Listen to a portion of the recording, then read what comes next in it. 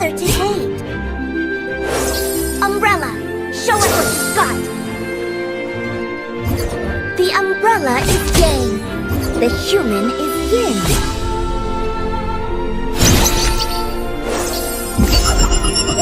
Akugyo Taisan. Curse simply means restriction. It seems that very few people know about Omyobi.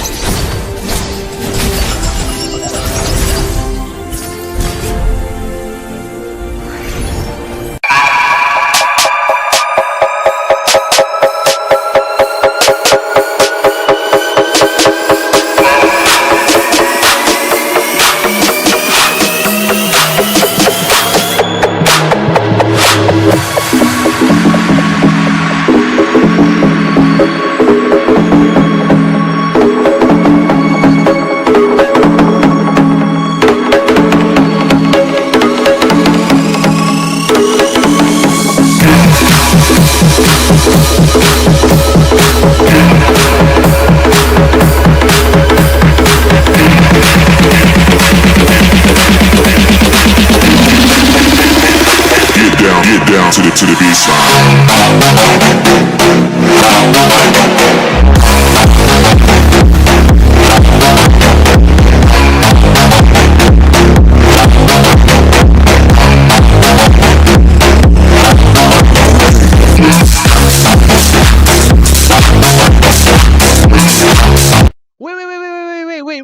Wait, bro. Chill. Bro. Daddy, chill. Do you want to get a free epic skin? Yeah. Battle Knight Esports is doing a free epic skin giveaway today, tomorrow, every day, in every live stream of this tournament. Free epic skin, bro. Free epic skin. Free epic skin. Free the Dixon? Free the Dixon? Free the Dixon? Give me the ring now. Hey, bro. Give me the please, free epic please, skin, please, bro. Please don't kill me, man. I'm just a messenger, bro. Please don't kill me. I have a wife. Give me the I skin, have bro. kids. Please. Give me the Please skin, don't bro. kill me, bro. I'm just a messenger, man. Let me tell you how you can join the giveaway. Let me tell What? you how you can join the giveaway. Okay. Just stick around till the end of the live stream, and Okay. the host and the casters they will select you, man. I'm gonna go watch the live stream. Just comment down your UID and the team you are supporting, and they will select you. Please don't kill me, man. Please. If I don't get the skin,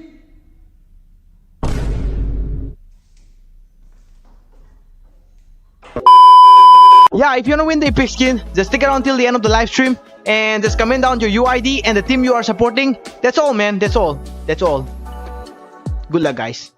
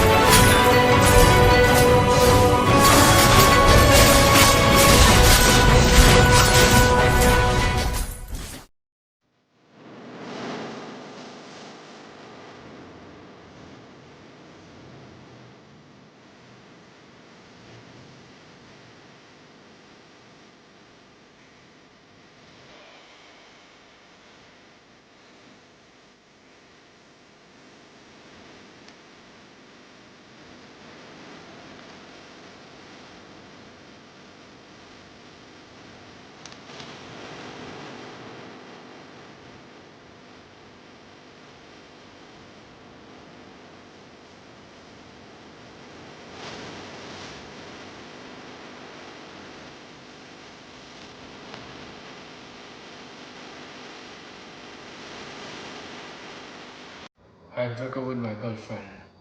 She wants epic skin, bro.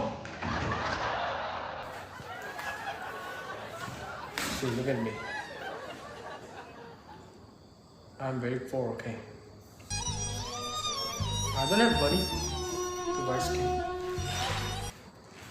Look at this. Look at this. Hey, you guys.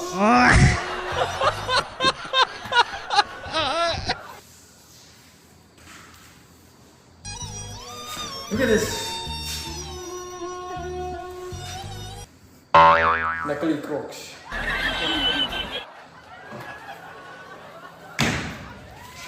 But I love her. From my heart. Flashback. Give me skin. Bad. I told you I don't have money.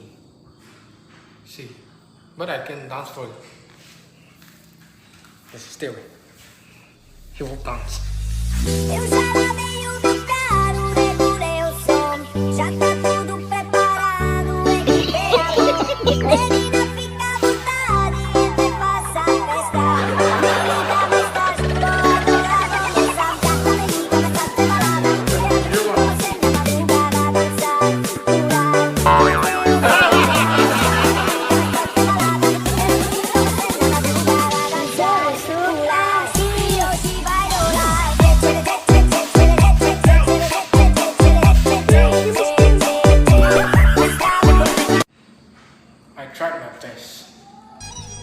I tried and tried and tried again and again, but alas, she left me. Guys, please support this tournament, okay? We should support this. We should grow together. We should support each other. And this is not all about giveaway, brother. This is the biggest tournament in India, bro. This is the biggest tournament MOBA 5v5 in India. Watch till the end and join our giveaway. Casters, players, and all of us, like, we are giving our best, brother. So please keep supporting us. Watch till the end and enjoy this live stream.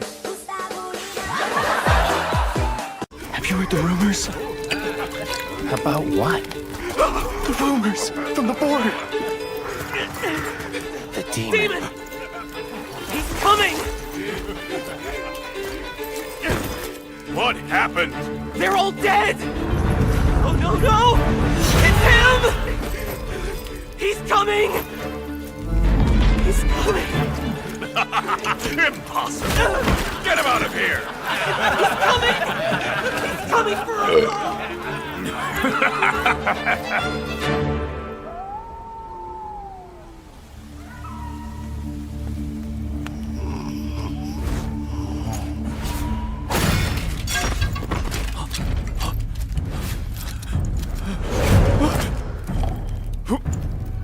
Who's there?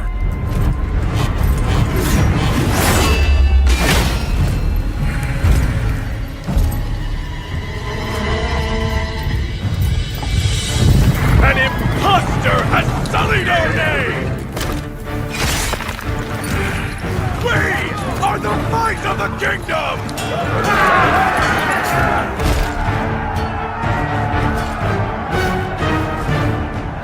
For the king!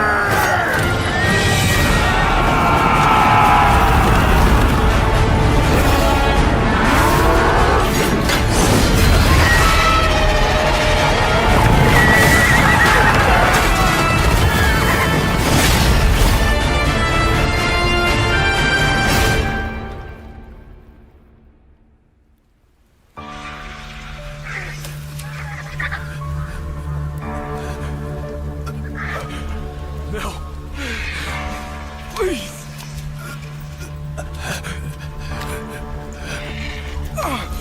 You demon.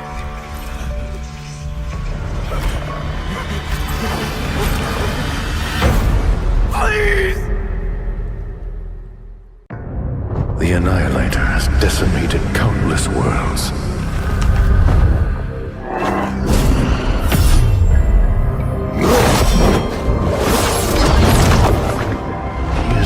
He is a scourge upon the universe. My star.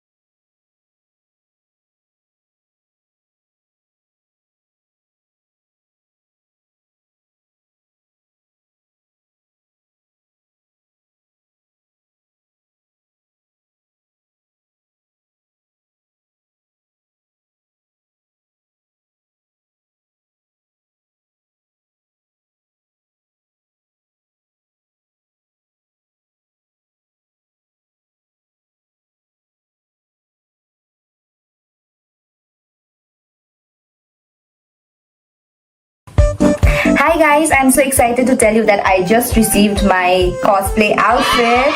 I am so excited for the Naughty's Cup. Also, just to let you know that the prize money for MOBA Legends cosplay event is 25,000. What? 25,000? Yeah. Like for real, 25,000? Yeah.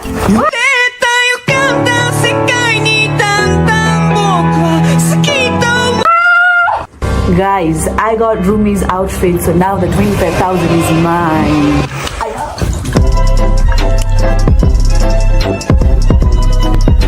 Guys, I'm running away. I got my stuff. And don't forget that the Naughty's Cup land prize is $3,000. See you guys. I'm in danger. Okay. What about 2 lakh plus diamonds? Yeah, the 2 lakh plus diamonds also. Bye.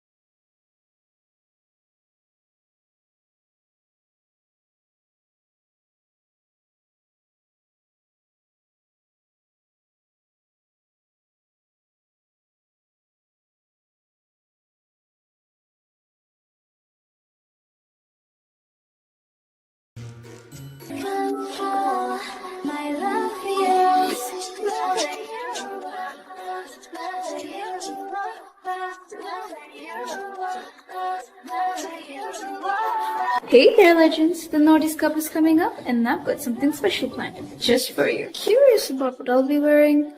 I'm not giving it away just yet, but I might drop in a little hint if you're paying attention. And if you really want to know, follow me on Instagram for the inside scoop. But be ready, because I don't make it easy. Follow now and get ready for the ultimate reveal at the Naughty's Cup. See you there!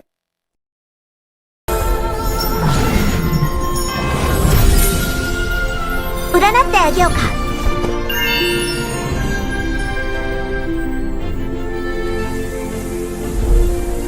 thought to miss you, another to hate. Umbrella, show us what you got. The umbrella is yang, the human is yin.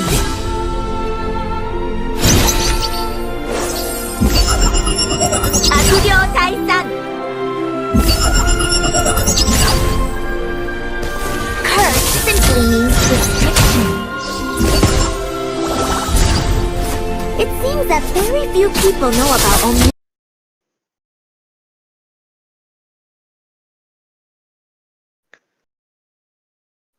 Hello everyone and welcome to the Northeast Cup LAN event powered by Battle Knights Esports. And today is going to be the round 9 of the Swiss bracket.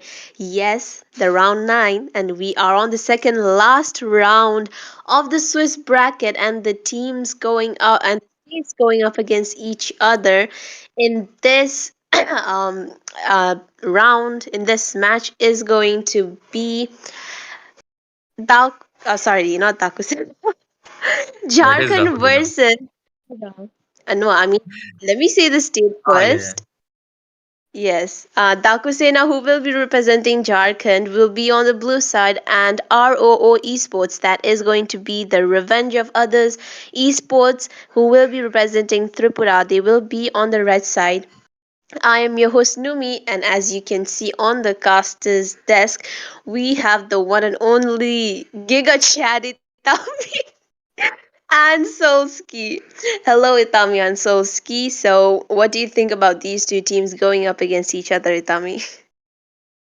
Thank you for that welcome, Numi. And yep, we are back onto the Northeast Cup, second last day. So Dakusena going up against Team ROO. Both of these teams are on to the seventh as well as on to the eighth position. So in terms of the points, Team Tripura are ahead, a point ahead from Team Dakusena. They are on 4 points. Meanwhile, Team DS are on to the third point. So if Dakusena actually manages to win this series, then they will be taking Tripura's spot onto the seventh spot or maybe onto the sixth spot, depending upon the later performance of the rest of the teams. So both of these teams have faced other previously too, and it was actually Team ROO who actually managed to beat Dakusena back then. But if Team Dakusena actually comes up with a strategy this time, then maybe they might be able to pull up a clean sweep or maybe even a competition to Team ROO. Well, that is true, Itami. And Solski, you have heard Itami say ROO Esports and Dakusena, they have went against each other and ROO did take the win. So what do you have to say about that, Solski? Do you think Dakusena has learned something from that defeat?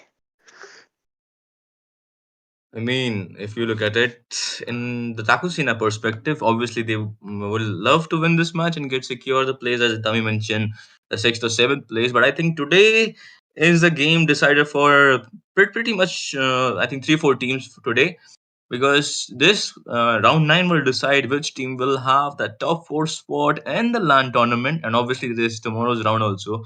But today there is going to be a very exciting matches between all the teams. But today the match number one, which we are gonna cast, is between, as you said, Takusina and versus Revenge of Others. Yesterday we saw Revenge of Others pulling out a backdoor against Dads and Sons, and that was very fun match to watch. So maybe they pull out another backdoor against Takusina also.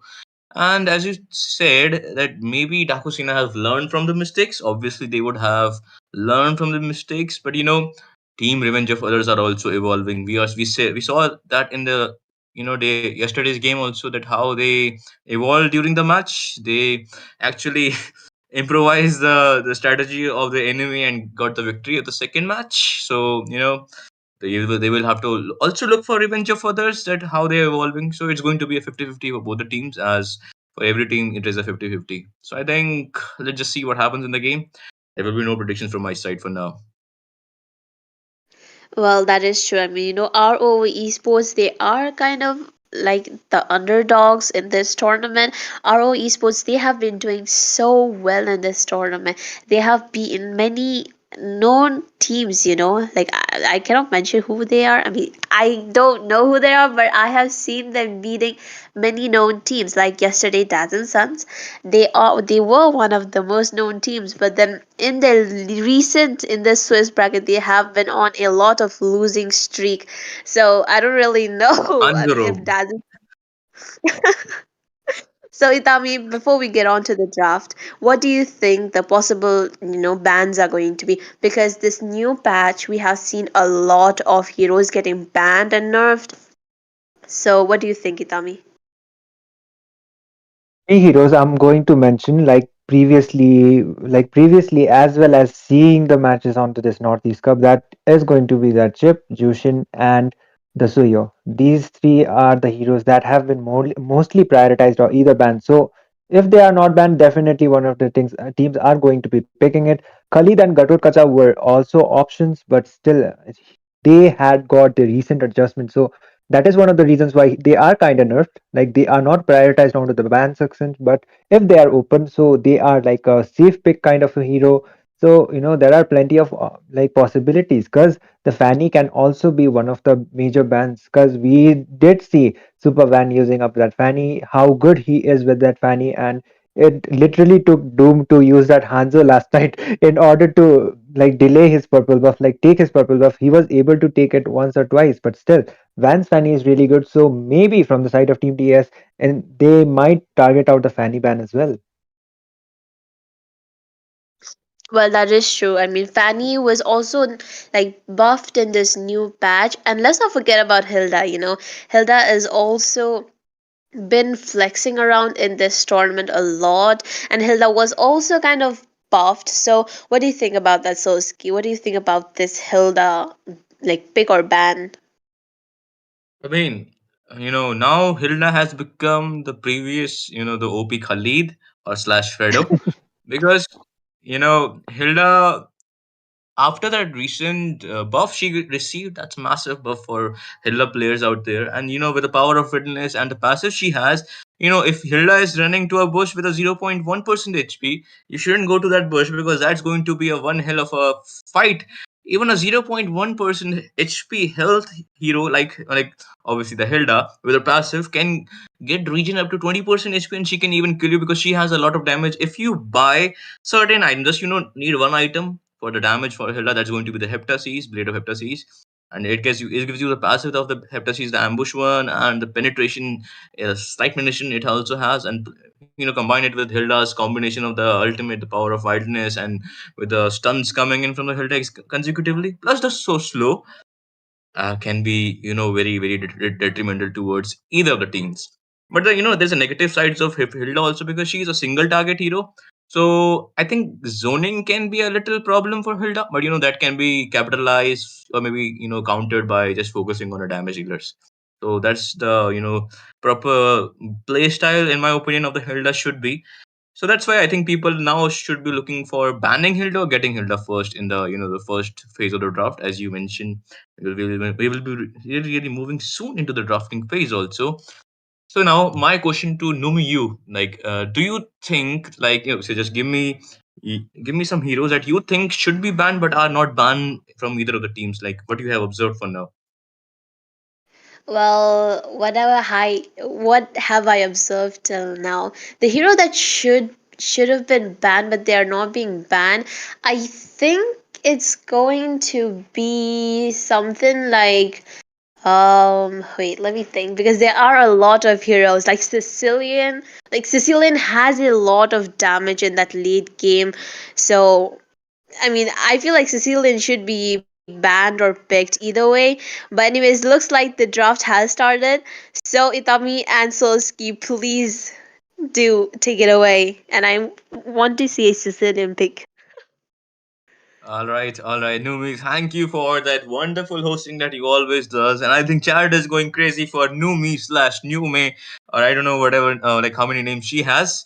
But yep, she is a wonderful, cheerful person, and we also why we know why people like Numi, because we just saw how she talks. Obviously, who wouldn't like Numi? So now just let's focus on the game, because this time going to be DS slash who is representing Jharkhand versus Tripura. Revenge of others, the underdogs of this team, sorry, of this tournament, and are providing, proving themselves in this tournament, where because they have been winning so far, I think from past 2 3 days or just 2 days. So let's see what Tripura is gonna cook here. As I so Soul Sky will be your play-by-play caster, and guess who is our color casters, guys? And I will give him the spotlight because he's none other than Jojo slash the Jawline God, Itami, bro. Please, just give me the analysis of the draft for now. I mean, what do you think should be banned? Regular bans.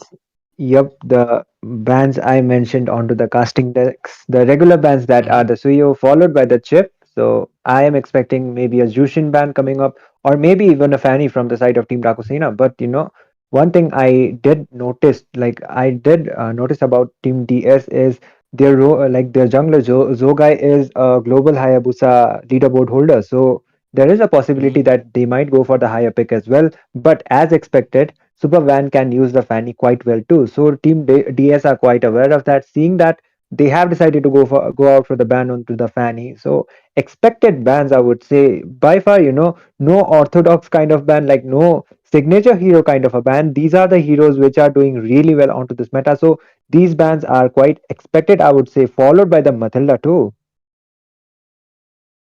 Yes, and people usually don't ban Matilda because, but I personally think Matilda is a ban material. Not like I'm also objectifying something, but she is, ban worthy hero because especially with the circling even and the guiding winds. I don't know. Sometimes I even lose the track from where my enemies are coming from because how Matilda gameplay is, you just go in alpha. Suppose you are playing alpha, the Bane, who doesn't have a lot of disengage. You can just rely on your Matilda as a roam, and synergy all should be there, and you have the most unstoppable, not unstoppable, but most kind of a annoying draft I would say to face against. So good ban Matilda, and look at that. All the way from China, Jackie Chan of this land of Dawn is banned here. That's going to be the show.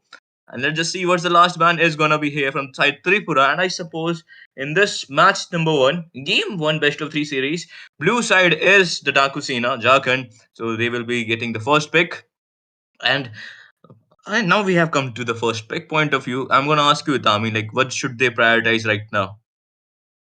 Looking at the ban phase, the Jushin is yet to be banned, so maybe a Jushin first pick might be happening. But coming back to that Matilda point, and yep, that is going to be the Jushin getting banned out. Matilda can not only just provide vision, but onto the early phases, she has some decent amount of damage too. Like she is a support assassin, so she can deal some decent amount of damage, not that much, but able to enough damage to be able to securing those low HP kills, as well as she can provide that vision, and because of her wind she can make those executions and retreat as well. So a Matilda ban is really valid if you have planned to pick out a utility jungler like the Alpha, or even there are other options like the Akai, the Fredrin too coming back to the meta. So there are plenty options. Jinx. So, as you said, Fredrin coming back to the meta, the Jinx hero, but look at that, just the opposite of. Okay, I thought that Fredrin got some dieting and he's really cut down his Oh weight, my but that's god, going okay. to be the. Should I say it? Should I say it in a crucifix voice? Okay, I will say it. Papi Papi Boom will be picked by Dakusena here by Jharkhand, and they are going for maybe some Angela combo. Fredrin might get up here from the side of Team Jharkhand, but let's see how Tripura will react or will consciously take actions against this Angela pick. They might be thinking that they're gonna for Alice pick if they haven't banned Dunox. So maybe they will are thinking of banning Dunox in the second phase of the draft. So many possibilities are there. So I love the fact that they have picked Angela right now because there can be a lot of combinations, and you can confuse your enemy like what they will pick. So they will be going for that alpha. They're relying on that alpha for the true damage. Even if the Alice comes up from Team Jharkhand, they can suffocate Alice like in the mid game part and the early game also, because Alice is kind of a weak in early game. To counteract the early game composition from the Alice, like to counteract the the early game potential of your team, you can pick some mages also. Let's just see what how Team Jharkhand is gonna pick here, because the Alpha is up, the Hilda is up, and look at that. Oh, That's going to be the Jinx, his hero, the Fredrin, the Chad of the Chad. I think he's not that much of a Chad because you are the greatest Chad of the Chad. But yep, I love this Eve pick, man. I love this Eve pick. What do you have to say about the draft so far? Dakusena might have actually done the homework onto this. That Angela pick was quite unexpected, I would say, considering that was the first pick for the side of Team DS, and going out for the Angela and giving out the Alpha and the Helda, but they have the response for that, followed by the Fredrin and the Eve. Eve combined with the glowing and the Ice Queen one can actually melt down that utility kind of a jungler, which is that Alpha. So that real world manipulation damage is actually going to hurt. So a Eve pick right here is a really good pick, but that Valentina to copy that real world manipulation quite can be quite well as well. She can also copy that hard guard from that Angela too. So the gold laner as well as maybe the EXP laner. Yeah, the EXP laner is yet to be picked from the side of DS. So if an initiator kind of an ultimate kind of hero comes up from the side of Team DS, so Valentina might be the perfect response for that. And looking at the second ban phase, that Hylos ban, Hylos is a flex pick. He can be played onto the EXP, also onto the room. So a valid pick, I would say. Not a valid pick, but a valid ban actually.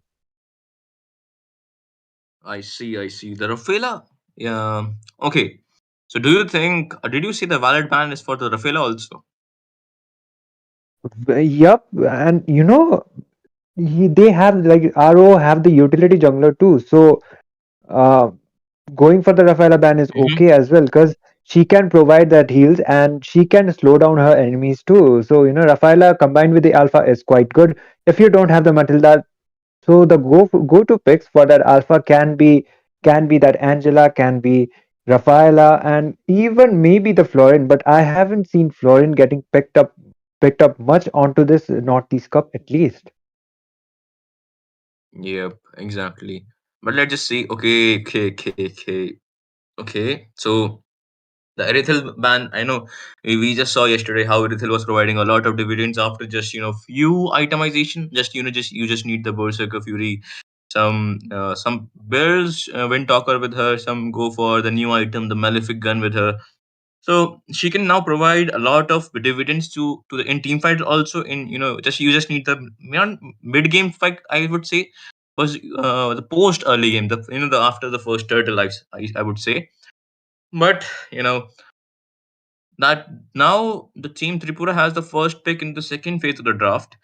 They have banned marksman and a roamer, or maybe the potential EXP laner for the side of team Jharkhand. So they are gonna go for this Ghetto Casa. And now they have the Valentina to copy real world manipulation, and I suppose she will just copy that only, not the hard guard of the Angela. And with the combined combination of AOG, they can actually choke down Team Jharkhand right now, because with this AOG can be used to zone out perfectly, and they want, if they can direct enemy in their own area of real world manipulation. They can track close, just what do you surround the enemy and sandwich them, and then they can kill them also. But let's just see how they're gonna work it out. If they work it like the way I talked right now, that can be very beneficial, or maybe just say that this can provide a lot of dividends to Team Tripura. But now the CC pick is up against Ketod Kasa and Neaton. Okay, to counter this Nathan, we got a Neeraj Chopra of our own that's going to be the Moscow. Now I think the draft is pretty stacked up from both the side, but I think Tripura might be having an upper hand. Maybe I'm wrong. Maybe I'm right. Right. What do you have to say, Tami? I will say, both of the drafts looking quite balanced, like both of the drafts looking quite strong. So it depends more Mm-hmm. upon the execution coming up from the both of the side of these teams because the draft is pretty solid. Like it's actually solid. So they both, instead of going for that assassin kind of a jungler, they both went out for the utility kind of a jungler. So, they will have that aggression coming up from them. They will be able to tank those damage and they will be having but this time it will be actually Team Dakusena having that support for that heals and Boyko, I guess the rumor from the side of Team Impunity, not Impunity, ROO, will be that Hilda. So I guess we are going on to the game, but we are seeing some kind of technical difficulties. So we are going back onto the game anytime soon. But anyways, coming back to the casters text for now. Numi, are you there? And if you are there, then please give us your thoughts regarding the draft. Mike, just I think Numi is right now not here, so I think we will just talk about not about ourselves, but for the about the game and to the viewers also. I will take just a brief moment. I think this pause is just for you viewers to thank you for coming in and join us for this game, match number one, game one of the best of three series between Team Jharkhand versus Team Tripura. Team Jharkhand representatives are Daku Sena, and the Tripura representatives are going to be the revenge of others, whom people call the underdog of this NEC. So this game is going to pretty much exciting. Not pretty much, it is going to be exciting because we just saw how they pull off a backdoor yesterday against Dads and Son Team Tripura. Will Team Dakusina knows how to counteract that kind of strategy, which when they evolve during the game. And we will have to see how Dakusina cook in this game, how Team Tripura, the Team Revenge over us, is gonna cook in this game. So until then, please like, share, subscribe the stream. See in the description box. Join us in the Discord for the recent update of this tournament. Join the WhatsApp community. Join everything you find in the description below. I think we'll be moving on to the game real soon. And I think Numi has joined us. Numi, Are you there? So if you are there, just some brief opinion about the draft, and to the viewers also, like what do you want to say about to the viewers and to the and about the game. Sorry.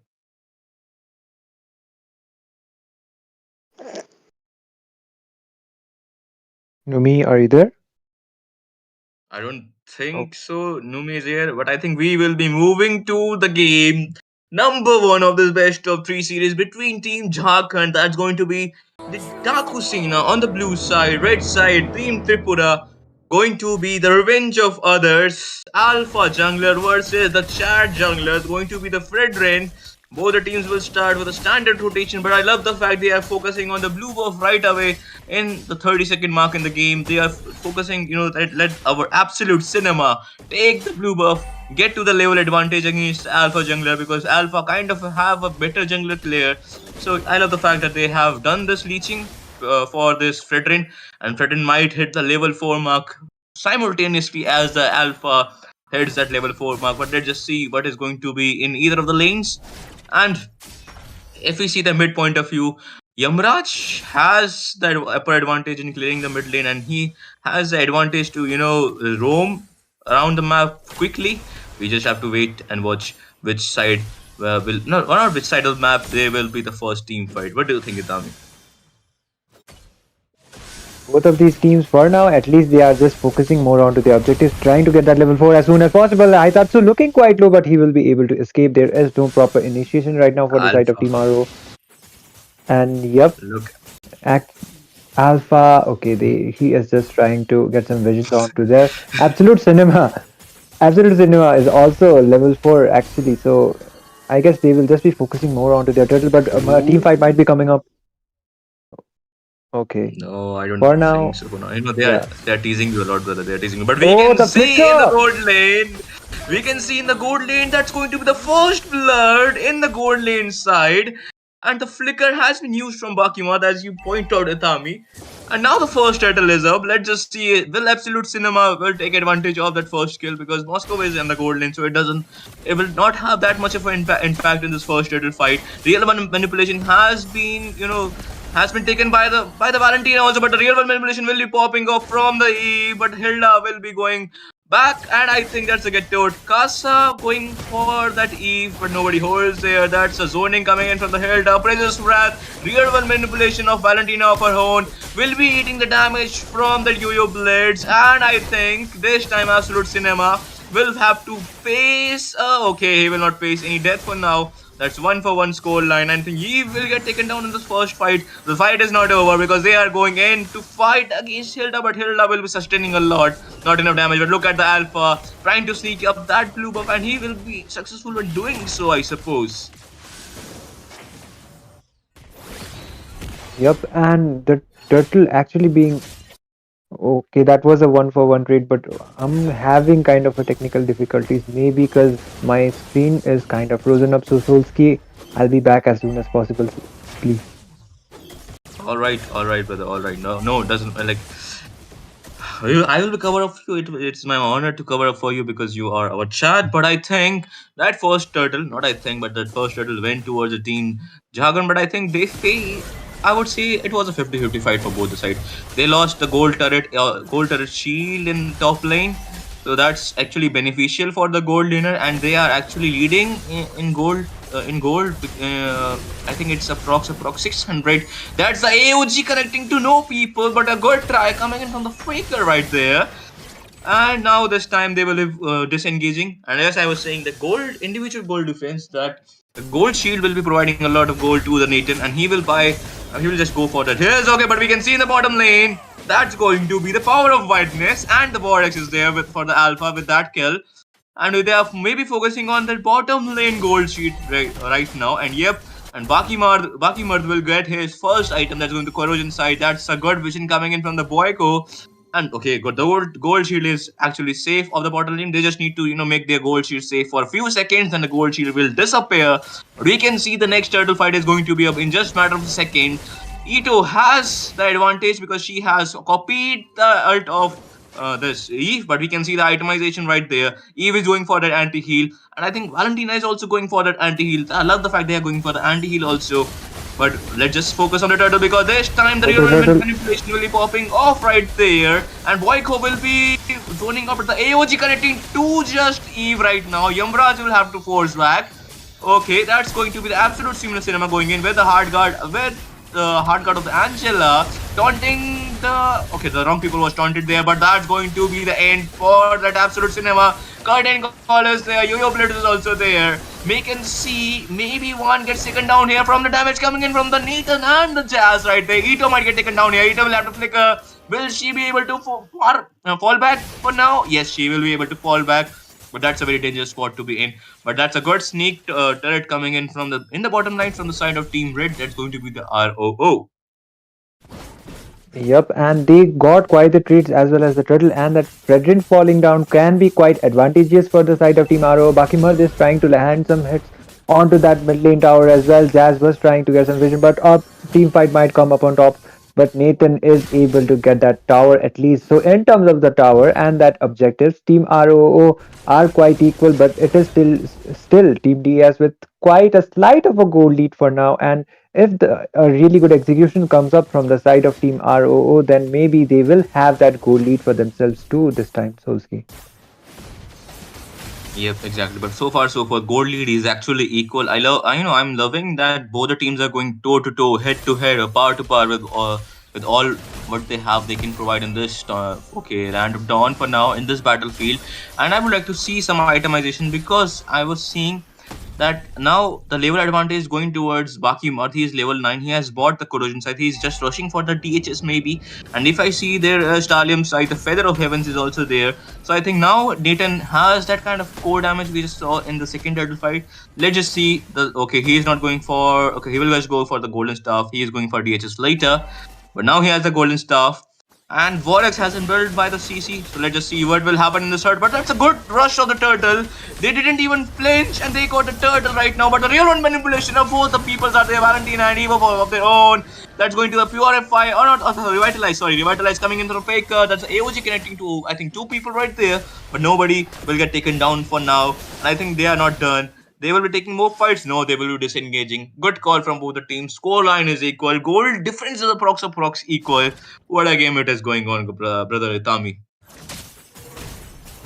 Definitely, but the Spear of Destruction this time onto Jazz, and Jazz with almost getting down. The Alpha Charge also coming up, but that hard guard from that Angela able to save that CC's life for now. It was actually baited out, but that follow-up was actually good from the side of Team RO, almost getting taken down. But still, the execution still not being up to the point for the side of Team ROO. So maybe if that CC as well as Angela was taken down, then they might have had some kind of an advantage. But still, the goal lead is quite kind of equal. The objectives, in terms of the objectives, it is Team DS right now. For now, they have the tower, at least one tower advantage, and the Lord about to be spawning onto the next 50 seconds. They are playing it quite in a disciplined way. They are not actually overextending any team fights, which is quite worth to watch, I would say, because they are not over initiating, means that they are aware of the consequences. Like if they actually fell off, then they will be immediately throwing that goal lead as well as those tower objectives too. Yep, exactly. Now the first turtle, sorry, not the first turtle, the first elemental lord is going to be up in just 25 second mark. And let's just see. I think they will go for one pick off both of the teams, and let's just see who that pick off will be. And I think they will be focusing on that mid lane. But that Yamaraj is there. I love the fact they have gone for the Eve. Not just Valentina is kind of a problem. Valentina's own real manipulation is kind of a problem. But there is a lot of slow coming in from the Eve. If she has bought that Ice Queen 1, that's going to be a lot of slow to face again, and that's very detrimental towards team Revenge of Others. But they are just focusing on the Eve also, the Ghetto. He's just jumping on that Eve like it's his prey. So so they are counting Eve really well in team fight. But let's just see. I think they will be going for that sneaky lord or not. Okay, in the top lane we can see a skirmish between Moscow and the CCC. But there is a hard guard warning to the Baki Marth, and Baki Marth will go back. And now the Lord is quite a low. Okay, that's a good taunt, right? The river manipulation will pop off, but a good taunt coming in from the Faker, zoning out the Fredrin and not not let Fredin able to do the retribution right there, but at what cost, brother? At what cost? You will get taken down here. Get out, Casa will get taken down here. DHS has been popped off from the Baki mod right now. Will he join a team fight with his Spirit? Okay, he doesn't have the Spirit of Destruction, but we can see a skirmish going in the mid lane. There will be a sneak top lane turret for the Moscow for his team, and he will take down one turret on the top lane. That's going to be tier 1 turret. That's the alpha charge. But the power of Fineness is also there, but look at the Nathan's damage. Now he's actually pinching them, and he's going to hurt now because he has got his gem right now. And even though Team RO were the ones actually getting the lot for themselves, but still it was not quite worth it for them. And okay, almost initiation coming up. Yamraj might be taken down, but onto the mid side they are focusing. AOG connecting onto Eve. That's what I was saying. Baker is just marking Eve, with that AOGs, he's always marking that Eve, but the Spirit of Destruction was used, misses with the target, but look at that, mega kill coming in from the Nathan.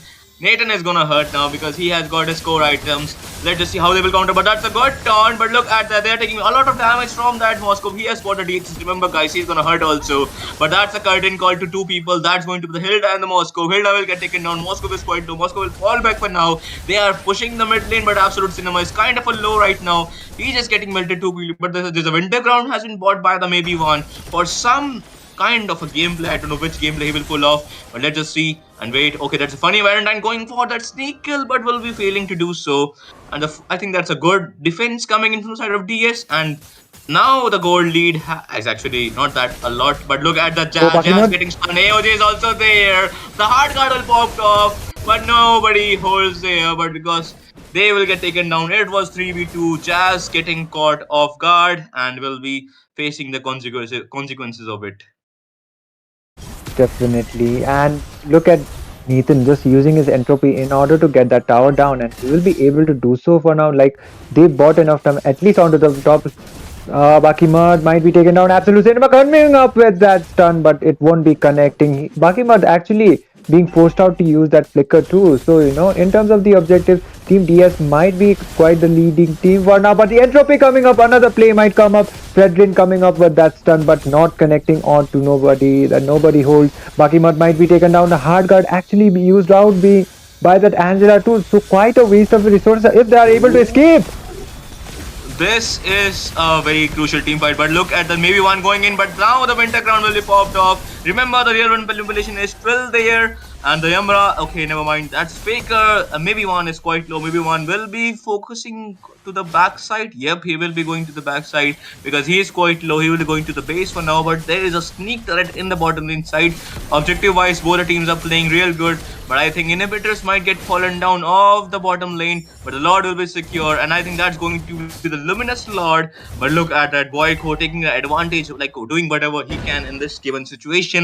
Beautifully played by Team ROO, by the Hilda right there, and I think the first Lord will go towards the team.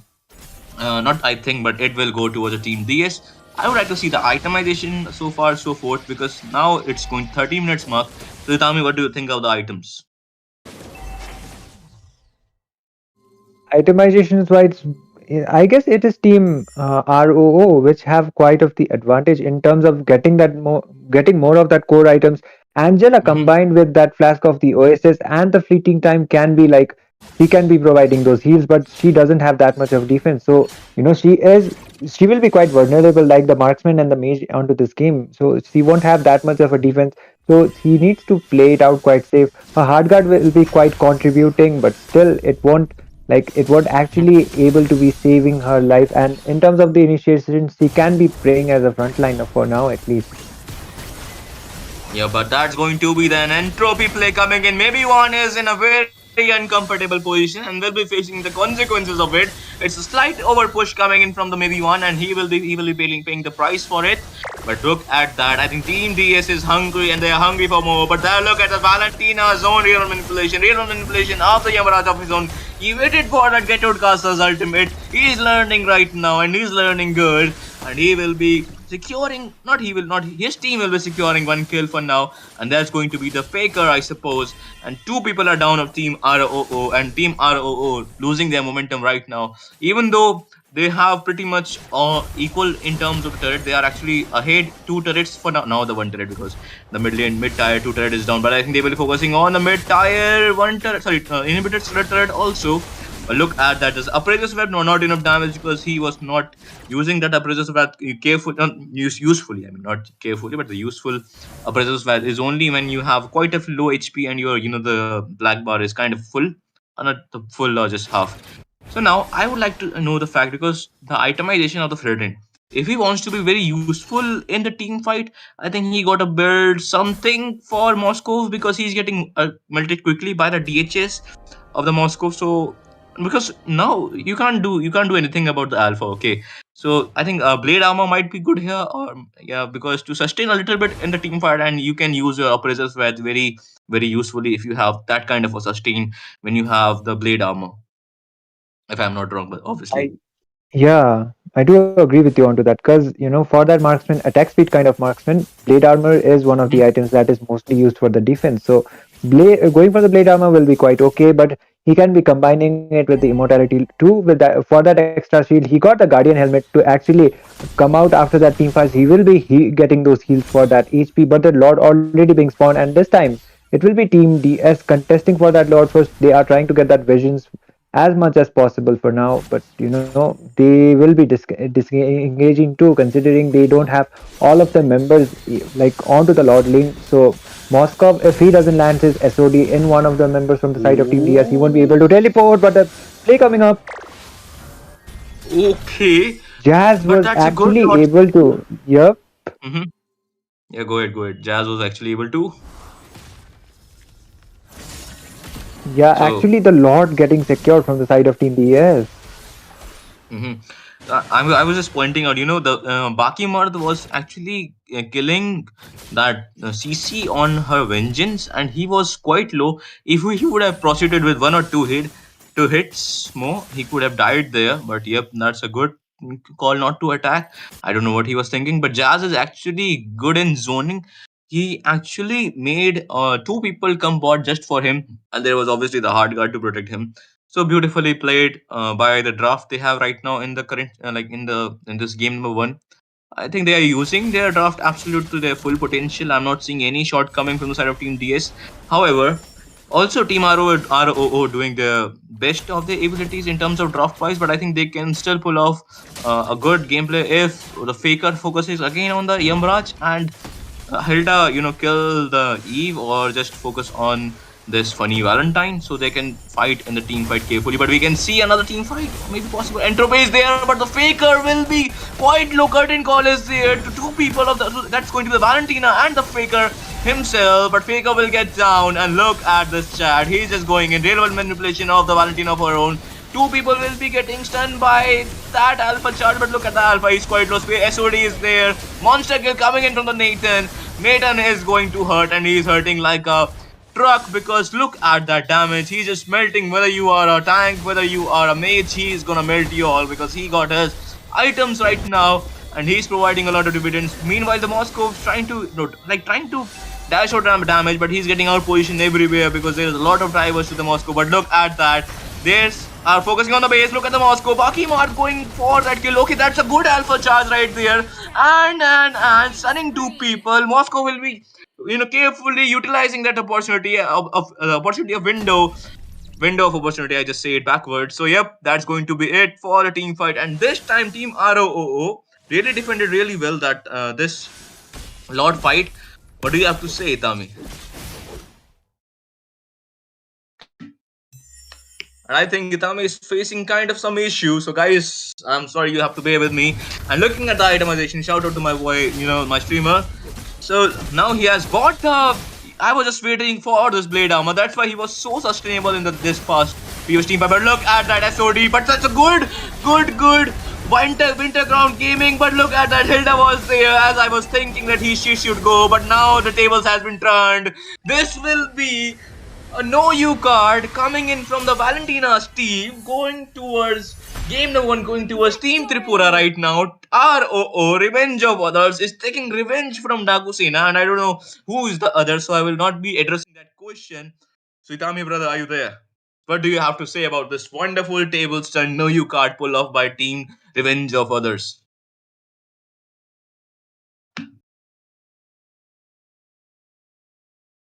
Okay, never mind, guys. I think Itam is kind of a lagging, but we can see that that was a perfect no you card. Funny Valentine just died one time in this game from that alpha charge to two people. That Funny Valentine and the Cinema getting alpha charge and in that crucial team fight, and Moscow taking the advantage with his pair of misery and with his passive. SOD was on point just in the later part of the game. That was a good winter ground in the last team fight from Yamraj, but Yamraj couldn't. Winter ground is just for 1 second. How will you deal with the Hilda? Then the AOG that follow up. That's what I was talking about. That's a good utilization of your draft, and you have drafted really well, and you use your draft to full potential. This is what happens. You can change the tide of the game towards your side, and you can win the game number one best of three series. But this time, we will. This time it's the best of three series, not this time, but yep, this is the best of three series. The game isn't over for DS. They have still one more chance, but let's just see what is gonna happen. As far as the data as we can see, look at the Funny Valentine's damage. 100% team fight participation, 31% damage, and approx 70% turret damage. It's a lot. It's a lot. Now we'll be going towards Numi right now. What she has in her mind with this no you card pull off by Team Revenge of Others right now in this game number one? Well, my oh my, what an exciting match that was, Solsky, or I could say Solsky. The draft coming in from ROO Esports, that was so good. I mean, they had that Hilda. Hilda has been nerfed, we already mentioned before we started the draft. And they had that Gato, or I could say Gato Gacha. I don't really know how to pronounce his name. I hope I'm pronouncing his name correctly.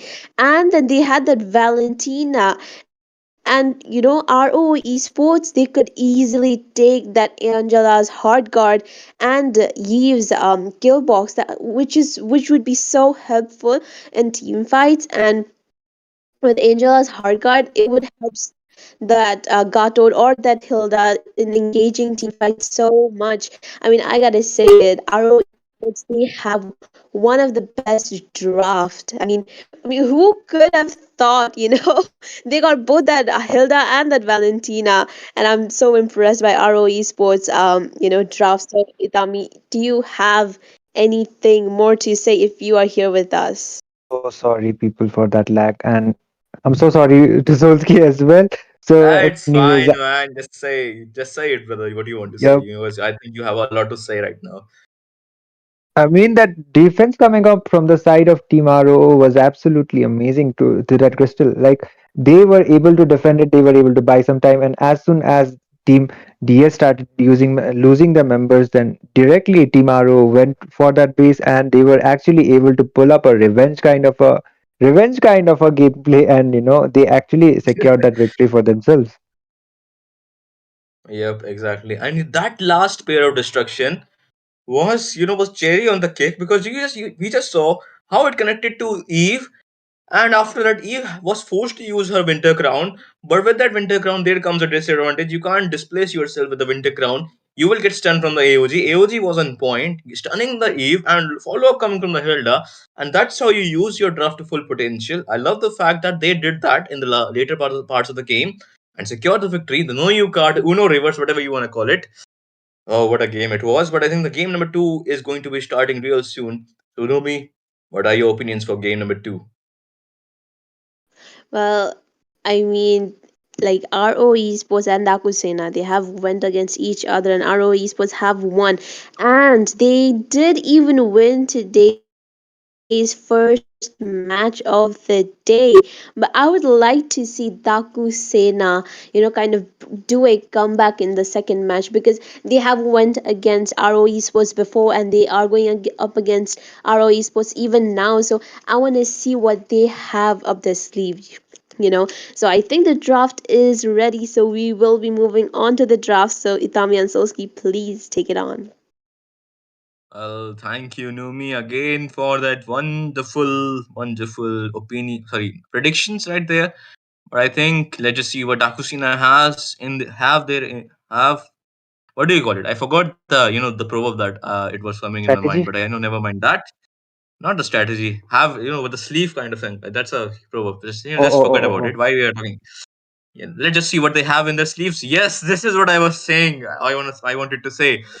Vitami, thank you for that Giga Chat energy. So, what do you think, Team DS have to do right now to have to do something differently right now? I think last game it was kind of a bad luck for them, I would say, but as well as I would say that's a little overextension that costed them the game number one of the best of three series and the match one of today.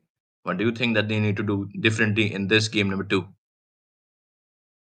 I would say the draft was like onto the previous game. The draft was okay for both of these sides. Like they have the utility kind of a composition, but if you ask me, then the execution part was the side for the side of Team DS was the thing that was kind of lacking. And if they are able to work it out, like the draft into the drafting kind of a strategy, DS are doing okay.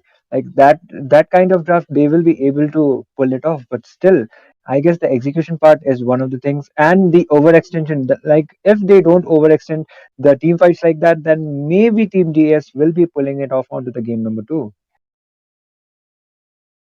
Exactly, exactly. You just spoke my mind here. Wonderful analysis, but let's just see what they will ban in the first banning phase. I think this time Tripura will get the first banning phase, and Team Dakusina will be on the right side this time, and Team Tripura will be on the Revenge of Others on the blue side. And as far I think we are in the drafting phase, let's just talk to our viewers also. I'm seeing every chat. Okay, so thank you for tuning in to the stream, guys. It really means a lot to us. I hope you are enjoying your time here.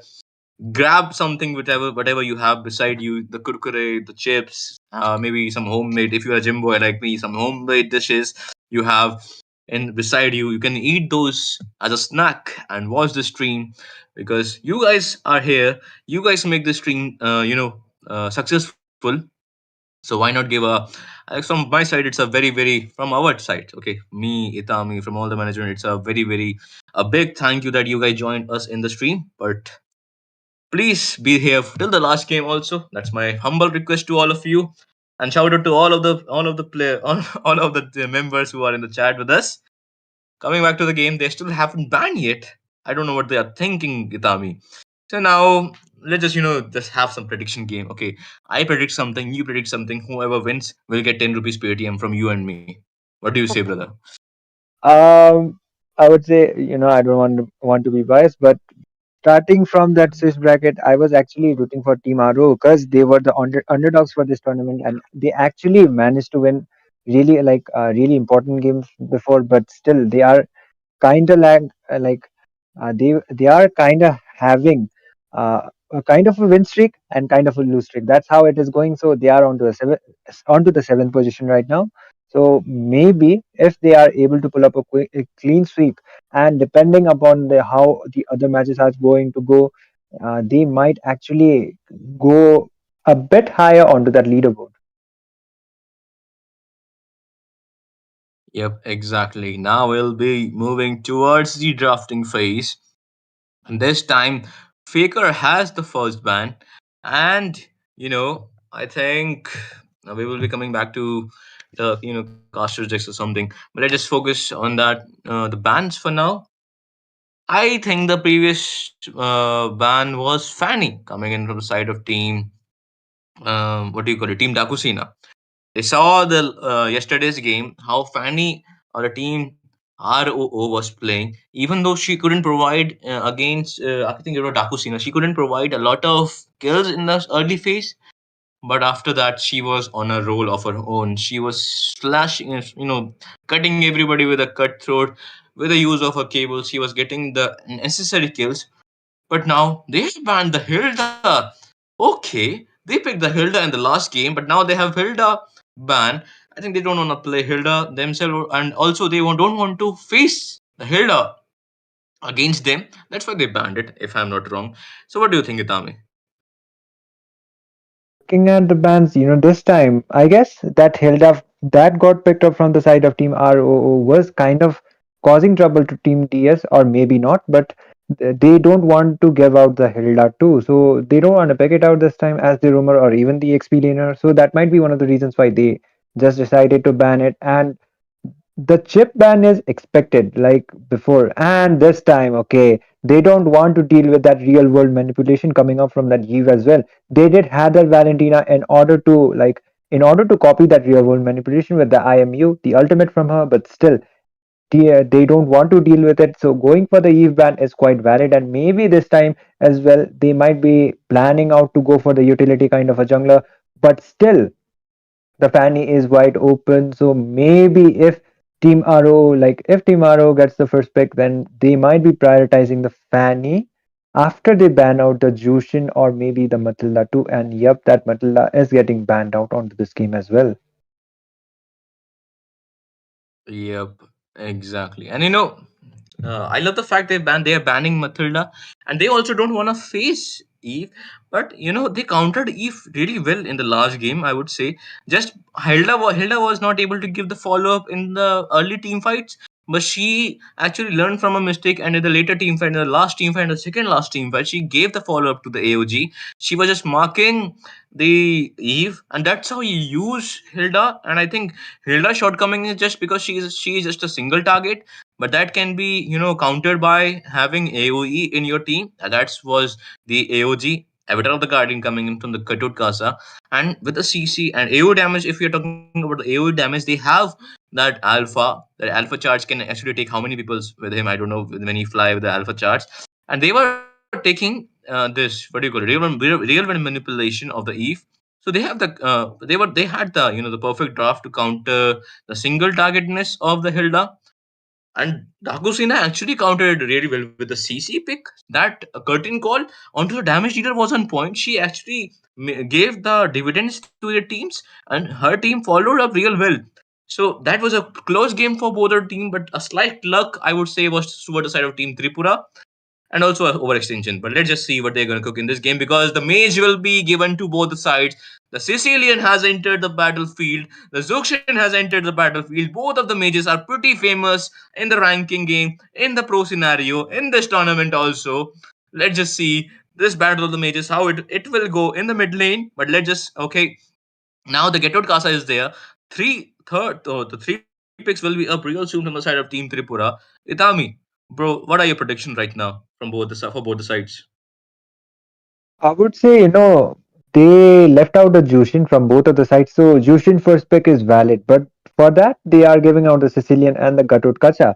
And one thing I would like to highlight is team RO actually proceeded to go with the Phobius as well. So if team Jharkhand actually team DS doesn't go with that assassin kind of a composition like those heroes which are not dependent more onto the dash, then that Phobius won't be able to contribute as much onto that team fights as he is supposed to. Because if the more the enemy hero uses his dash, the more ultimates that Phobius is going to get. And if he is not able to do that, then maybe Team Tripura might not be able to capitalize as much on 3D EXP as expected.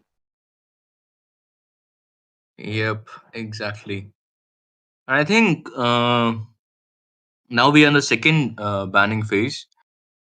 And they have gone for again for the Nathan. Nathan actually really played last game really well, and against Moscow. And laning against Moscow is kind of annoying because of his passive. He gets a cooldown by the passive. He has the penetration when he just marks some minions. The after damage comes from the penetration. It's a lot. It's a lot of things to keep in mind when you are laning against Moscow. So Nathan did it really well. He just died that one time with a Spear of Misery and the Alpha Charge combination. So he will look out for that in this game number 2 of the best of 3 series, March 1st of the evening. But now the Angela is banned because Angela they don't even want to give, and they don't even want to take also. So far so forth, I think Angela Alpha combo kind be very annoying to face against. Plus the Angela this I personally I phobias I call him the dhakka mukki wala hero in Hindi because he's pretty annoying to face against. And if you pick Minsitar to counter him, I think you are lacking a little bit. What do you call it? Mobile heroes in the HP lane, and Mincy can't gank well, like just like how the Fredrin does. So you have to be careful of the this Phobius. Do you think that Mincy is a good pick against Phobius? Depends, Minsitar. is one of the heroes. Like he is one of the worst counters for the dashy, like the flashy kind of heroes like Lancelot, Ling, and even the Fanny too. So onto the laning phase, he can go up against that Phobius too, but still he won't be contributing more to that team for so just for dealing that Phobius onto the EXP lane, going out for the Menzitar pick might not really be it. But you know, one thing I did notice from the side of team DS is the Lolita is still open, and the roam position is still open for the side of Team Tripura as well. So maybe to counter that Nathan, to counter his basic attacks, the Lolita might get picked. So that can be, if that happens, then Nathan will definitely not have a good time onto his lane. Like as soon as he uses his entropy followed by his basic attack, which is the main damage source for him, won't be like it will be completely deflected. So Lolita is still open. So maybe Team Tripura might decide to go with the Lolita, or maybe Jharkhand will be the one picking out the Lolita for themselves in order to not give it to Team ROO. Exactly. And the Lolita pick, as you mentioned, now it has come in my mind. Lolita can actually, as you mentioned, block the basic attacks with Nathan. She can, I think, also block some like ultimate of the Sicilian, that's the Bat's Feast, and that can be very useful, especially when you're facing against that kind of a damage against Sicilian. And right now, Dakusina has a lot of mid to late game potential. Let's just see how they will. Okay, okay. Did I just see Rafaela there? Okay, my bad. I think I'm tripping. Okay, that's a Rafaela right there. I think that's good for, yeah, that's a good for agility kind of a hero. To give your team a little movement boost, agility boost, and she can actually make yourself safe from some CC. I would say, suppose let's take an example that Alpha is coming to do Alpha charge to you, and she gave you the movement boost, and Alpha misses with the Alpha charge. So that's actually a one free kill for you, because if they don't have any disengage, the Alpha will be just there to for you to have a free kill. And Alpha is kind of a weak against magic damage heroes in the early part of the game, especially when you don't have the radiant and all. And it's a matter of snowballing, if I'm not wrong for now in this draft. But to counter Nathan, they have not the Nathan, just but to counter the, Oh my sorry, god. let's just say gold to gold, gold to gold game. That's going to be the Beatrix and the Nathan, and that's going to be the, okay. This time I'm not gonna get it wrong. All the way from the China, it's going to be the Bruce Lee. Somebody told me that it's not the Jackie Chan, it's the Bruce Lee. So my bad. Thank you for telling me that. So Itami brother, what do you think about the draft so far? You know, for that initiation as well as the way of the dragon plays, and to initiate and take out one of them, like he can literally target that Nathan with his Shunpo kicks as well. But still, I would say Lolita still would have been a better pick for the side of Team Tripura. So I don't know why. Like maybe it's the team composition that relies onto the Chow more. That can be one of the reasons why they have decided to pick out the Chow. But if you personally ask me, then Lolita would have been a better option just for that Nathan. And if you don't give farm to the gold laner, like if that no gold laner doesn't get the power spikes, then he won't be that much contributing to the team. And looking at the composition for the side of Team DS, their main damage source is going to be that Nathan. But anyways, we are back onto the game, and this is going to be the game number 2 between Team Jharkhand Daku Sena going up against Team Tripura. Team ROO currently onto the match point. So if they are able to take this win as well, they will be able to take this series. So here we go on to the Land of Dawn. Exactly. Now we have entered the Land of Dawn. We are in the battlefield as our dearly goated jawline guy. And Ilami Links was saying that you are the only one guy who can beat Fredrin in a jawline competition. So I'm kind of jealous from you. But moving on from the game to the game. Haitatsu is playing Rafaela. I would love to see how this pick will perform in this match. No, sorry, in this game number 2, match 1 between as you mentioned, Jharkhand Tripura Blue, Jharkhand Red. But there's skirmish going on every lane. There's a slight advantage. Okay, the blue buff is getting invaded right now, and I think this is the first time I'm seeing invasion in this tournament. But look at that. That's going to be knock up coming in from the Zokshin.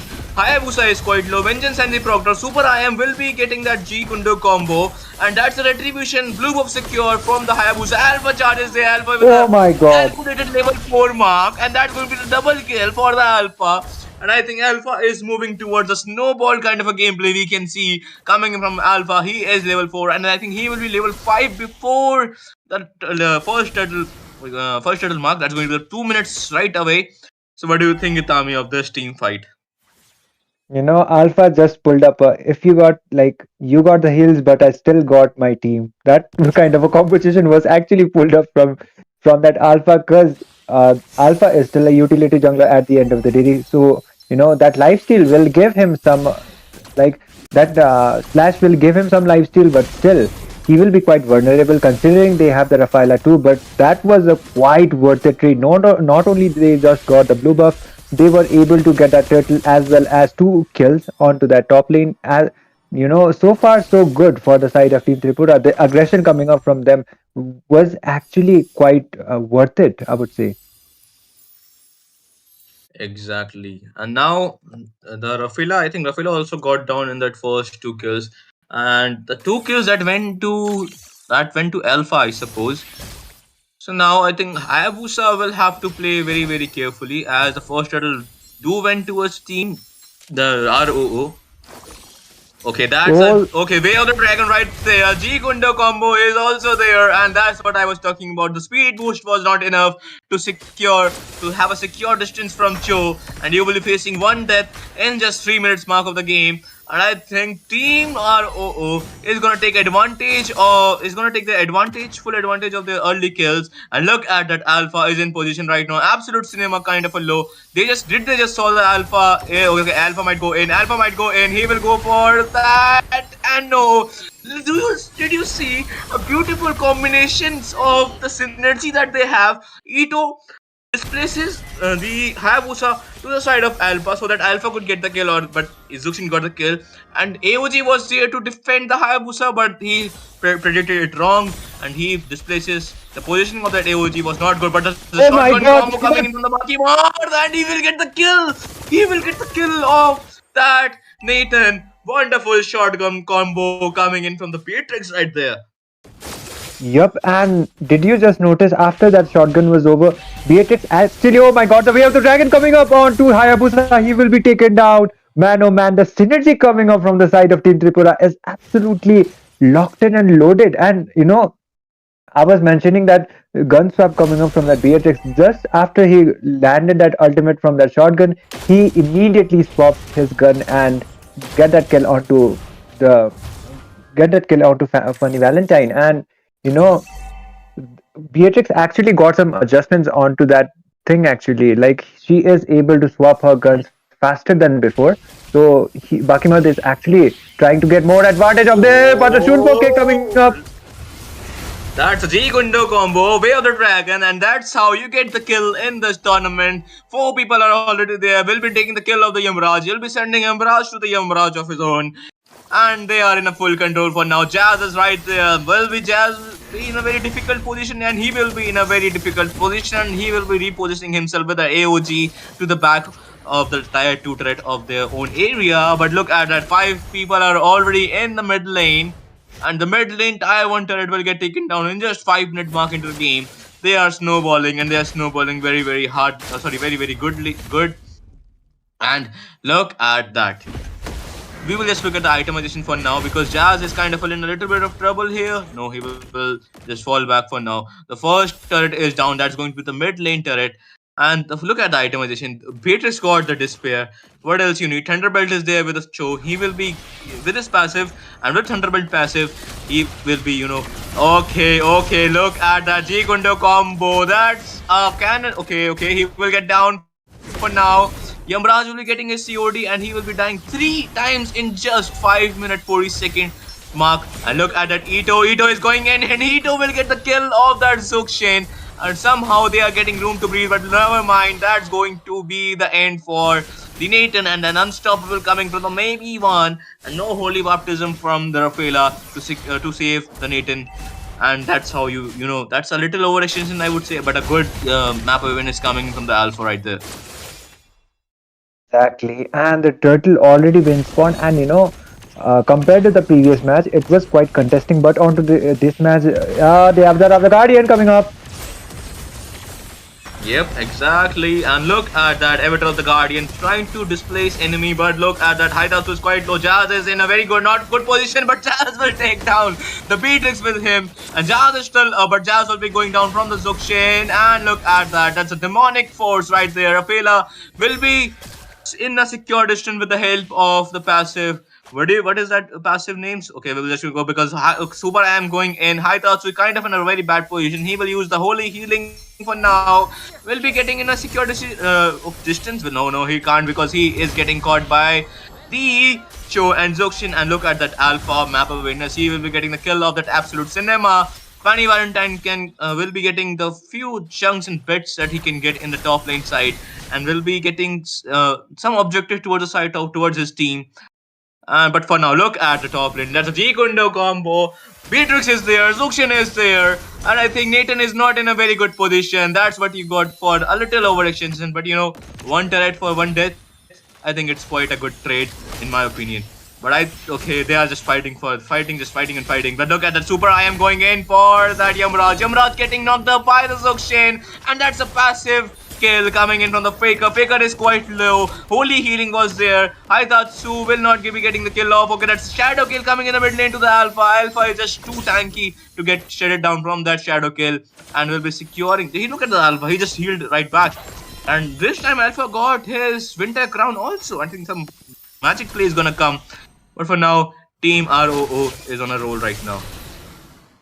Definitely, and they have the advantage. They have the gold lead too, and only 2 towers advantage. But still, they are on a lot better position compared to Team Jharkhand, Team Takusena.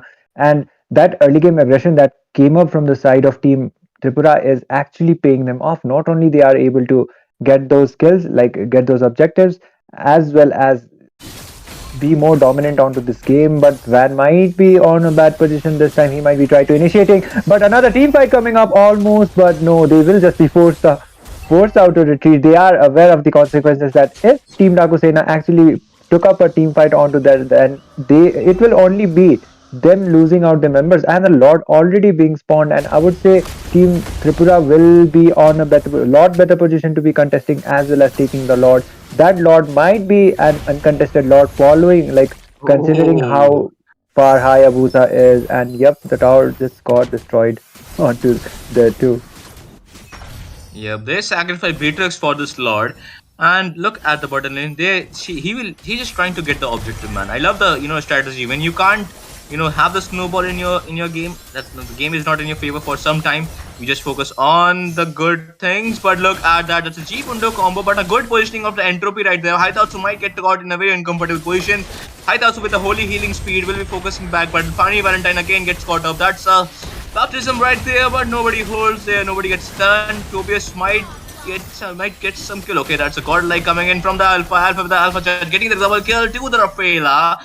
And Funny Valentine will be going back, but in what cost? He just costed two player of his team death for him to escape. That's not a very good trade in my opinion for now. But look at that. Zuxin is not letting Haya farm. I'm feeling really bad for this Haya. But look at that. Entropy was there trying to sneak some kill onto that Ito, but Ito was in a safe distance and will be falling back for now. Yep, and the Lord actually spawning, marching from the top side. I guess Team Tripura will be able to get at least 2 towers for now, but they are just trying to mark out the tower. The conceal play is yet to be in use. Bakimud is just swap picking his weapons, and maybe they will be able to at least defend onto this Lord. But the super minion waves are again marching from the mid side. I guess if they do a tower lock, then at least they will be able to get one inhibitor tower. But another play coming up this time. AOG was connected to the Zokshin, but I don't know why he did his knock, what do you call it? Taunt, yeah, not knock up. Taunt to, instead of doing it to the Zokshin, he did it to Alpha, I suppose. So I don't know what happened, but look at that. That's G Kundo Way of the Dragon combo. Joe getting down from the Funny Valentine. Now the team DS is trying to dealing some kind of a damage. I would love to see the itemization of the Funny Valentine and the Yamraj for now. Jazz actually provided a lot of dividends, taking Beatrix with him 2 times, and this actually paved the way for the Nathan to get some farm. And look at the Nathan farm. It's approx par to par of the enemy's marksman that's going to the Beatrix and the Nathan. And Nathan has already got the Stallium side. The gem is Holy Crystal is there. The Feather of Heaven is there. It's a lot of damage coming in from the side of Team Dakusina's player that's going to be the Nathan. So, do you think, Itami, they need to play around Nathan this time? As a Hayabusa is kind of a low in farm. They actually definitely should. I do agree with you on that onto that, Sulsi, because Nathan might be the last hope for the side of Team Takusena onto this game, at least because if he actually gets his power spike, he actually got 3 of his core items already. So if his positioning is onto the point, if he doesn't get caught up from the side of Team Tripura, then maybe he might be the main damage dealer. Van almost getting taken down onto the avatar of the Guardian also coming up, but okay. That's not a very good trade right there. That's a lot of resources have been used by the team DS right there. Jazz right now again getting 3 consecutive kill on the Beatrix, and now Dakusina is coming back in the game because the tables have been turned. 1 for 2 trade. Sicilian kind of giving a good damage, but look at that. Nathan is still up. Faker will try to go in for that Haitatsu with that holy healing. I think she doesn't have the holy baptism for now, but there, look at that Sicilian damage. He got the Clock of Destiny. He has that anti-heal, glowing bond. Yamaraj is trying to get another kill. That's the holy baptism right there. Okay, that's a lot of defense. Okay, now the Divine Glaive is also there for the Nathan. Will Nathan go for the maybe one? Nathan doesn't know that Alpha is there. Alpha will go for that Funny Valentine. Will he be securing the kill? Okay, that's a good secure. Good support coming in from the Rafaela with the holy healing. But look at that. Sanguine Claws was on point. They are going for that Lord. And this Lord will be going towards Team Dakusena. Hayabusa securing with a retribution. Double kill coming in from the Funny Valentine. And Dakusena just turned the table. You did the No You card in the previous game. Now it's our chance to do the No You card, the Uno reverse card. And if we look at the itemization, Itami, what do you have to say about the itemization and the team fight as well? Healing from Rafaela is on to the point right now for at least because that heal was one of the reasons why Nathan didn't got taken down onto that Lord fight, because the Alpha that uses Alpha charge onto there, but it was the Rafaela actually saving him out. And as well as the side of Team Dakusena, they have the heals right now, and they have the Sicilian too for the late phases of the game. So this might be actually more favorable for the side of Team Dakusena too, because Nathan almost got most of his core items. He got the Divine Lane as well, and another team fight might come up. And if the trades is more favorable for the side of Team Dakusena, then definitely they might be the one actually securing this game. Yeah, exactly. And for me, I think Jazz is the star of the show. He gets the 3 kills. The 3 times Beatrix died, it was because of the Jazz's vengeance and his passive and his AOG to the Beatrix, just focusing on the Beatrix. Jazz has one mission in his mind, just to get the Beatrix, and he is doing it unconditionally, whether his team is snowballing or not, whether his team is supporting him or not. He is just hungry for Beatrix, and he is hungry for more. Look at the Jazz. He's taking a lot of damage right now. Husk Claws is there for the Beatrix, and this the Zuxian also builds, I forgot the name of that, or the Queen Wings is also there for the Alpha. And now we see the itemization. Itami, what do you have to say for the itemization? This new items are also there. I forgot the name. Can you tell me the name? Yeah, the Wishing Lantern, actually. Yeah, thank you. The Wishing Lantern, yeah, acquired by the Jushin. Actually, she is the owner of the Wishing Lantern, so it is quite valid to get that item too for herself. She can be for the tanking kind of composition, Wishing Lantern actually works out. So the Lord, there is still plenty amount of time for that Lord, but Team Jharkhand are actually the ones with the gold lead right now. That much of a gold lead doesn't matter if the execution is up to the point for the side within Tripura. If a massive mistakes comes out from, oh my god, Bakimat with that kill onto Hayabusa onto the bot side just when the camera was off. But the avatar of the Guardian coming up, another team fight might come from the Entropy also connecting, but Bakimat directly going. Bakimot going for the base, and they are zoning it well. 4 people are just there. Bakimot is a full free base for Bakimot. They are holding them there. They are holding Team DS. Oh my god, once again! Pokemon! The best! Pokemon! The best! Pokemon, the king Oh of the my backdoor. god! I don't Oh know my why. god!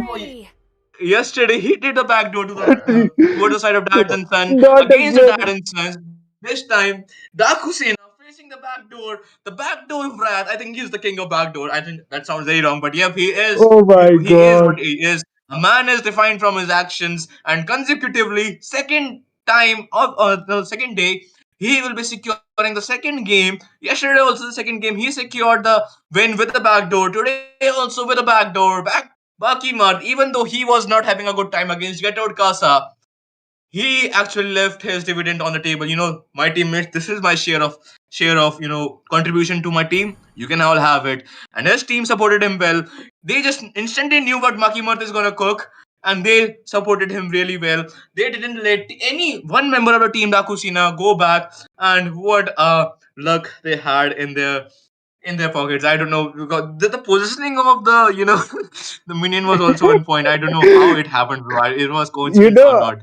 What do you have to say? I I did notice one thing that is like as soon as Hayabusa got took off, as soon as like Haya got took off, TS actually came up with that follow up in order to try to get Bakimat. So Nathan came up Yeah. with that entropy trying to land him with his S2. He was not able to do so, and Bakimat had his minions. So he directly went onto the base and he just like he relied more onto his teammates to not let anyone from Team DS recall. That is what exactly happened. They didn't let them recall, and they were completely stopped down. So this was like not less of a like this was not more of a backdoor actually, but it was more of a synergy. The team fight, like the strategy came up from the side of Team Tripura, was one of the reasons why they actually ended up winning this game. So kudos to every single one of them, and Baki Mud with his positioning, like absolutely amazing as usual. Yep. And new mate. I mean, I have a lot of nicknames. But what do you have to say about this game number 2 of the match one between Jharkhand and Tripura? Tripura is winning this best of 3 series just with 2-0. And oh my god, just say it, man. Just say it, Novi. Well, thank you, Solsky, for remembering me, and thank you for pronouncing my name incorrectly. But what do I You're think always about welcome. this match? Well, this match was pretty interesting because at first, like, RO Esports, they were leading, but then Dakusena, they did try to make a comeback in the mid phase. I mean, Dakusena was about to end the game, but then I mean the defense and the execution coming in from RO Esports, it is just so good. And both the drafts were pretty good. I mean, Dakusena had that Rafaela and they had that Gato. They had this too. I mean, Sicilian is so good for that late game, but then like they didn't really give Sicilian that late game. And Zushin pick. I mean, I wonder why Dakusena did not ban that Zushin. Like seeing how like ROE Sports had that first pick. I mean, Zushin pick is a pretty common. I mean, sorry. Zushin ban is a pretty common ban, and I think they forgot about that ban. And Baki Mard, oh my goodness, like you said, Soski, Baki Mard does try to look out on that map. I mean, they were just having a team fight, and Bakimar just went to the side lane to push it. So, Itami, do you have anything to say about this gameplay? I mean, Bakimar, he does have that 75% turret damage. So, anything you have more to say, Itami? I would say the macro decision that came up from the side of Team Tripura was actually one of the reasons why they ended up pulling off a comeback like that. Because onto that Lord fights, after Nathan actually got his power spikes, so it was looking quite dicey. Like I did thought it might be extended onto a game number 3, but unfortunately it didn't happen. So it was quite unfortunate for the side of Team DS. But that execution play coming off, like as soon as that Hayabusa got taken off, Bakimot directly went onto the base. He was aware that he can end the game. He relied onto his team, and that is what happened. Like as soon as The follow-up, four of the follow-up came up from the side of Team ROO. They made sure that none of the members from the side of Team DS are going to be recalling. It will be just Makimat heading with those minions directly onto the base, and that is what happened. Well, I would love to have a teammate like RO Esports. They looked at the map and saw Bakimard was trying to end the game by going for that side lane push, and RO Esports, Bakimard's teammates, they did not let Dakusena recall, not even a chance, and Bakimard just ended that game. So, anyways, RO Esports, they did take the win for the game number one, and please do enter on that 899 diamonds giveaway because it is the promo diamond season. So go get your favorite skin, the skin you've always wanted. I mean, the Bible skin, because limited skins are not available. So yes, go get that skin and please do enter on the giveaway. And please also do download Mobile Legends 5v5. It is both on Android and iOS. So we will be signing off for game number one. So please do wait for game number two, as it is going to be between Manipur versus Nagaland. Meow Meow Gang going to represent Manipur, and Divine Regime, they will be representing Nagaland. With that, we will be signing off for game number one. So please be patient and wait for game number two. Meownipur versus Nagaland next. So please, guys, be with us. Until next time.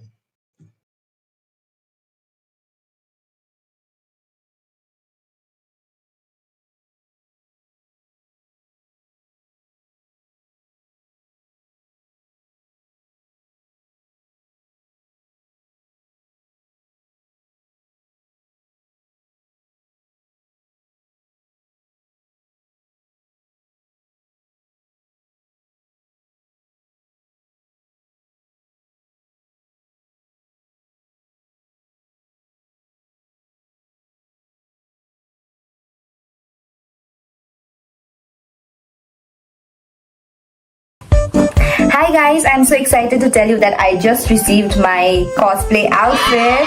I am so excited for the Naughty's Cup. Also, just to let you know that the prize money for Mobile Legends cosplay event is 25,000. What? 25,000? Yeah. Like for real, 25,000? Yeah.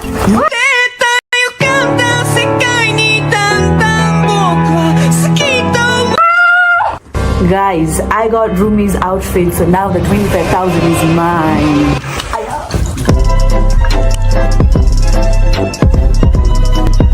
Guys, I'm running away. I got my stuff. And don't forget that the Naughty's Cup land prize is $3,000. See you guys. I'm in danger. Okay. What about 2 lakh plus diamonds? Yeah, the 2 lakh plus diamonds also. Bye.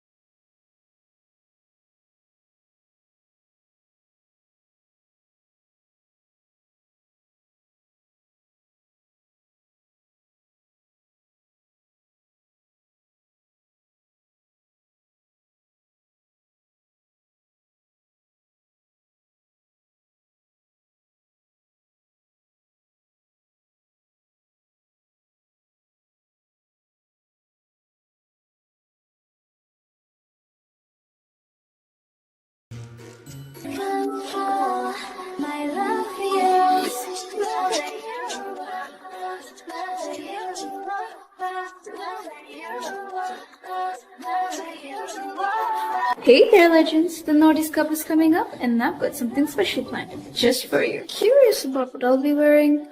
I'm not giving it away just yet, but I might drop in a little hint if you're paying attention. And if you really want to know, follow me on Instagram for the inside scoop. But be ready, because I don't make it easy. Follow now and get ready for the ultimate reveal at the Northeast Cup. See you there!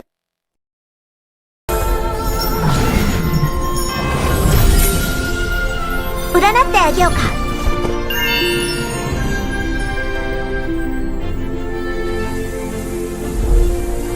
thought to miss you, another to hate. Umbrella, show us what you got. The umbrella is yang, the human is yin.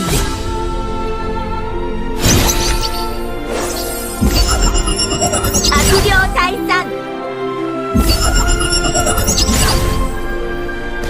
Curse simply means restriction. It seems that very few people know about Omyoda.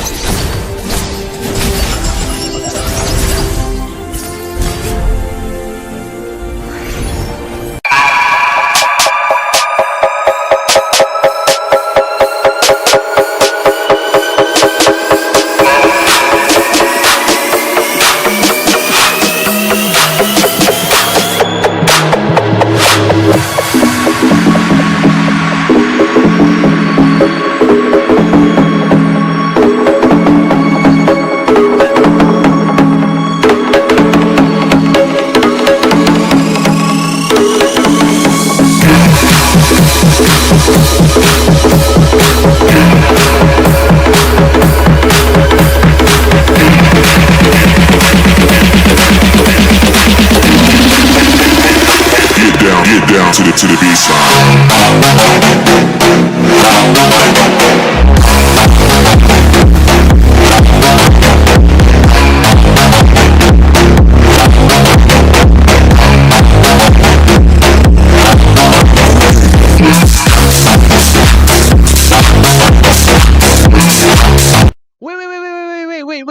Wait, bro. Chill, bro. Daddy, chill. Do you want to get a free epic skin? Yeah. Battle.net Esports is doing a free epic skin giveaway today, tomorrow, every day in every live stream of this tournament. Free epic skin, bro. Free epic skin. Free epic skin. Read the extend. Read the extend. Read the extend. Give it to me now. Bro. Give me the free epic skin, bro. Please don't kill me, man. I'm just a messenger, bro. Please don't kill me. I have a wife. Give me the skin, bro. Please. Give me the Please skin, don't bro. kill me, bro. I'm just a messenger, man. Let me tell you how you can join the giveaway. Okay. Just stick around till the end of the live stream, and the host and the casters they will select you, man. I'm gonna go watch the live stream. Just comment down your UID and the team you are supporting, and they will select you. Please don't kill me, man. Please. If I don't get the skin,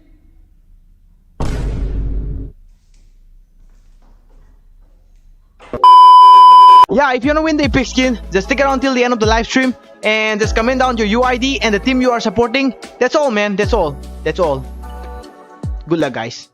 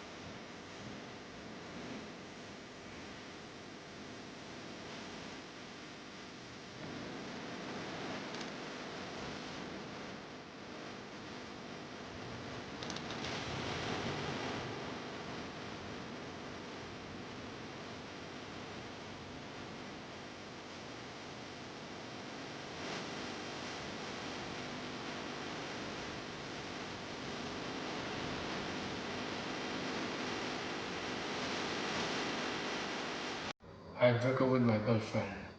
She wants epic skin, bro. See, look at me. I'm very poor, okay? I don't have money to buy skin. Look at this. Look at this. Hey, viewers.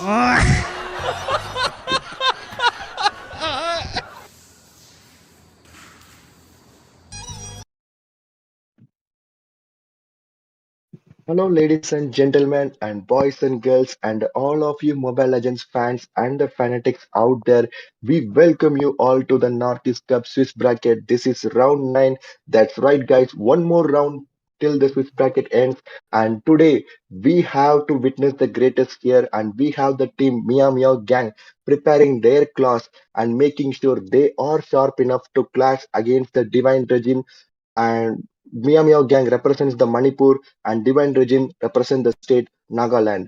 And Divine Regime has been maintaining their regime throughout the series, guys. And guys, Northeast Cup is powered by the Baltonites Esports. I am your host Shade, and worry not, guys. I am not the one who's going to dissect the team, and I have my two incredible duo casters who will be cooking this team with their commentary skills. And first up, let's give it up for the caster Jins. She has been a cornerstone for the Northeast Cup with her unique take on strategies and the stylish commentary. If there is a hero beautiful as her in the MLBB that matches her aura, it's probably the one that looks in the mirror and say, "Yes, I am fabulous." And guys, please be on your toes, or she might steal your heart and the KDA, guys. And next but not least, let's give it up for the caster Ray, who is known for his crystal clear analysis. He has the ability to turn most plays into a Shakespeare strategy, guys. He's been saying it's either Hilda curse or Hayabusa's blessing, and he is very happy to explain why the team should not chase the kill under the turret. And together they gonna heat up the stove, cook and sprinkle some magical toppings with their casting skills between the Mia Meow gang and the Divine Regime, the first possible contender for the land event. This is the fight of the throne, guys. So coming in from the heart, the caster desk itself. Let's welcome our caster James Andre. All right, I think Ray, I think Shade is like the one host that just hypes you up so much. I think he hypes you up more than we do in the game. I mean, he's just amazing at hosting. So thank you for that, Ray, and I mean thank you for that, Shade. That was amazing. I'm excited for this match, right? I think whoever gets this win cements their position in the top four. Meow Meow Gang already in the second position, and Divine Regime, they won against ABM yesterday, I believe, I think, right? And now they're at the top four slot. So if they get one more, they're at 6 points. So both teams become equal. We might just see them in the land. So I'm excited for this. Just like you said, James, and Mia Meow Gang is on the second place with 6 points, and Divine Regime is on the fourth place with 5 points. And we might see Mia Meow Gang is not gonna meow today, they're gonna roar today because this is the opportunity that Mia Meow Gang is looking for. And if they get the 7 point, they can mostly secure to the land tournament today. But Divine Regime is not gonna let their way all the way they want. And this is the fight of the throne, guys. And if you guys think that Divine Regime won't put fight against the Mia Meow Gang, let me guys tell you that Mia Meow Gang is on the 13 win with 7 losses, and Divine Regime is on the 11 wins and 9 losses. Both of these teams have a solid win record, guys. And Divine Regime is been climbing the hills from the start, and they've been climbing the hills from the 6th or 7th place to the 4th place. They have went through a lot to climb this hill, and this hill is called as the Cat's Tower, guys. Will Mia Meow Gang roar will shake the Divine Regime, or Divine Regime will maintain their regime throughout the tournament? And we know both of these teams have slain the lion ABM. Both of these teams have tamed the lion. And casters, spill some tea or coffee on their draft and give us some possible outcomes. What are the draft? What are the possibility that we're gonna see today? Me? Okay. Just one thing. Raren Fredrin. That's what I want to see. Right? I just want to see a Fredrin. I just want to see a Fredrin gameplay, guys. Like I don't need much. You just need a Fredrin to please me, and that's enough for me. I know what Ray is hoping for, though. I know what Ray is hoping for. Those Bruno and his balls. And think about the goal line, Ray. We gonna witness the one of the greatest goal line fights here between the Mario and the Kyle. We know Kyle how good he is in the Moscow with his spear hitting on the point. And what do you think about the goal line here? And it's going to be the greatest battle on the goal line right now. I mean, it's gonna be okay.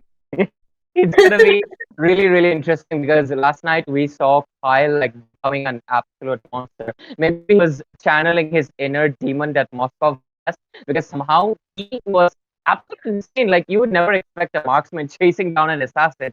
If somebody did that in a ranked game, they will call you a fool. But he was not. He did that in a tournament game, and he was one of the key players that really, really decided the fate of the game. Because I feel like I mean, they were in the dominant side, but he was the last nail in the coffin, maybe a spear in the coffin with that Moskov. It was absolutely brilliant. His spear of destructions were landing everywhere. So it's going to be really interesting because he's going to be facing off against Mirio, who has been like he's been popping off lately. His performance has been quite consistent. He's been able to dominate his goal laner, opposing goal laners quite often as well. So Kyle and Mirio, it's going to be a really, really good matchup because both of them have shown their absolute domination in their lane. So let's see which team will be the one coming out on top because I feel like right now in the meta, gold lane like matters a little bit way too much because the junglers they control the wave of the early game and then the game complete shifts towards the positioning, the play style, the aggression, and how good the gold laner can deal the damage to all of the opposing teammates. So yeah, it's gonna be really interesting.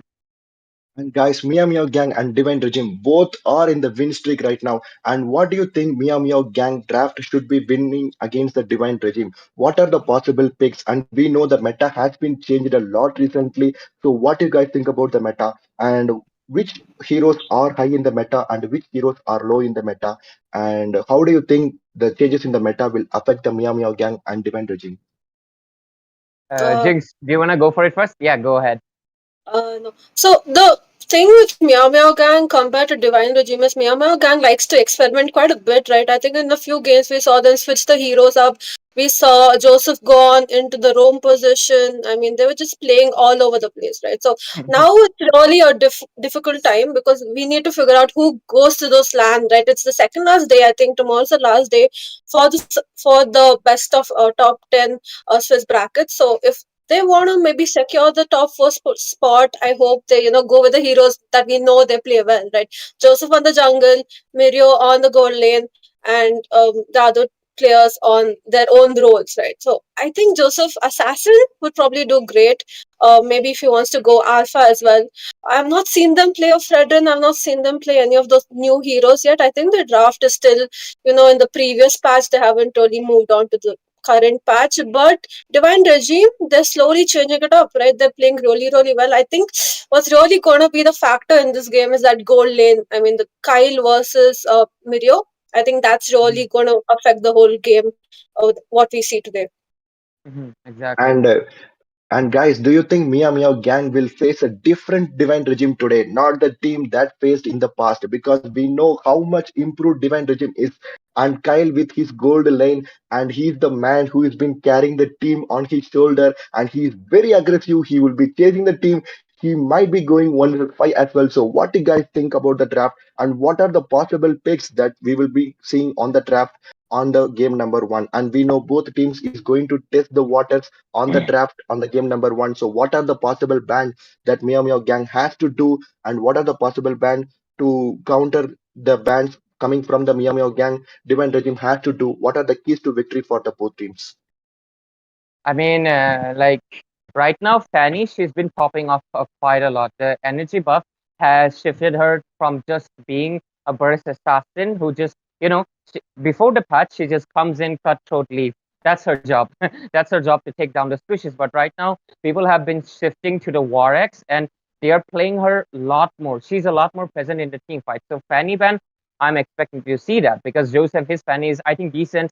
Raden, I haven't seen him quite yet, but he's a tournament. I mean, during the tournament, they definitely have practiced it and made it like, what is the word? I forget again. But anyways, we're going to be forgetting that. One thing that I'm really looking forward to is that two things actually. Meow Meow Gang playing the Harit. I mean, you guys have the Meow in your name too. You have to play the Feline, right? Like Cat Boy. It has to come from your side. And Kyle will definitely go for the Bruno for one simple reason. is that many people are underlooking one thing. It's that new item, Malefic Gun. It increases the range as well as gives you the penetration.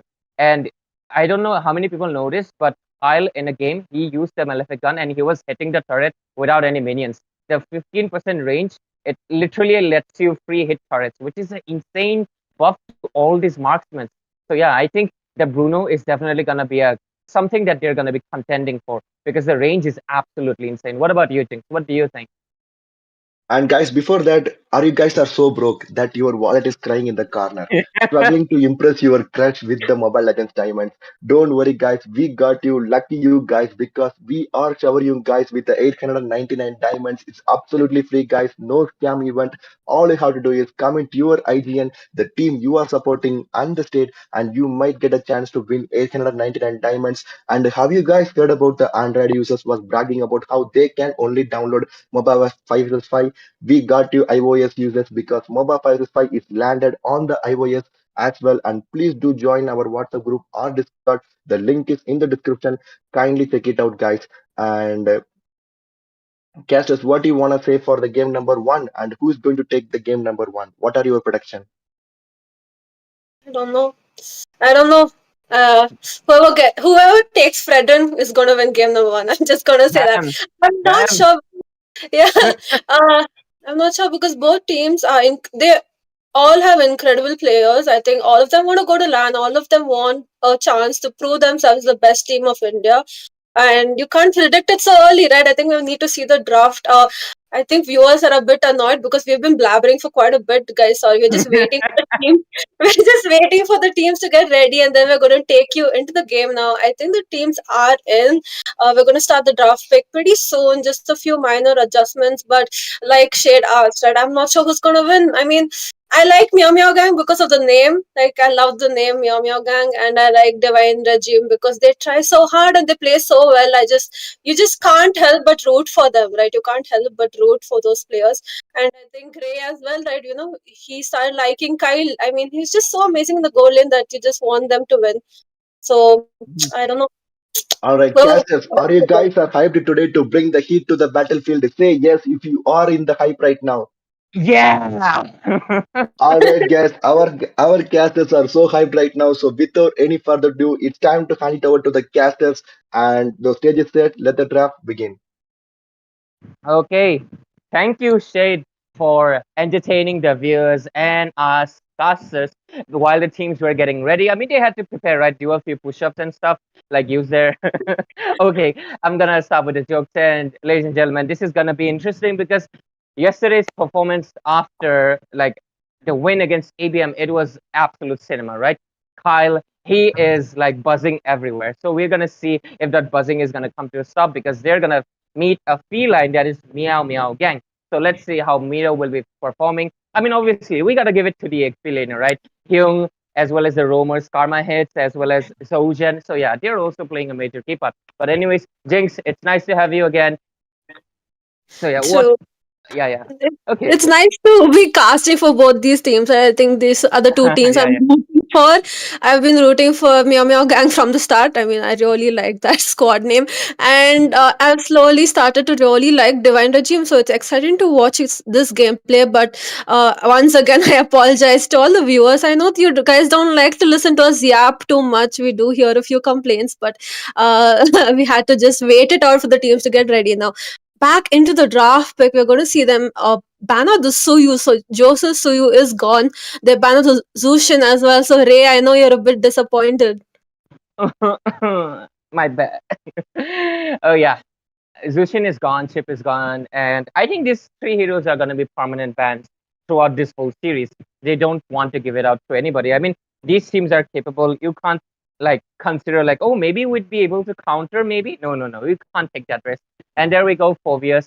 Then the next ban is definitely gonna be Matilda, and probably a marksman ban perhaps. Okay, good. I forgot the Fanny. Yep, Fanny with the new buff. She's just insane. She's flying off everywhere, and it's really hard to cut off her wings because she does not use wings. She's Mikasa. She has the ODM gear. So yeah, you can't stop her. You can't stop her. Even Titans can't stop her. So yeah, this is Yeah. definitely gonna be a Matilda ban. Yeah, maybe. I mean, that Fanny right now, she's like Mikasa on Red Bull, and Yep, looks like your there we go. prediction is right. They banned the Matilda as well, so we're not going to see any, Matilda airlines in this game. Now, both teams' first draft has been done from both sides. Now, they pick up the Gutout quite really fast from the side of Team Divine Regime. Yesterday I saw them play, and they were doing really well on the Lapu Lapu as well. I think he got the MVP for that one game. He was just unstoppable. Gatot is fine, but I think Lapu Lapu definitely provides much more utility now. Mhm. The side of Team Meow Meow Gang go back to the old patch, like I was talking about before. They pick up the Khalid immediately, much faster rotations. They pick up the Moscow as well. So, for Mirio, I mean, good. I don't see anything new, right? For now, it's just stable, very standard.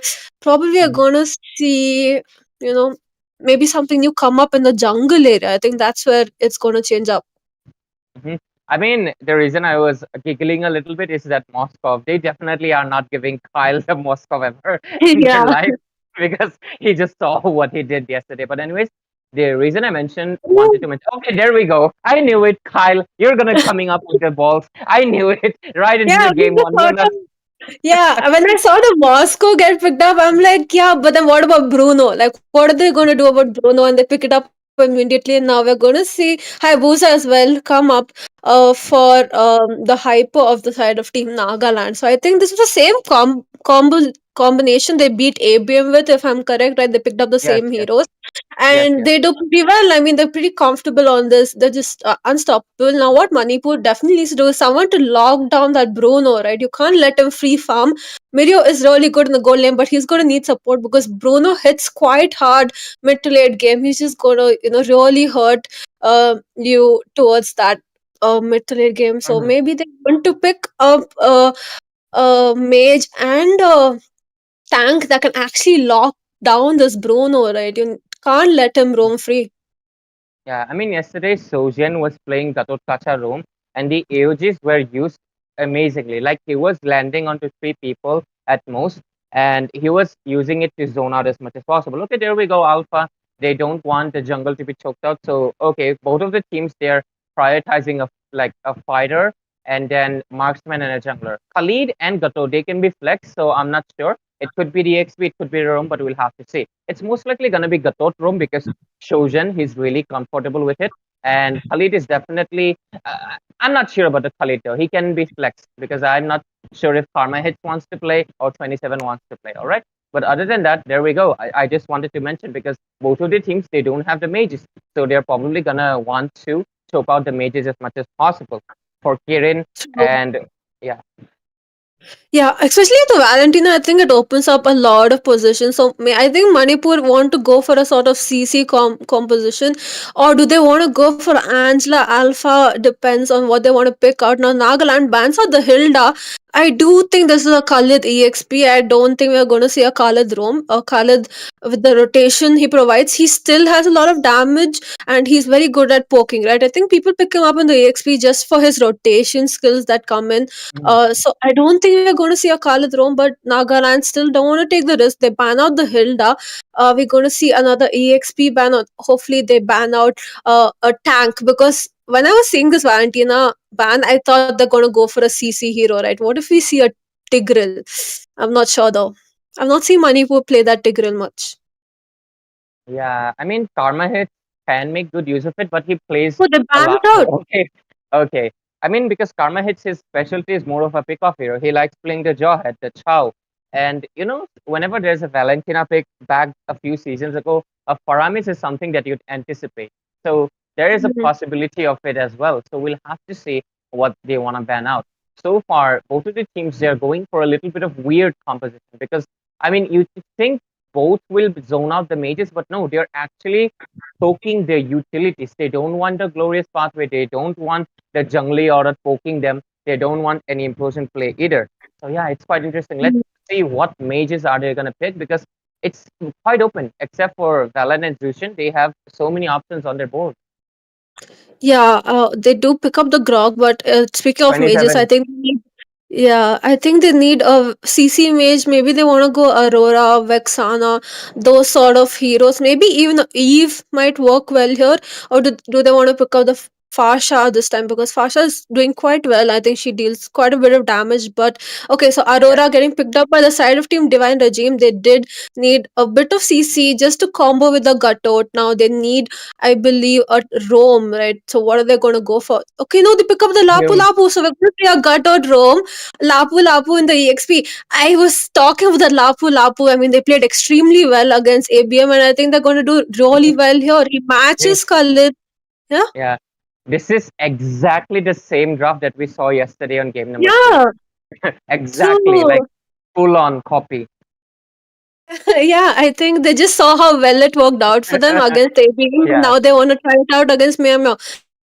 Now Meow Meow closes their draft with that Lilia. So Lilia pretty good, but I do feel they lack a bit in that CC department. If they're unable to catch Bruno, it's going to really hurt. They do have a lot of dive though. They have Khalid, they have Grog, they have Alpha, but we all know how slippery Kyle is on that, Bruno. So it just depends on how well they execute their draft.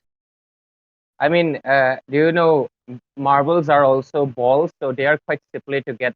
So Bruno has that balls as well, so he's gonna be quite simply to catch. But so far, both of the teams have their draft finalized, and it's looking quite interesting, especially considering the fact that I think Manipur was probably gonna go for a CC match, but now they decided to go in for Lilia because, ladies and gentlemen, welcome to the land of dawn. This is gonna be the best of 3 series between Team Nagaland and Team Manipur. It's Divine Regime and Team Yamao Gang facing off in this Swiss bracket, and I'm gonna be your caster Ray. Joining me would be the beautiful, amazing Jinx and our dear host Shade. He's watching from the shades, okay? He's under a tree watching the match from the sidelines. But anyways, the drafts have been finalized, and we analyzed the drafts a little bit. But who are you leading a little bit more?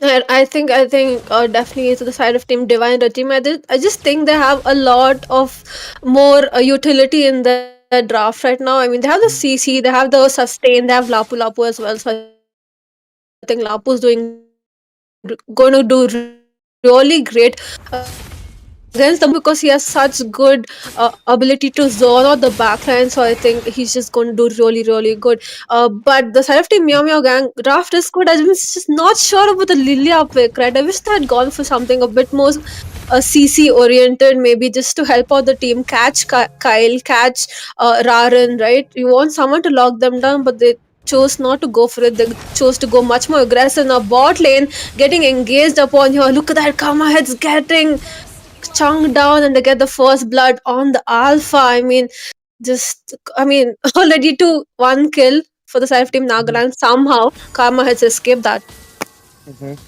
I mean, yesterday I also discussed something. It was the Hayabusa blessing. So let's see if the Hayabusa blessing is still up in this game.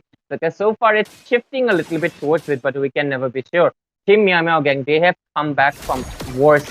So there's a chance, especially because Eden, his blooms are going to hit really hard. But at the same time, he has one weakness that is similar to Zushin. They are short range. They really have to be in the enemy spaces. And against Kyle, who's gonna hit so hard, it's gonna be interesting. And the turtle fight is already up. Let's see the retribution battle. Joseph wins it out, but look at the amazing Pretty Glacier landing onto 2 people. Grog does survive it, Hyung in a little bit of a tight position, but gets out of the situation. So far, 2-0 for Team Nagaland, but they do lose out the turtle. I would say that's a fair trade. Yeah, it's a fair. Both teams are pretty even in the goal late. Now Nagaland just leading by just a bit. They've got that really good Frigid Glacier in, right? This is what I'm saying. You want a bit of CC in your team. Kiran really is going to support his team pretty well, especially against the Alpha and the 27, right? They both are dive-in heroes. So Khalid, once you have Kiran on your side, he's going to completely protect Kyle, especially in those team fights. So I think they have a good composition now. Once again, they're going to just do a bit of skirmish for the Little Wanderer, but both teams rotating towards the bottom lane. I think we're going to see another fight. But look at that, Young chunking down 27, making sure he has to move away to just heal up. But for now, I think both teams playing a bit safe. Meow Meow Gang sort of got to know the potential of the draft of the self team Nagaland, and they don't want to take too many risks. Yeah, you're like, that is an undeniable truth. Kiran on this Aurora played amazing yesterday against ABM, and also the fact that this is a really good disengage tool as well as a re-engage, because Aura's frigid shear completely turns the team fighter around, especially when there's a dive in composition that Team Manipur is going for. I think they should have accounted for it. I think instead of ending out the Valentina, the Aura would have been much better, because yesterday Kevin really did an amazing job and he showed it. But right now, both of the teams playing a little bit of poking in the bot lane. The Obama hits, getting chucked down really badly by Bruno's massive balls that are just bouncing off everywhere, left and right, and they're already hitting hard. But right now, Joseph doing a little bit of a jungle trading. He's taking out the buff from. Okay, he might be in a little bit of trouble, but he is using up his here to get out of the situation, and that was a successful invade on his part. Ryan though hasn't gotten the opportunity because the turtle fight is up. Joseph still has his retribution. 27 trying to zone out as much as possible. Carla Hicks will be coming up with his wild shot soon, and looks like Team Nagaland, they're not really competing for the objectives. They just perhaps just want Kyle to farm up because they're playing it quite safe. I mean, they could have gone for it, right? They could have competed it, but they did not because they don't want to risk giving any farm. True, I think they didn't go for it because Raran got his purple stolen, and he sort of didn't want to go in, not have his energy. Now, once again, we're going to see Karma Hits be a bit annoying, but slowly and surely, we see the side of Team Manipur come back up, right? They're getting the objectives. They're doing much faster rotations, I do have to say. Especially Hyung, you're getting caught out between two people. Okay, he is using the bravest fighter. Great stun coming in. He doesn't mind. Okay, he survived the situation like a Chad. And Joseph, he can't do anything. He just survived it. There was a resource wasted from 27, a flicker wasted. That is a great trade.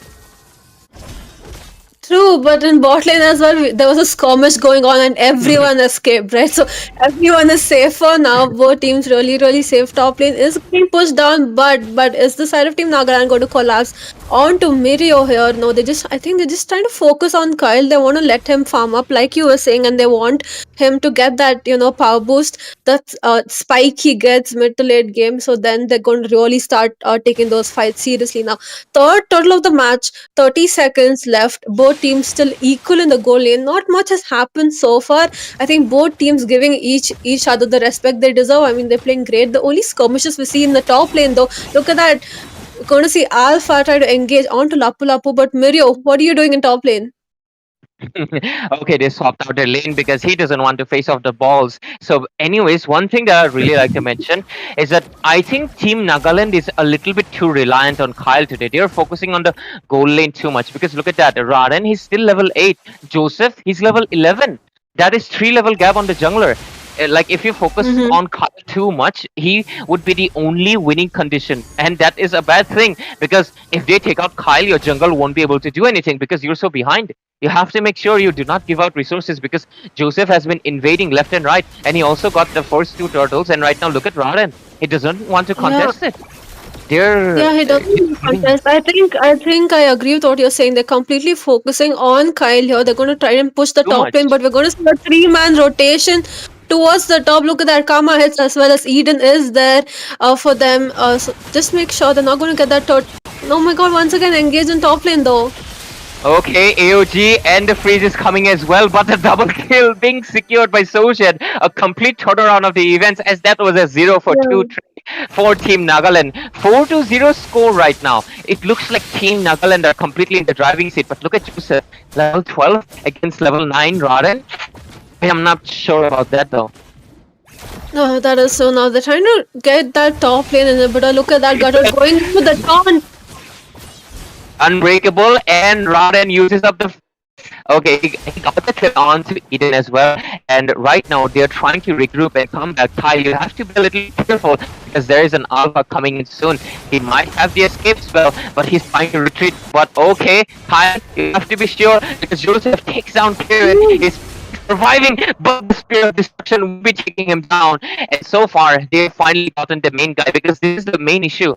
Focus on Kyle a little bit too much because, but okay, Joseph gets taunted inside the turret, but he uses the spear to get out of the situation. But this is what I was talking about, Jinx, because look at that, Raden's Ugi kill, it's not dealing much damage because it's still level 10 against Joseph level 13. They ignored the jungle a little bit too much, I think. Yeah, that is true now. Ray, you are getting a bit robotic there. Maybe just Okay, okay, tweak your hopefully. mic a bit. But I agree with you, right? They just focus too much attention on Kyle. They're definitely winning those team fights. That's no question. But they lost out too many objectives, right? They lost out all three turtles. They are winning those team fights, but at what risk? I mean, you're just letting the side of Team Meow Meow Gang dominate. Look at that. Their rotations are way better. Now they're going to chunk down the bottom lane. Maybe the side of Team Nagaland want to capitalize on this and go for the Lord instead, right? But now they come back. They know the risk of going to push that bottom lane inhibitor. Now we're going to see Zoshin once again going in with the taunt.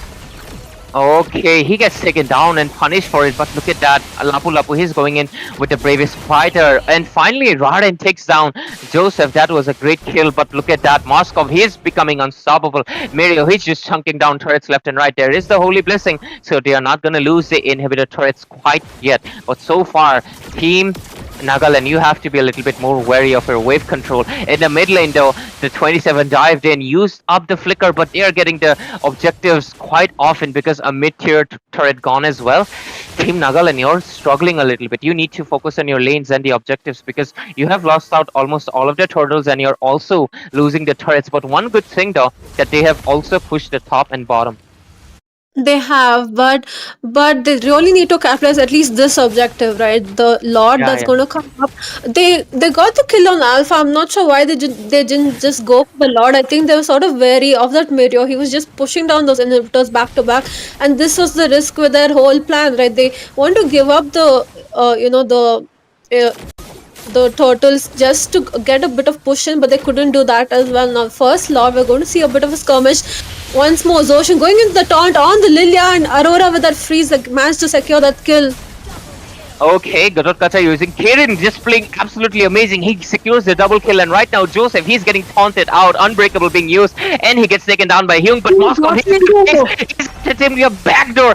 Will he succeed for it? But Kirin is into the scene, so yep, it has been completely denied. That would have been a nasty backdoor, but sadly, Team Manipur, they couldn't get the Lord. The ADC was just not present in the team fight, and because of it, they lose out. They lose 3 members, and they also lose the first Elemental Lord. But Kai is a little bit careful, but the balls, they're hitting it hard. And Mirio, he will not handle them. He will use Flicker to get out of the situation. And so far, Team Nagaland, they're getting back into the driving seat. A little bit of a jungle mishap, but it's okay now. They've gotten the objective that they needed. Yeah, they got the objective, but they lost that bottom lane inhibitor. Hopefully, we were sort of wishing one of them recalls way earlier just to deny Moscow that push, but they chose not to do it. I mean, just a bit of map awareness probably would have helped. Now, look at that Mirio getting the shutdown onto Raran. Now, that was a wrong time to engage, right? I think he saw him alone, was not expecting the Alpha to show up there, and that was just a bad time. Now, Lord is going to march down in bottom lane. They want to focus their attention on the top lane though, but look at Mirio, he's just clearing those waves so quickly. But it was worth it. Their mid turret, it's quite safe, and their teammates are respawning quite soon. And right now, Joseph will just be stealing the blue buff. And so far, this game could go for anybody because look at the map. Map control is on the hands of Team Manipur. Yeah, map control is in the hands of Team Manipur, and they also have those power spikes in right now. They're doing good in those team fights, especially Mirio, because he was completely ignored from the starting of the match till now. He's farmed up, right, and he can come anytime into those team fights. And one more thing he can do is that split push, which sadly Kyle cannot do. They need to send someone, preferably Hyung, to clear out those lanes, but Hyung himself cannot sustain the damage coming in from Mirio. Look at Mirio, he's just pushing down those lanes back to back. Now Joseph going in on to Zushin, but oh my god, AOG connecting onto 2 people. Okay, but there is a clever Winter Crown play coming in, the Raging Sandstorm, as well as the Wild Charge connecting into so many people, the Alpha Charge, and the Spear takes down Kyle. And right now, Team Nagaland, they are not looking good because 3 people already down, 2 only left to defend. Raden does take down the Grog on the process, but a trade for so much. Looks like Team Manipur, they are going in ham, they are going in strong, they want the base, but okay, Winter Crown play coming in, there's 1 minion left, but a shutdown coming in from Raden. Mirio wants to go in for the base, but there's not enough minion. They are doing a great defense, but there's another wave coming in. Does Team Manipur want to take it? But no, they'll be playing it a little bit safe. Might want to take down the mid-tier turret. The Moskov just bought his Malefic gun, so he's gonna have the range, and there we go. tier turret as well lost. Hyung in a little bit of a tight position, but the AOG is coming in as well. 27 in a tight spot too, but the damage is just not yet. He's gonna ride the waves and he's gonna leave the situation without any issues. Yeah, I mean, just a close save. Thankfully, Raran here used up his retribution on that last minion. Otherwise, I think it would have been GG now. Kyle, though, he is stuck between. I mean, he was trying to go for the Lord. Sadly, his team was not there. Now, Raran got caught out in the bush, and I think this is going to be the game changer. They're not going to be able to contest this Lord. All the remaining inhibitors are broken down, and Meow Meow Gang is going to get this Lord and probably get the game as well, because I don't think anyone can stop Mirio right now. He's just unstoppable and not able to catch him whatsoever. Look at that. Look at that. I mean, Hyung, he was the one who was supposed to counter Moscow, but he's getting, chunked down instead. Exactly, and right now Team Nagaland, this is the issue that they had. They did not try the early snowball. They had such a kill lead, but right now they're suffering because of it. Exactly, and right now look at the base AOG coming in. They are trying to pull off a great defense, but Team Manipur, they're going in quite aggressive. But the Nexus, the Crystal is up for debate and it's gonna get taken down. And Team Manipur, despite the odds against them in the early game, they completely take this game because Nagaland, you relied a little bit too much on Kyle.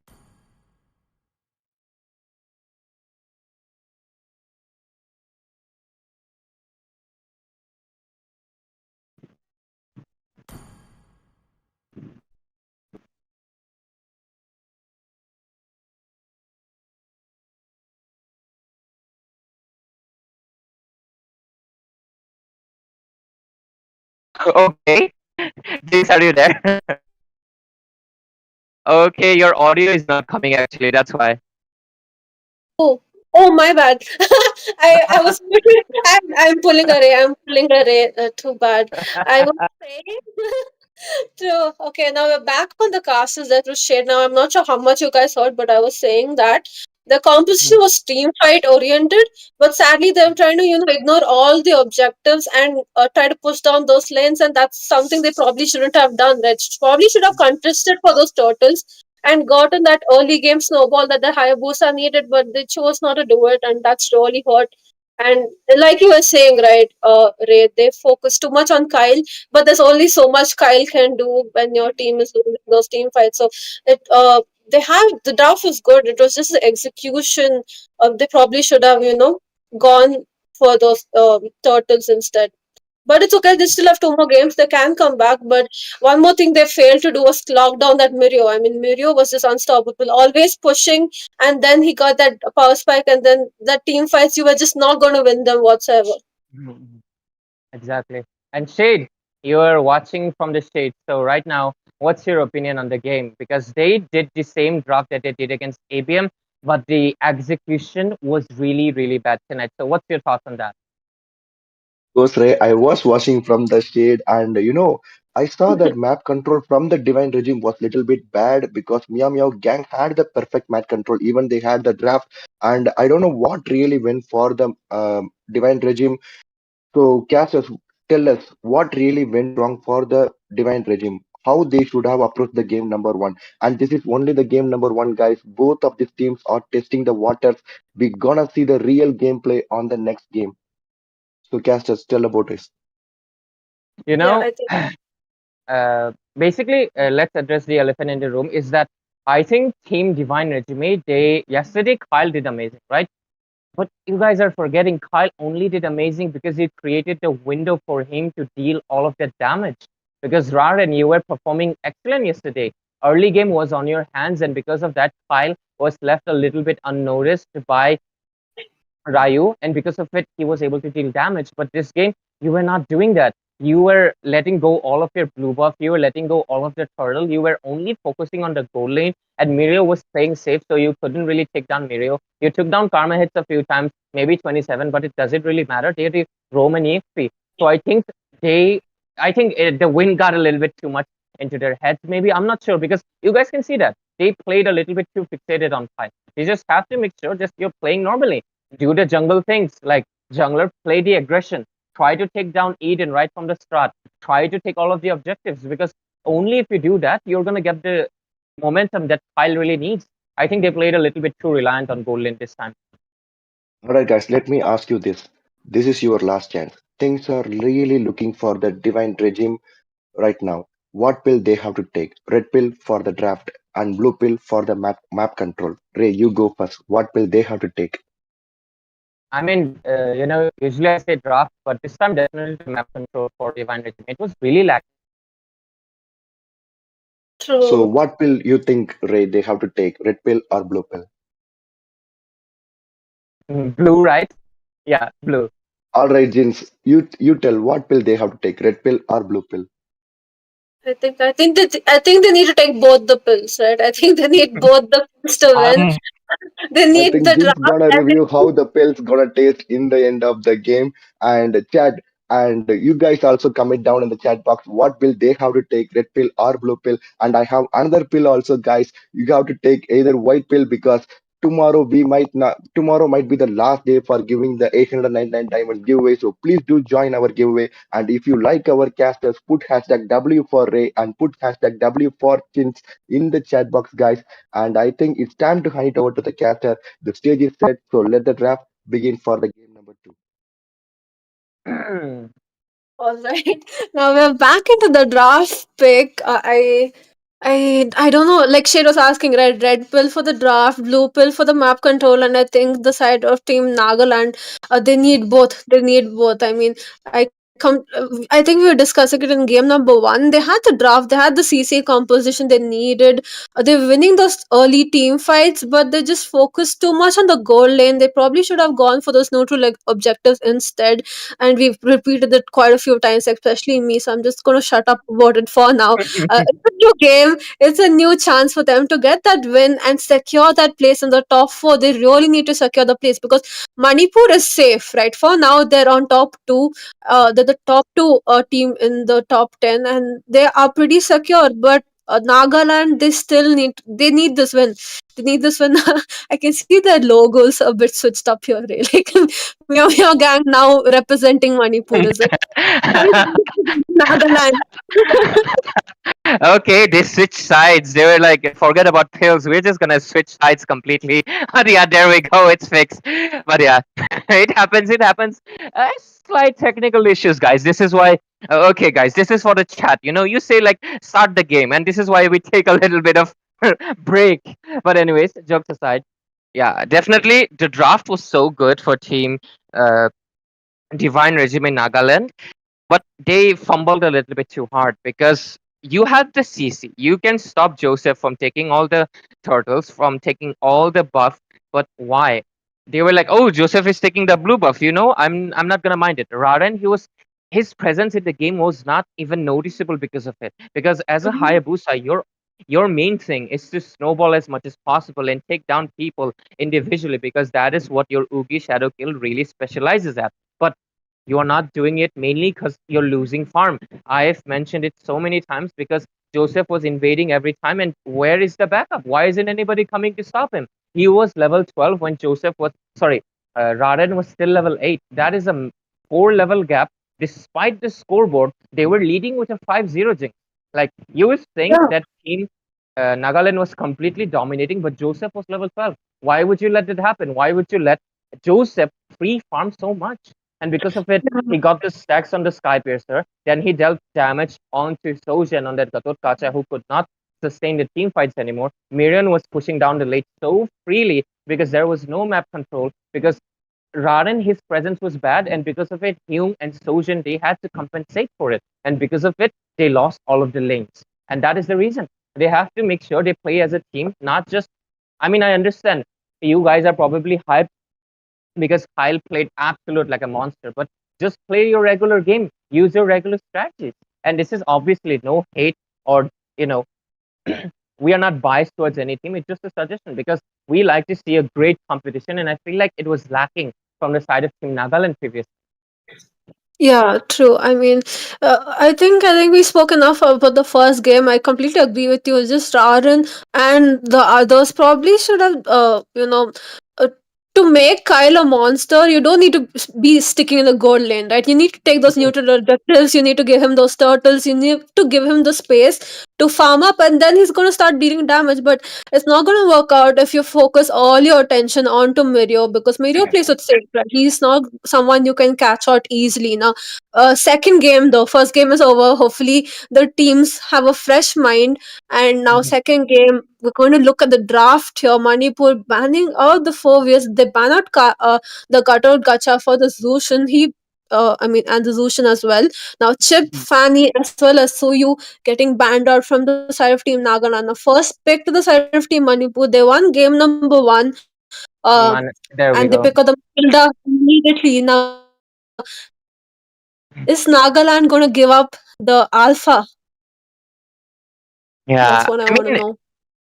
yeah, they can probably if they want to go for Kyle's Airtel and Angela combo because I feel like it counters out the Alpha Matilda airlines composition really well. Okay, okay, Kyle is gonna pick up the Moscow and he is definitely locked in because after all, this is their only chance. If they lose out this game, this is gonna be a clean sweep. But okay, Jinx, you're not jinxing anything. Team Nagaland, they are aware. They are not gonna give out the Alpha Matilda combo. They don't want Alpha on an airplane, and because of it, yep, the draft you predicted it quite well. But let's see, Team Manipur, you have the funniest thing to do right now. You can pick up the Bruno against Kyle to really flex on him.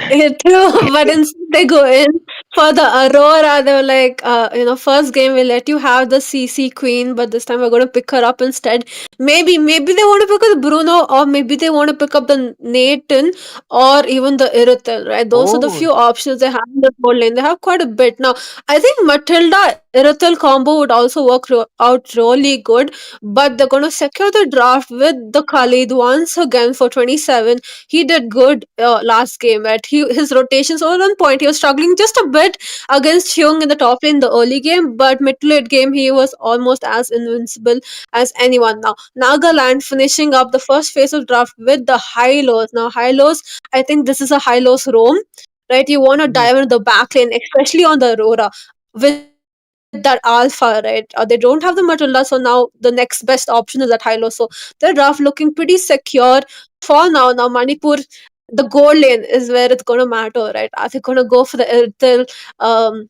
Matilda combo? I want to see that. I've not seen that before. yeah, I mean, we haven't really seen Airtel with many other supports, mainly because people have been spamming the Angela Airtel combo quite well. Because I mean, it works, right? Movement speed, shield, heals. What else does Airtel need? And because of it, we've been seeing it off quite lately. But we'll have to see what marksman do they want to go. Because you just mentioned a really good point is that Nathan. Nathan is really immune to Moscow because he can buy the Wind of Nature, and Moscow can do that.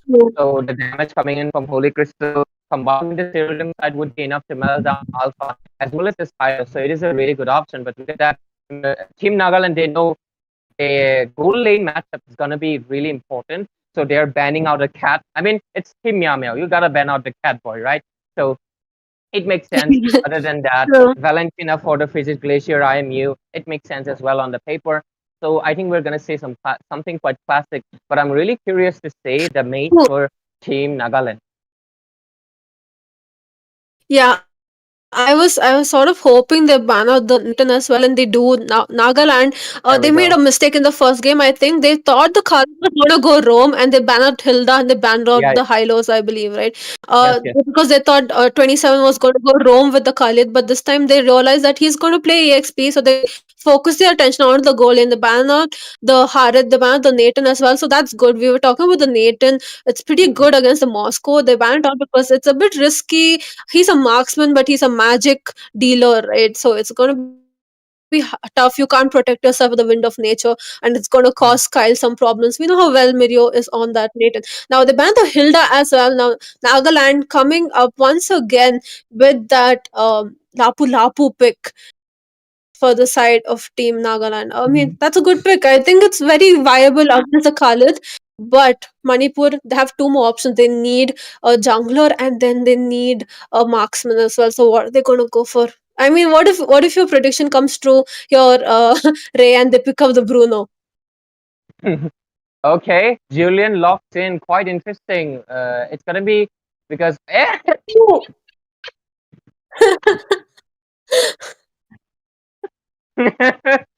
mean, I knew it Yeah, was coming. no. There we go. Yeah. You're just flexing on Team Nagaland at this point. I'm sorry for that stupid ass laugh. I just couldn't hold myself because I was waiting to see an Airtel because I thought they might want to change things around, but no, they're gonna flex with the Bruno and the Matilda combo, and it's gonna quite hurt. But Team Nagaland, you can also double down and pick up the Angela just for the gig itself. But let's see. What do you want to pick up? Okay, Gojo Satoru is gonna make his debut Xavier. tonight.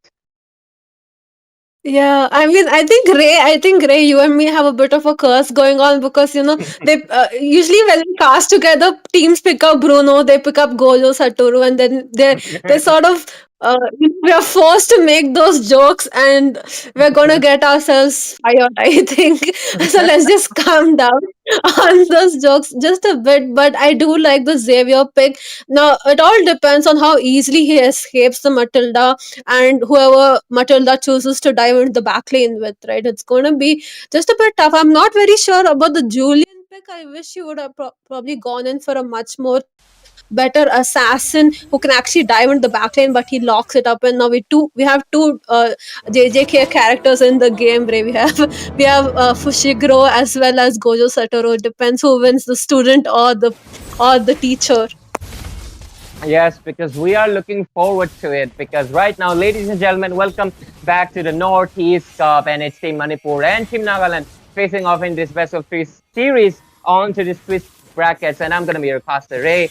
Joining me is the beautiful and amazing Jinx, who has the best jokes here in the neighborhood. And we have Shade watching from the Shades, which I've used quite a lot. But anyways, the drafts have been finalized, and both of them are looking quite strong, but I'm really, really looking forward to this teacher-student matchup that you mentioned, because Gojo, you have to be a little bit careful. You might be the honored one, but this time they have the airlines. So if there's a plane crashing into you, I don't think Hollow Purple will be saving you. That is true, right?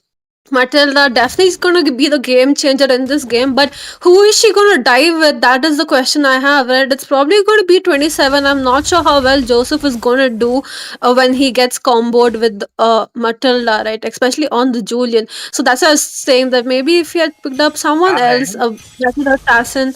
Now we're going to see Ryan once again getting his jungle stolen by Joseph. No, he managed to secure it. I think he does because Joseph is still on that level 3. Yes. And so far, both of the teams quite even of a matchup. So it's going to be interesting to see how they execute their lineup. So far, I am slightly leaning towards the Matilda composition because that's how broken Matilda is. She gives a lot of mobility, so it's going to be quite interesting. So far, both of the teams just playing a little bit of poking game, but Soljan getting chunked down, being forced to use the Revitalize. And right now, the blue buff is up. Let's see who's going to take it. Jinx, who do you think is going to take it up? I think the turtle is going to go for the side of Team Meow Meow Gang. They have a much better position, and Joseph's retribution is always on point now. Zoshan here trying to drone him out, but they managed to secure the turtle also, as well as 2 kills onto Eden there.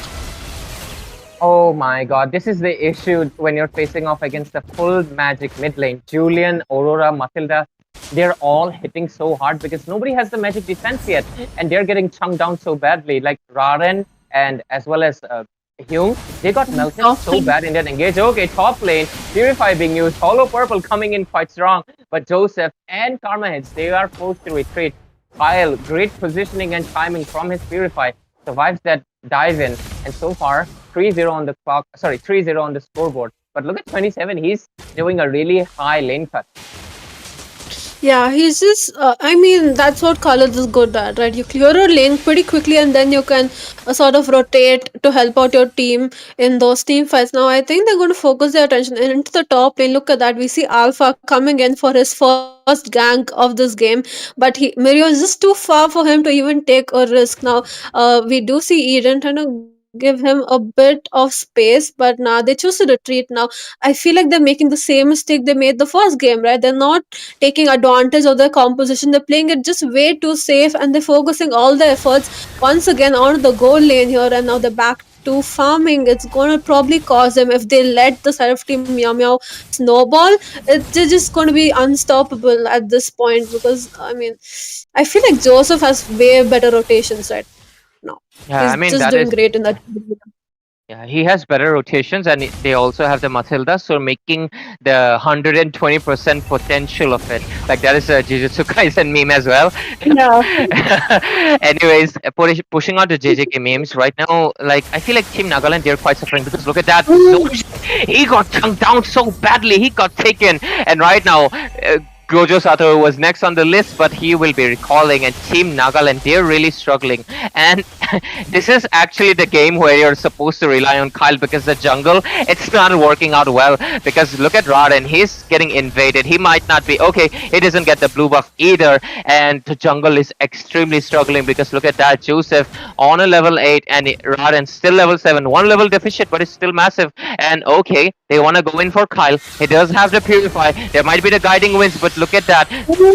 Really surviving that engage, but Sojan coming in with the backup, giving the glorious pathway, the movement speed required to escape from this sticky situation. And so far, I am not liking how Mirio is getting farmed up because Team Nagaland, you have to do something about it. Those balls are going to hit really hard in your face.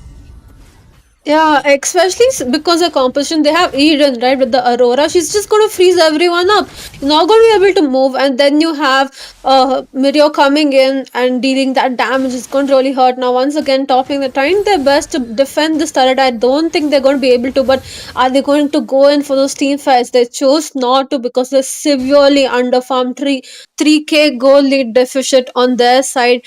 They're not taking any fights, but they're losing all those objectives. They're losing the jungle. Raran having a really tough time in the jungle area. His rotations are very slow compared to Joseph here, who is stuck between 4 people, but he gets that kill, and he probably can escape as well along because of that Matilda's guiding wins. Now it's looking tough for the side of Team Nagaland. If they don't come in, what they need is definitely a one good glorious pathway into the backline. I think they might be able to win. For now, nothing much happening. Just they're losing a lot of inhibitors.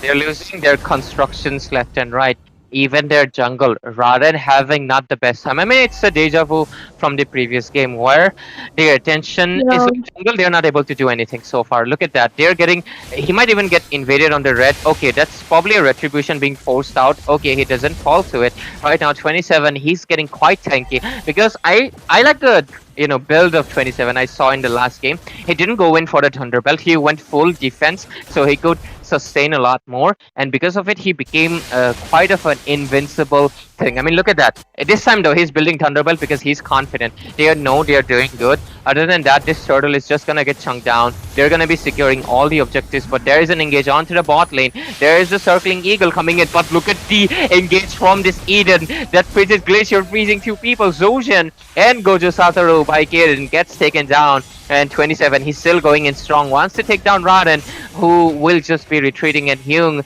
and Raden, they don't have much options. But okay, top lane, Kyle barely surviving from Joseph. There might be another enhanced dagger coming in from Joseph, or maybe a sight. Okay, great positioning coming in, but Joseph, you have to be careful. But the Bloodwings are coming in. There's the bravest fighter, but 5 people circling Kyle. He's gonna get frozen and getting taken down by Karma Heads. Hyung tried to buy off as much as time, but look at Kirin. He doesn't even have enough damage to chunk down any bit of health. Mirio though gets taken down by Hylos. That was a little bit of overextension, and so far that is the first kill on the hands of Team Nagaland. I'm seeing quite the deja vu here, but this time Team Manipur, they are too much on the driving seat to let go of this game, because I feel like unless there's a massive blunder, Team Nagaland, they have this game on their hands. Yeah, I think the mid lane rotations definitely failed the side of Team Nagaland. I mean, Kiran is on the Xavier. His rotation speed is a bit slow. All he's gonna do is probably, unless he gets those 3 items, he's not going to be able to do much to help your team, and they just have a late game composition all over. It's gonna hurt them quite a bit. They probably wanted did. I think a Vexana would have done way better now, as well as Zoshin, right? He is not able to sustain the damage coming in from Eden and Josephine. He's just getting chunked down as soon as he tries to engage. Now, all the side of Team Nagaland can do is try and defend their turrets as much as they can, but look at the rotations. It's a 4-1 rotation, and whoever is the one person who has to defend those lanes, he's going to get caught out because the side of Team Manipur just has better rotations now. Like I was saying, look at that Zoshin getting chunked in. He does manage to escape, but that's one important resource used up just when it's time for the Lord. Yeah, I mean, right now, Team Manipur, they are just dominating way too much. So many construction objectives, as well as they got all the turtles again. And right now, Team Meow Meow Gang, they're on a different level. Because I don't think Team Nagaland, they can approach it unless this game is dragged on for a little bit too long, which would be a mistake from the side of Team Manipur. I don't think they can stand a chance because Kiran, he's a late game scaling mage, and the only way he can deal damage is the itemization, which he has been getting denied. Look at that, the circling eagle coming in. He uses the flicker to get out of the sticky situation, but so far, not gonna happen that much. I think giving out the Matilda really set the nail in the coffin because I feel like that was a massive mistake on their hands because so far they're not able to match any rotations coming in. Julian here really performing so well. There's not much happening on the top lane though. Kyle getting chunked down. He gets taken. Mirio, he is completely farmed up at this point, and looks like this might be the end because the Lord is coming in from the bot lane. There's turrets being taken off left and right, and so far, yeah. Yeah, Oh my I God. mean, look at that once again. Mirio getting that kill onto Hyung there. He's just dealing massive damage now. Look at that 27 with the flicker play onto them once again. He dives in quite a bit deep, survives that as well, and now they're going to lose that top lane inhibitor before the Lord even marches up. I mean, they're just unstoppable at this point. Exactly, the Lord is still walking. It still hasn't arrived into the seat, but they're already into the base. They're taking down people left and right because Sozen forced to retreat. But look at the damage coming in from 27 as well as Mirio. He survives, clinging into the wall. They're trying their best to defend, but oh my God, look at the balls coming in from Mirio. They are hitting so hard. Even the Hylos could not sustain. And there we go. A great upset of tonight because Divine Regiment, despite their absolute dominance into the yesterday's matches, they could not do the same against Team Manipur because they reigned supreme. They just showed absolute dominance throughout 2 games, and it is insane to see that they got a complete clean sweep. Were you expecting this, Jinx? Because I for sure was not, but like, oh my God. Yeah, I mean, first game I was surprised, but this game I sort of saw it coming because the rotation speed of the side of Team Meow Meow Gang was just too much, and the side of Team Nagaland just could not keep up with those rotations. It really started to hurt them.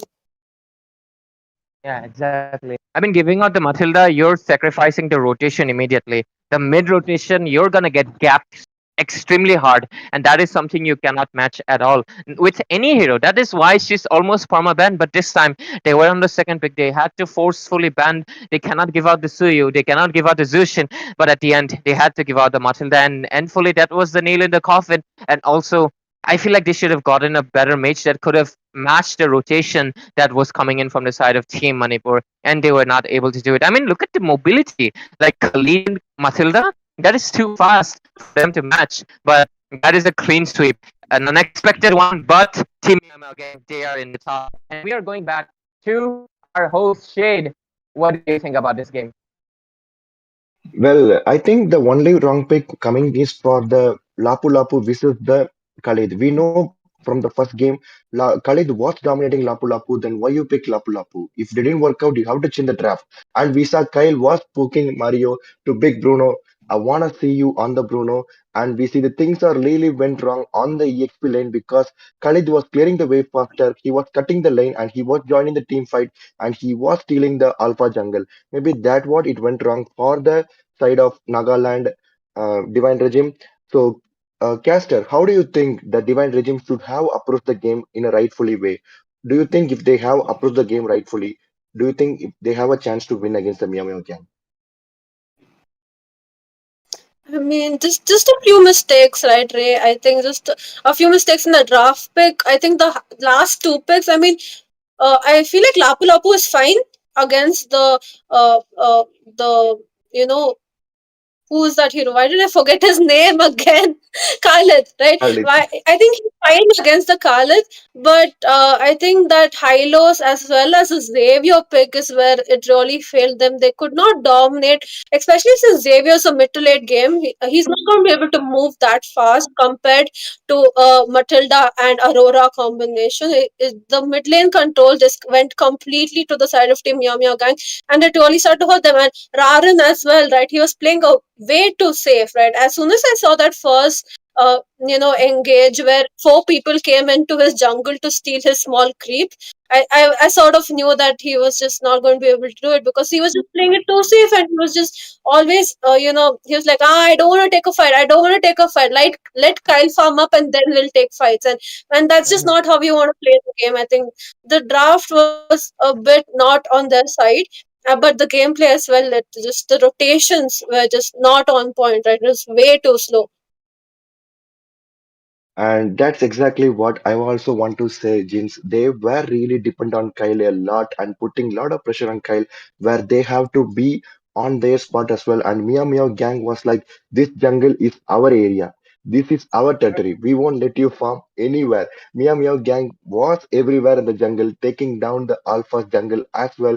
And with this victory, Meow Meow Gang might be going to the land event because they are so close, and this is the opportunity that ABM, Execute Esports, and Revenge of Others are looking for because Divine Regime is down now. Divine Regime is on the 5 points, and Revenge of Others will be also on the 5 points. And next, we have ABM versus Execute Esports. Both of them are in the 4 point. We might have to see who is going to be joining up with them.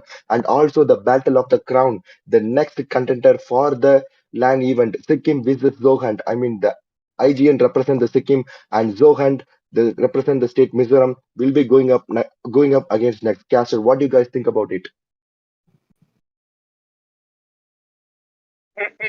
Okay, Team ABM, they have a lot to prove because they have a little bit of lineup changes, probably due to availability, perhaps scrims practice. It could be anything, but a few lineup changes, and they are having a little bit of time to, get into it, into form. So I think they might be into form tonight because lately, I mean, we've seen they have lost quite a few matches and they are down in the leaderboard. They were in the top few days ago, and right now they're, I think, not even in the top 4 at this position. So they have to put their game up if they want to come to the LAN event, guys, because only the top 4 events will be coming to Guwahati. So I think they're gonna put their game faces on. They're gonna have to perform well because ZoHunt, they have been a team that at first many people were not expecting that much. They've been playing quite well. They've been defeating teams left and right, and this, I think this is possibly a revenge match because I feel like ABM and ZoHunt, they face off each other and ZoHunt won't. So this is going to be a revenge for ABM, and they can have the chance to take the victory, take their glory back again. So it's going to be exciting, guys. I think a lot of viewers are waiting for it to see it again, and all the fans of the other team. So it's going to be interesting. So guys, before we close, do you want to say anything to the fans that are watching today, Ray and Jins? We love you. Oh, thanks And for guys, watching. yeah, go ahead, Jins. Go ahead. No. I just said thanks for watching. I mean, there's not much to say. I was sort of rooting the side of Team Nagar, and I'm a bit disappointed. But I mean, I think they have one more chance tomorrow. Yep, But tomorrow. it's looking a bit risky because if ABM wins this match, I'm not sure how the side of Team Nagaland is going to qualify. Right? I think ABM goes back to the top 4 slot, and I don't know. I mean, I just hope.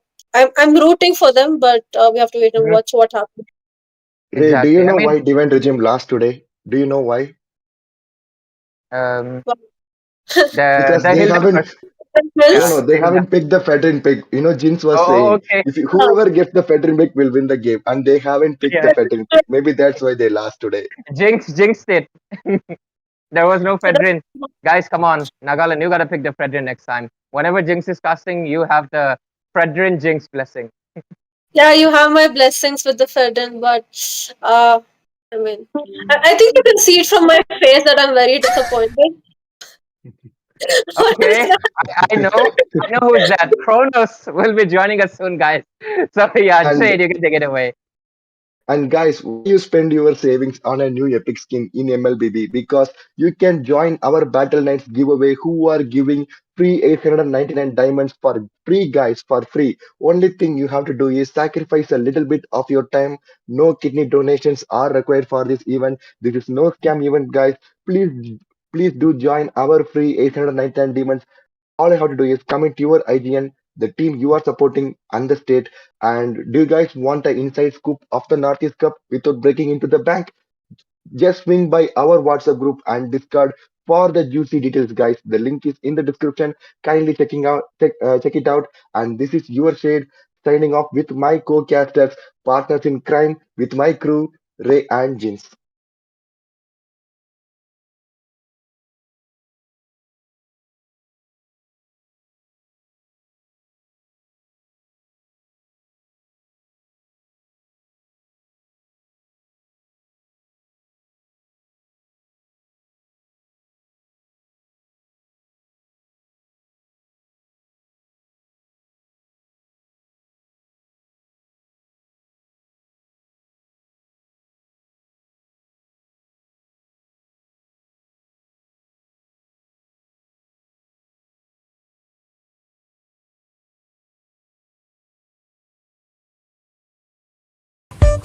Hi guys, I'm so excited to tell you that I just received my cosplay outfit.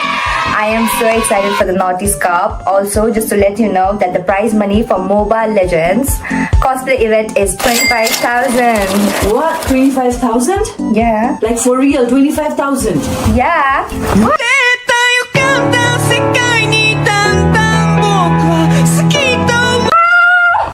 Guys, I got Rumi's outfit, so now the 25,000 is mine.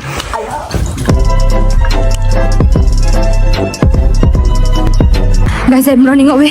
I got my stuff. And don't forget that the Northeast Cup land prize is $3,000. See you guys. I'm in danger. Okay. What about 2 lakh plus diamonds? Yeah, the 2 lakh plus diamonds also. Bye.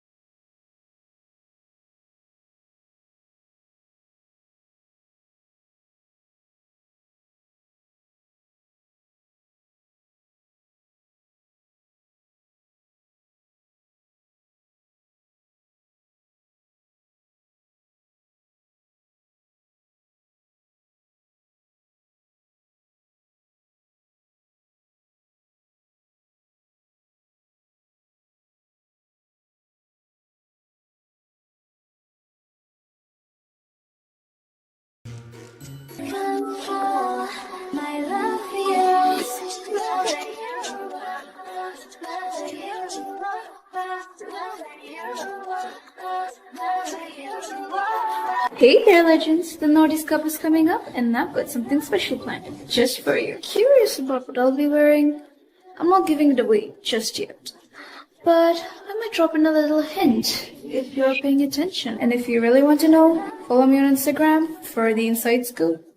But be ready, because I don't make it easy. Follow now and get ready for the ultimate reveal at the Northeast Cup. See you there.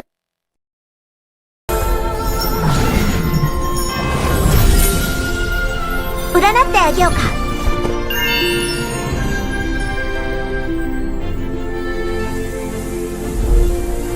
thought to miss you, another to hate. Umbrella, show us what you've got.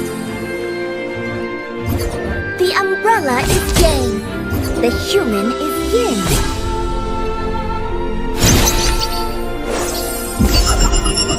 악우려 달상. Curse simply means restriction. It seems that very few people know about MOBA.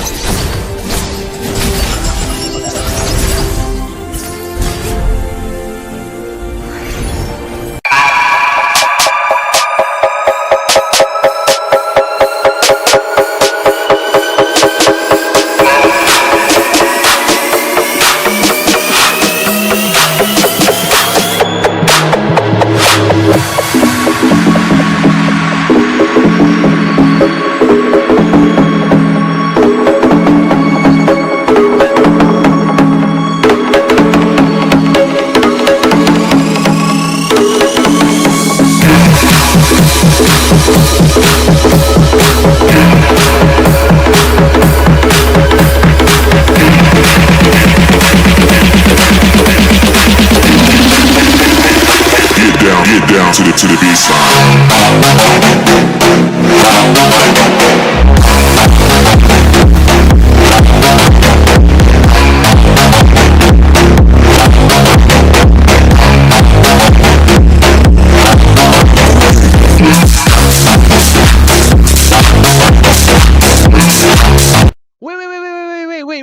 Wait, bro. Chill, bro. Daddy, chill. Do you want to get a free epic skin? Yeah. Battle.net Esports is doing a free epic skin giveaway today, tomorrow, every day in every live stream of this tournament. Free epic skin, bro. Free epic skin. Free epic skin. Realistic skin? Realistic skin? Realistic skin?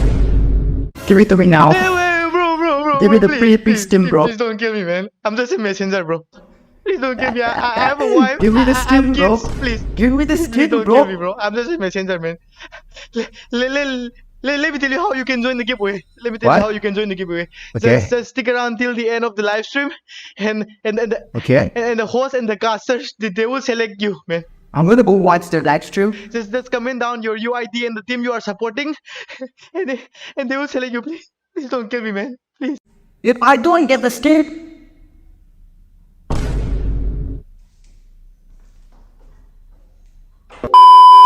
Yeah, if you wanna win the epic skin, just stick around till the end of the live stream and just comment down your UID and the team you are supporting. That's all, man. That's all. Good luck, guys.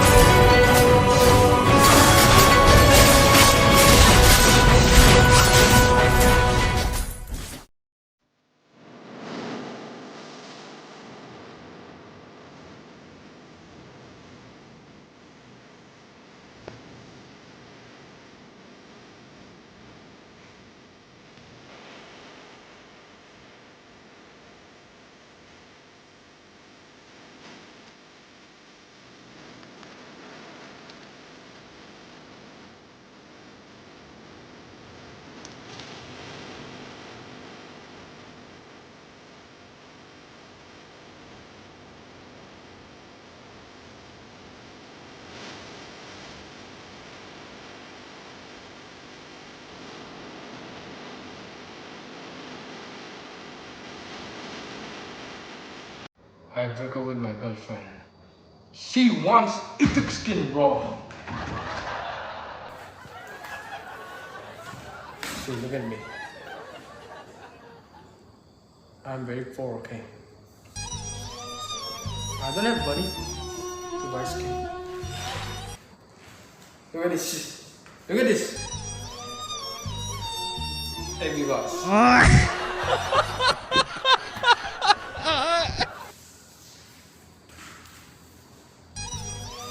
Look at this.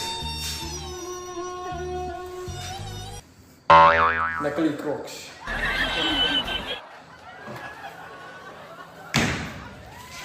But I love her. From my heart. Flashback. Give me skin. Bad. I told you I don't have money. See, but I can dance for you. Just stay away. He will dance. Eu já lavei o meu carro, regulei o som. Já tá tudo preparado, equipei a mão. Menina, fica à vontade, entre e faça a festa. Menina, mensagem, vou adorar começar. Já também me começar a ter balada. Você me madrugada a dançar.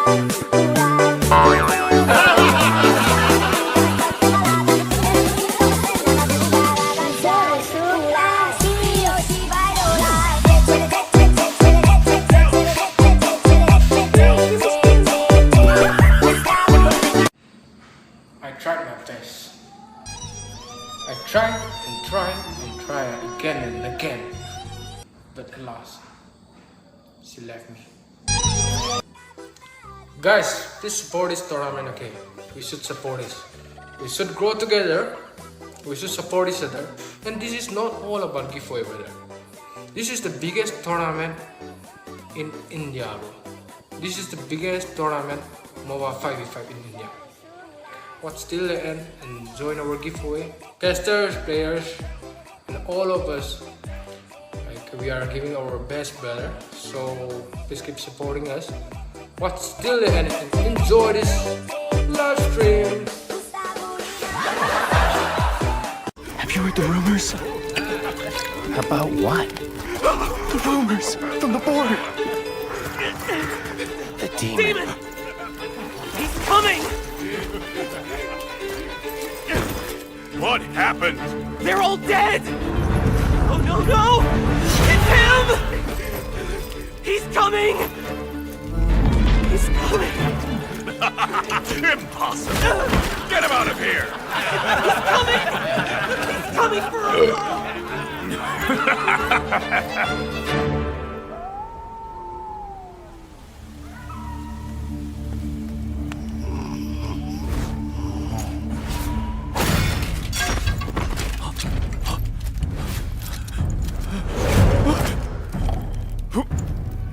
Who's there?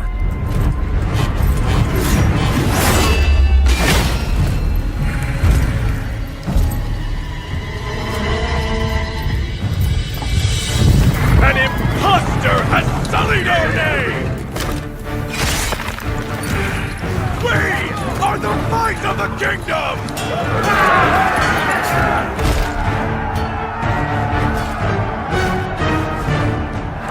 For the king!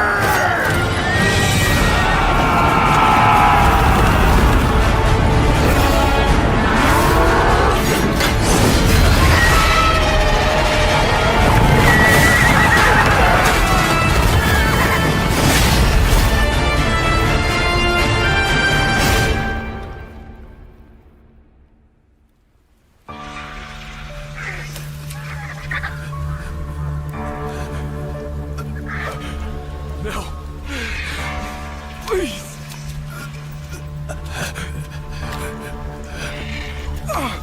You demon.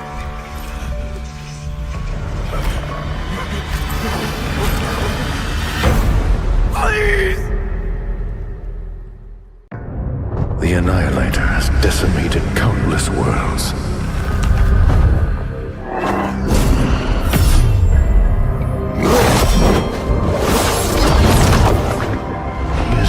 He is a scourge upon the universe. My star.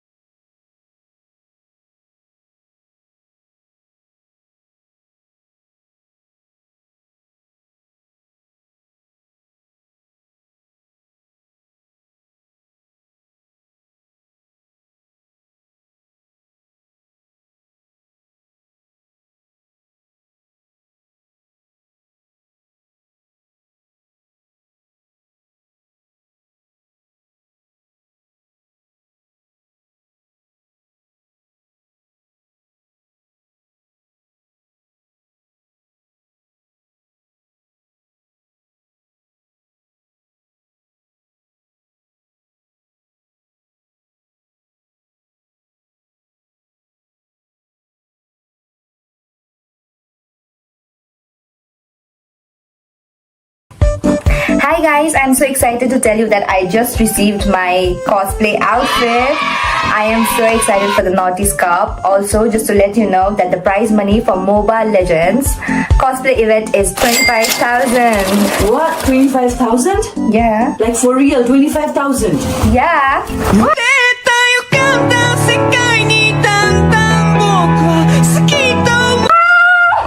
Guys, I got Rumi's outfit, so now the 25,000 is mine.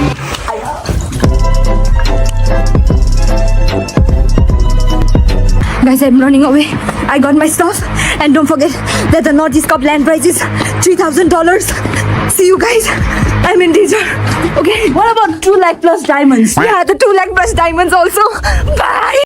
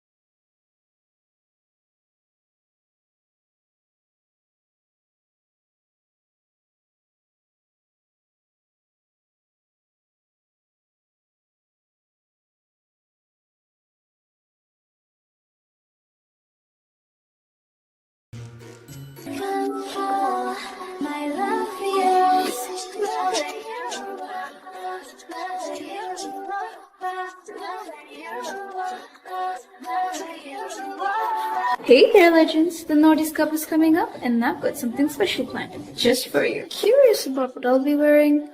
I'm not giving it away just yet, but I might drop in a little hint if you're paying attention. And if you really want to know, follow me on Instagram for the inside scoop. But be ready, because I don't make it easy. Follow now and get ready for the ultimate reveal at the Naughty's Cup. See you there.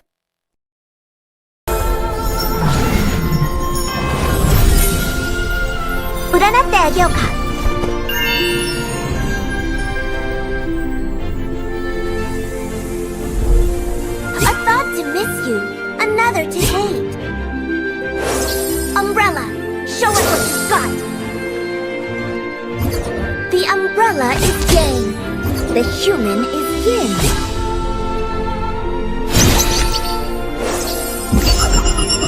Akuryo Taisan. Curse simply means restriction. It seems that very few people know about Omyobi.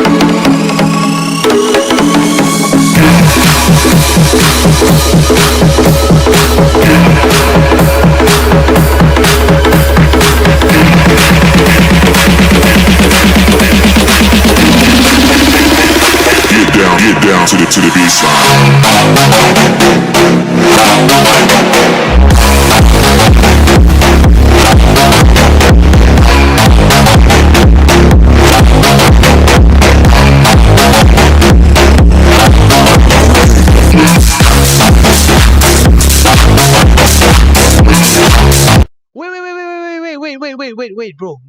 Chill, bro. Daddy, chill. Do you want to get a free epic skin? Yeah. Battle.net Esports is doing a free epic skin giveaway today, tomorrow, every day in every live stream of this tournament. Free epic skin, bro. Free epic skin. Free epic skin. Read the extend. Read the extend.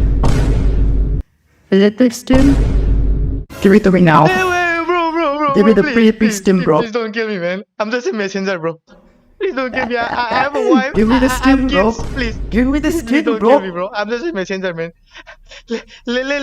Let me tell you how you can join the giveaway. Let me tell you What? how you can join the giveaway. Okay. Just stick around till the end of the live stream, and Okay. the host and the casters they will select you, man. I'm gonna go watch the live stream. Just comment down your UID and the team you are supporting, and they will select you. Please don't kill me, man. Please.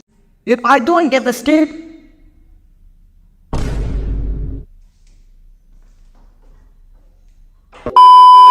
Yeah, if you wanna win the epic skin, just stick around till the end of the live stream and just comment.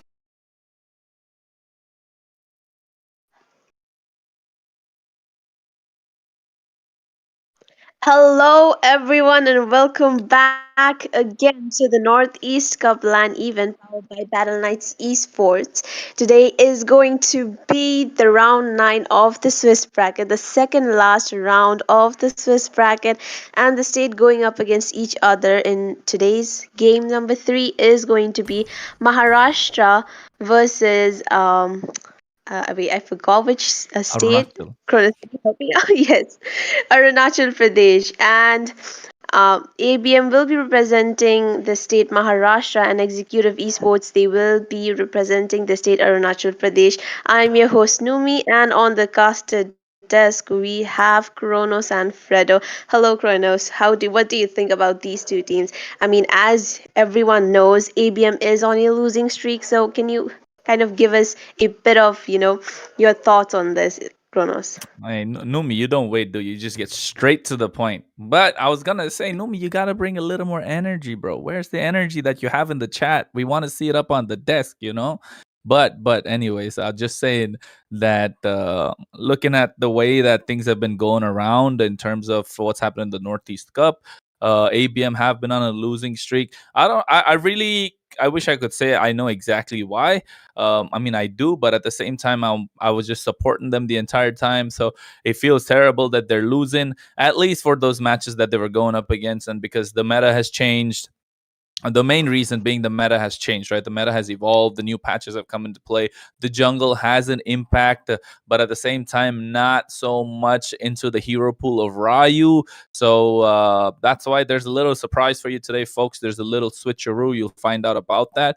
But mainly, I think it's just because of the fact that there is a lot of changes that's going on in the hero, the patch notes, the meta, and how teams are evolving. Because even if the patch notes remain the same, the meta will shift sooner or later. Because why does the meta shift? Because a certain hero gets stronger, or like a certain hero gets overused, and then once the hero gets overused, people get complacent, people get comfortable, and then after that, people start finding counters to it. It's a very simple process, right, Fredo? I think Fredo agrees with this. Come on, Fredo, say something, bro. Definitely, right? I mean, whenever the new patch drops, players are suddenly hit with all sorts of confusion, right? I mean, you have been using certain heroes for quite some amount of time. You're getting comfortable. You're just getting settled down in that role completely, and then suddenly the patch shift hits you, and then you're forced again to work out new plans, work out new strategies to come up with better drops, to come up with better plays, better synergy with the new heroes which have been they're becoming more powerful in this patch. So yeah, definitely that I think that is one of the reasons why ABM has take that hit in the recent matches. That's true. Well, you guys are correct. These new patches, they have affected the teams really, really bad. Some being really good at those heroes and some being really bad at those heroes. But anyways, let's not talk too much and let's get right into the draft. So Kronos and Fredo, please take it away. Hey, we Oh, want to get into the draft, but however, right? We want to get into the draft, but don't worry, we will be, folks. Let me hold you on for a couple more minutes, right? I want to talk about, I want Fredo and myself to talk about how this draft has changed. And I think, Fredo, you mentioned it, right? The draft has completely changed the meta and it has changed the play style of teams mainly. That is the most important factor. I think having to change the play style of teams completely means that they've been playing something for like what a certain style for about 2 months 3 months before a patch hits, and then suddenly the patch note hits, and just like you mentioned, they have to go back to the drawing board. They got to find different answers, and by the time they find different answers, it's just gonna be like, okay, what's going on? And after a while, they're just going to have a hard time. And I think this few days of losses that ABM or Maharashtra had was just because of the fact that they were trying to get adjusted into this new meta. And I feel like currently, right now, they probably would have adjusted themselves, trying to find out what's strong, what's weak, what fits their play style. And that's why I think this is the right time for ABM to bounce back. However, Executive Esports will be looking to make that not possible, right, Fredo?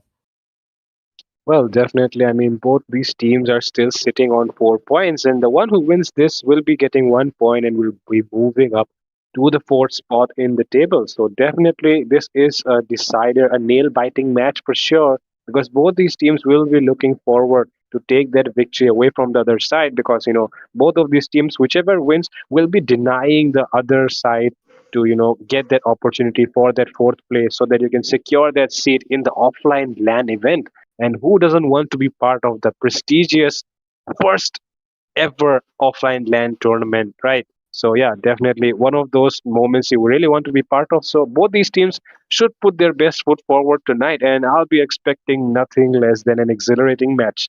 So yeah, Kronos, I think that's about it that we really expect from tonight. But yeah, Hey, I let's will just go be into the expect. draft. Let's just go Yeah. into the draft. I think enough talking. I think Numi's just like, am I supposed to talk? Am I not supposed to talk? She's just completely confused. She wants to go back into the chat and start typing, get her energy going there. I don't know. I feel like Numi saves her energy for the chat. So, guys, if you see her in the chat, of course, interact with her and she will tell you what's going on. But for now, get ready. We are going into the draft phase, of course. Arunachal, which is Executive Esports on the blue side, Maharashtra, ABM representing that state coming out from the red. Of course, we are watching the Northeast Cup, which is powered and presented by Battle9 Esports. It is the Swiss format. I know the rounds got extended a bit, but your casters for today, for this game, at least for this series, is going to be myself, Kronos, alongside me, Fredo. And Fredo, I think this is the time for ABM to bounce back, but only time will tell. Well, definitely, it's about time for them to come back up, right? I mean, they're one of the strongest contenders when this entire tournament started. Even from the beginning, they were on such a nice win streak. I mean, no other team had a win streak like they did. I mean, even IGN had lost a couple of games before they got here. But Yeah, so I think it's also to the point that ABM Maharashtra actually have a change today, folks. So the change in the members, they don't have Ryu in the jungle anymore, which is turning out to be a problem, or it could be a blessing, to be honest. So right now, there's no Ryu in the jungle. I repeat that once again, folks. Jay has gone back into the jungle role, and we have a player on EXP lane who is new, who came in during that period where they could have gotten an extra player. He came out from the squad of Tartarus. His name is Dark, and he is an EXP laner, one of the top EXP laners in India, of course. I think right now it's about time he got some recognition in this game, in this tournament, and in the region at least. So now we're going to see him in action, Fredo. I think looking at Dark in action at the EXP lane, he has been very consistent. So he hasn't been extremely great. He hasn't been bad, but he has been very consistent, right? And I think being consistent in this entire tournament, or in this entire all the other tournaments that are going on, is the key factor what a team looks for. Like ABM themselves, a giant in the scene, and it's something very important at the moment. So just highlighting that Jay's moved into the jungle once again, and Dark is the one that's coming in the EXP lane. So Ryu's sitting this one out, and this could be a blessing at this point in time. But looking at the bans, Fredo, what do you think about those? Well, looking at the bans right now, we see the Xborg being banned out. So it definitely shows they want to pick up a hero which has a good amount of HP. So definitely, I feel like, they might be looking to pick up the Gatot Kacha, the Phobius, or even the Alpha, which has been so good in this current meta, boasting a win rate of over 70% in the Northeast Cup so far. And definitely with that, the Zushin and Chip ban. I mean, that's very usual. So nothing out of the box. But oh my God, they went for the Matilda ban here. That is quite interesting. Maybe a target ban placed onto the one and only Apex, the tank god of India. But with that, let's see what they are deciding to ban for their last phase. Maharashtra, meanwhile, taking their time very well. But do you think Alpha will be a good first pick for the side of Executive if it's left open? I don't think Alpha is a good pick. First of all, because you can counter it quite easily. There's the Suyu that's available, so Suyu has to be respected, has to be banned out, and that's what we see right now coming out from the side of Maharashtra. I do like the Matilda ban just because it's very flexible. You can pair it up with a lot, given the fact that right now in the current meta, you're not looking at a lot of assassins. You're starting to look at a lot more fighters get into the jungle, and with the circling eagle, it's a good way to catch into the back line. You provide the mobility, which is lacking. That's why teams are picking up the Rafaela. So the Matilda is basically all in one. And I think that's the one that people want to buy. When you go out for shopping and I'm talking for the guys at least who want to get shampoo plus conditioner, plus body wash and whatnot. That's the Matilda, right? You get everything in one, and why wouldn't you get that? So and also it works wonders when in the right hands. But first pick from Executive Esports coming out is that Sicilian. Which is flexible, mind you. It could go into the goal lane, could go in the mid lane, but that means they got high ground, they got the late game scaling, and of course, right now with the recent patches, with the recent changes that are made, he is a little strong in the early game as well. But the reply, the dive, Fredo, the dive that comes in, this Hilda gonna be a nuisance, gonna be rocking that axe in his face, along with the Gato that's gonna be jumping into the back line. So I like the idea. They want to go for a dive while Executive want to play front to back. Well, they did not wanted to risk giving away the Sicilian, considering the amount of lane clear he has, the amount of damage he provides in the late game. So definitely they don't want to risk that. So they pick it up, but instead, because of the fact that you banned out the Xborg, now enemies have the option to pick up the Hilda and the Katotkacha, both of them very, very tanky, very, very annoying right now. So it will be a headache for the backliners, especially the mage, the marksman, and even the jungler in the early game, because the Hilda can definitely go in and disturb them while they are farming, and it will disrupt the enemy farm, and so much utility will be provided by the Hilda pick right now. Maharashtra looking very strong at the moment, but oh goodness, Arunachal coming up with something out of the box. Definitely the Irithel Angela combo. What are you going to catch that with? They pick up the Ling, but we know the Ling, I don't think it's the best pick to counter the Irithel Angela. Maybe in the early game, but in the late game, when he uses that heavy crossbow, I don't think Ling can survive even one or two shots.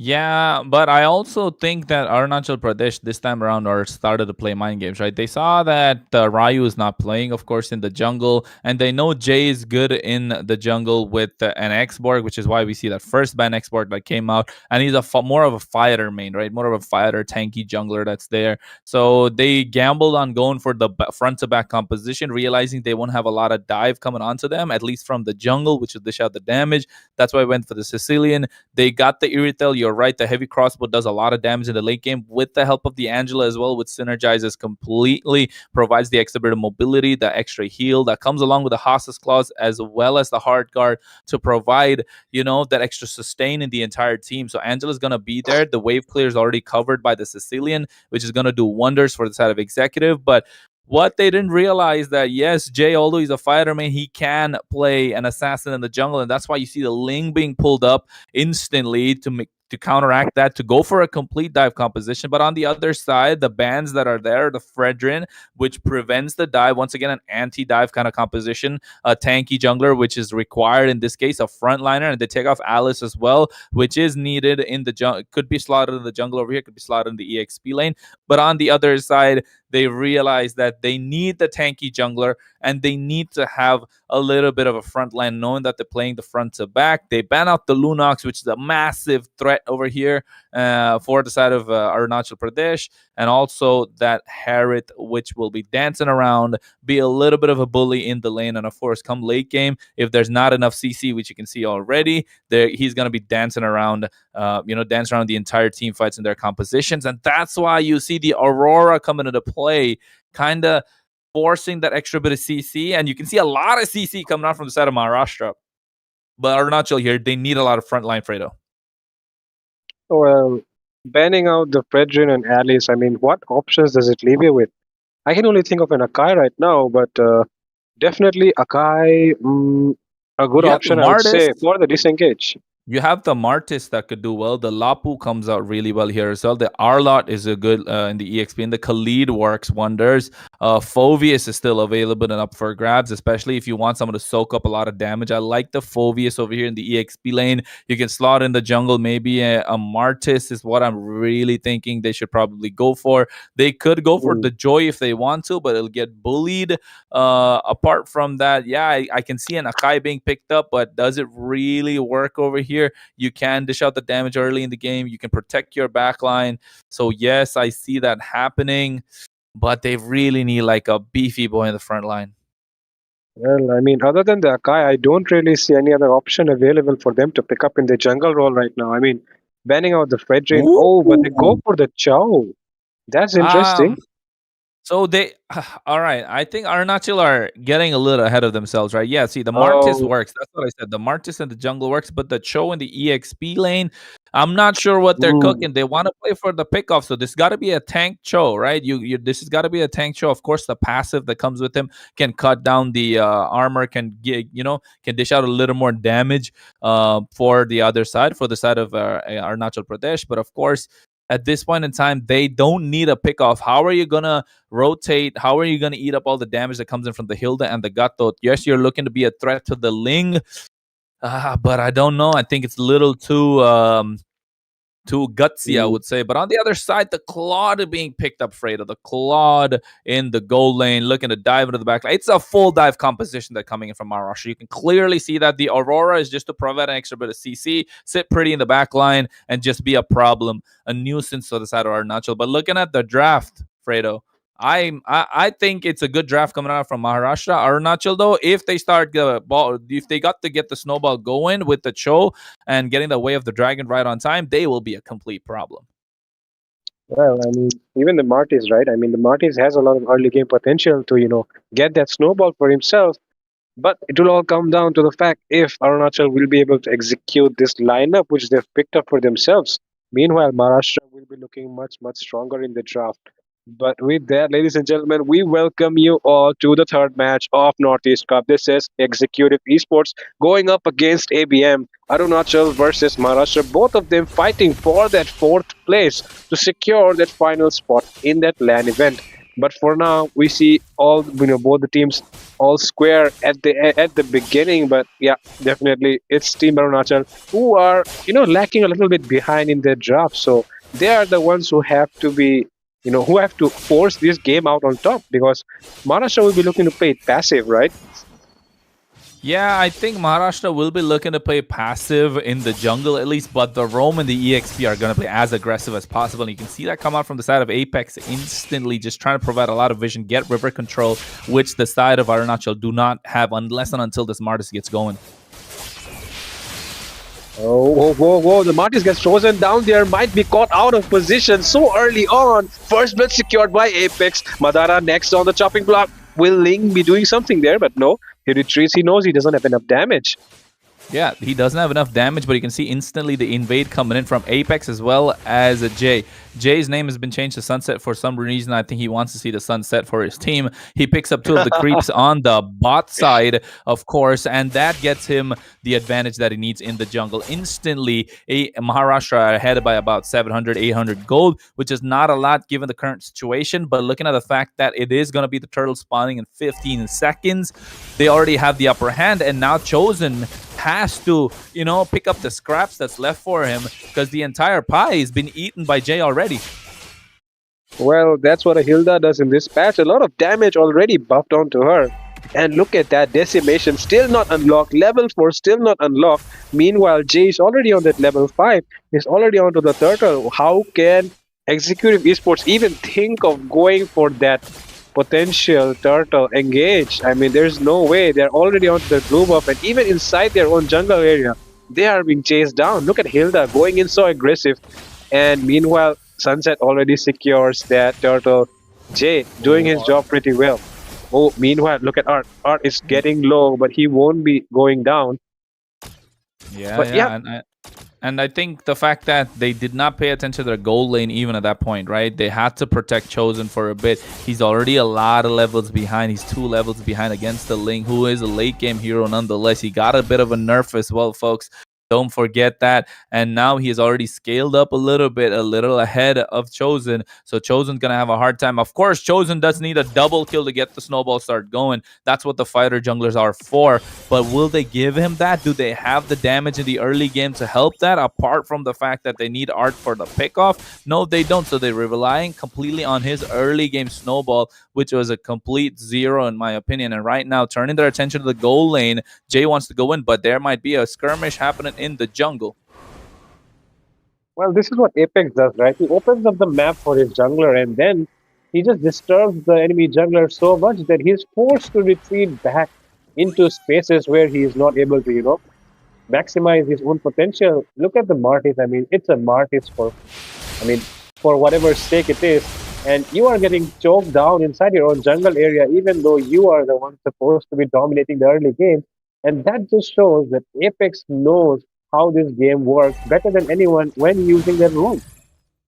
Yeah, but meanwhile, you can see Dark already being a menace on the other side, but they get the gank on towards him. Art, though, he wanted to go for the way of the dragon, but ABM, Maharashtra, is so efficient with their rotations, just they're all around the map, and you can completely see that Apex is just dominating this river.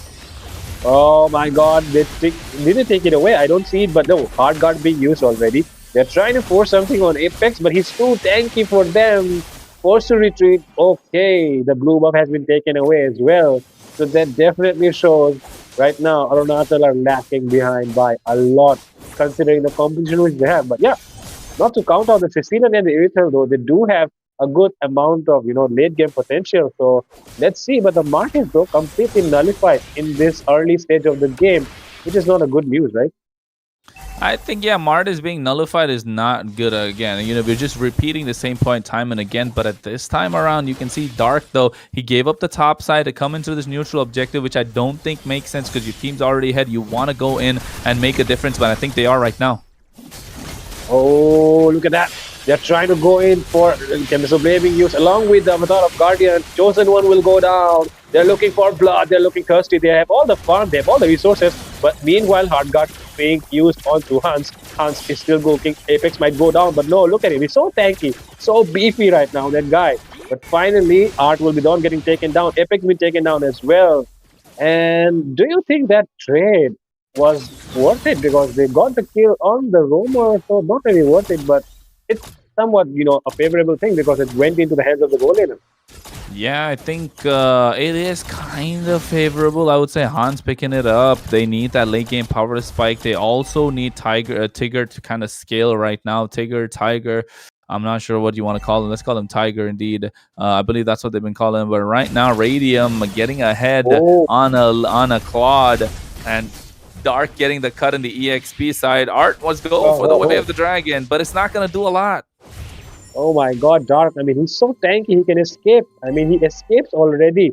It's so hard for Art to lane against the Hilda, especially right now. Hilda is one of those annoying EXP laners you don't really want to deal with. If you remember the phobias in the last match, but meanwhile in the jungle area, look at the hard guard being used already. Tempest of Blade along with Avatar of Guardian connects finally. Will it be the end of Chosen One? He will go down. Apex will go down as well. Tiger gets the kill there. Blazing Duet being used, but Dark will be the one going down there. Blazing Duet not able to deal enough damage to escape, but meanwhile, Abhi might be getting taken down there. Hey! Hans is there to secure the kill. And with that, the goal laners, the roamer, and even the mid laner, I mean, it's only the Chosen One who is going down. I think he was chosen to be, going down for his team, but lifting them up. Yeah, and at this point in time, the fact that Chosen is trying to get ahead at least, which is important, but unable to do so. He's 0-3-1 on Amartys. We should be scaling up at this point. This is the power spike that Amartys needs, and I want to take a look at the itemization and actually see how far ahead he's gotten. But this time around, you can see Dark already has the Thunder Belt, so he's going to be hurting, going for the Dominance Ice. He doesn't even want to build the Blade of the Heptaseas. But on the other side, I think the Sicilian Mod Tiger here, he's probably going to go for the Glowing Wand. But at the same time, looks like Radiant wants to go for a kill. And ABM, Maharashtra, realized this is not the opportunity. They want to take the neutral objective, but Art should be looking for a pickoff. Definitely, Art should be looking for the pickoff. Yes, he does, like you said, but there is the Apex there with jumped out of Guardian. Sunset will be taking the kill, but look at the Blazing Duet connecting onto Tiger, targeting that backline so well. And with that, Tiger will be taken down. Sunset looking for more. Jay, he's hungry. He wants to take down Art, but look at the healing coming in from that Angela. But right now, Hans is taking a lot of damage, but he's dealing a lot of damage as well. But Chosen One will be taken down again. But what do you think about this trade? Yeah, this trade. At this point, Maharashtra is just dominating. Yeah, Maharashtra is dominating. Why? Because of the early game. The early game space, they play for the mid control, which is not there on the side of Arunachal. And you can see instantly in the mid lane as well, they're probably going to get the turret along with the kill on towards Art, which is why I said the Cho makes no sense. But here, Tempest of blades coming in from Sunset, and along with that, the kill secured onto Angela. Madara goes down for the first time. And to be honest, Hans is dealing a lot of damage. They can actually rely on him to carry this game. But they just need to play it right. Martis needs to, soak up all that damage before, the Irithel can finally jump in with that heavy crossbow. Yeah, I think they need time, right? Arunachal just needs time, and time is what they don't have, because 50 seconds, the Lord's going to be coming up, and looks like Maharashtra are going to take down all the tier 2s, which is going to be a problem for the side of course, Arunachal Pradesh. But they do have a lot of high ground in the form of the Sicilian, which could be something. But Art goes for the pickoff over here. Oh, crowd control was there on the Radiant, but he used the Purify there. Art was the one going down instead. Oh, Blazing Duet coming onto Tiger. Tiger might be taken down for the second time by Radiant. Radiant takes him down. And now the Martis looking for something. Does not have enough damage. Oh, Abhi flickers inside the tower. What was that? He does have the Pride of Ice on him. Finally able to make the escape somehow. Oh my god. What was that from Abhi?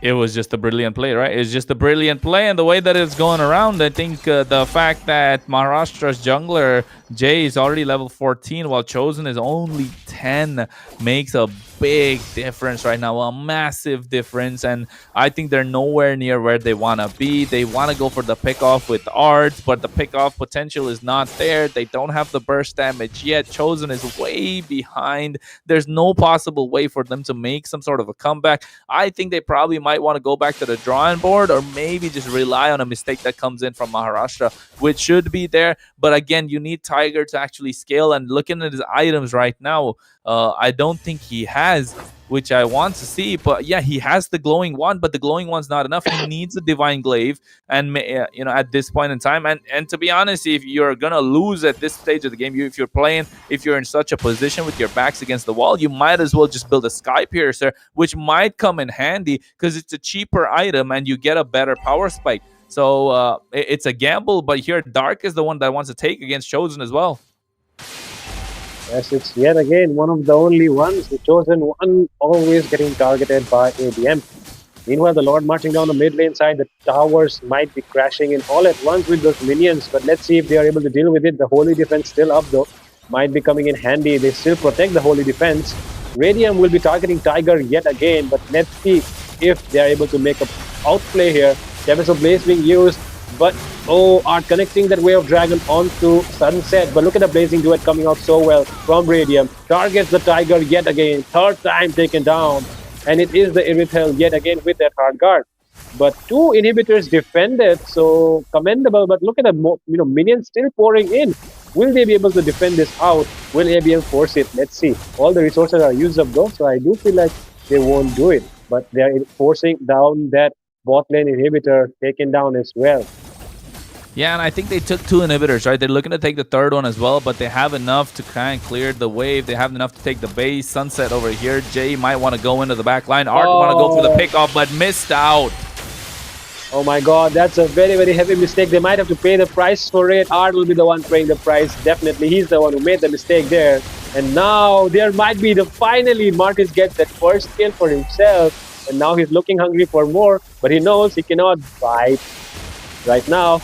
Oh, look at Radium coming in with a blazing duet again. Getting taken down instead, but no. Oh my god. Flashy BMI coming in at the right time. Yeah, I think he's just able to survive. Got a little lucky there, right? He got a little lucky, but I think it's not just luck. It was perfectly calculated from his side as well. He tried to go in, dish out the damage. He had the BMI. He was trying to bait out Hans to go in a little early and try and clear the wave, and then the BMI would have been a problem because he knew the sprint wasn't available. So that was a really crucial, small engagement that was coming around. But at the same time, Art's not going to get a pickoff that he wants. He does, but he gets taken down instantly because there's no backup whatsoever. Oh, Art he still goes in, and then he comes out again as well. Oh my god, there was a blade being baited out there along with the avatar of Guardian. What was that, Art? That was slippery. That is the kind of chow we like to see from you. Even though he made the mistake in the last engage, because of which it costed his life. But for now, it's ABM taking the second Lord of the game, and definitely is the enhanced Lord. It will be charging towards that base, and it's completely wide open. You do not have any inhibitor standing. A very, very difficult defense for Arunachal. A little difficult defense indeed. They'll be looking to try and at least contest, but Chosen didn't even want to go in that direction. This is the Luminous Lord we're talking about in the hands of Maharashtra. Should be coming in right now. Should be marching down the mid lane as well. And as you can see, coming down the mid lane, a great ramp walk going to be there. They're trying to clear the waves out. The top side's getting cleared. The bot side's getting cleared as well. The mid lane's going to come in slowly. So all 3 waves are going to crash in at the same time. Dark is going to look to go on towards Tiger because that's the target, as well as Apex, while Jay just comes in and cleans up shop, and Radium should be looking for the BMI blazing to it. And at any point, all spells are active. The Lord is there. Oh, finally it arrives on the scene. It might be the end of it. Look at the Avatar of Guardian connecting already, along with the Frigid Glacier. The Tempest of Blaze being used as well. But right now, they're somehow able to defend it, but they're targeting the base finally. And it will be the Martis going down, along with the Irithel finally knocking down that base there. And with that, Maharashtra take away the first victory against Arunachal. Yeah, well, that was a good game indeed. It was game number 1 in the hands of Maharashtra. The way that they've been doing this one, it was a clean game, you can say. Arunachal, I don't know what they were cooking, but definitely burnt in the oven. It wasn't something that I would say they are proud of. They tried completely unorthodox kind of style. Maybe instead of if only they had a different hero instead of the Cho, maybe the Khalid, it would have been a different story. Why? You have the mobility in the XP lane, you have the clear in the XP lane, you have the sustain as well. Of course, Dark's going to be poking you out quite a lot, but at the same time, it would have been a different story completely.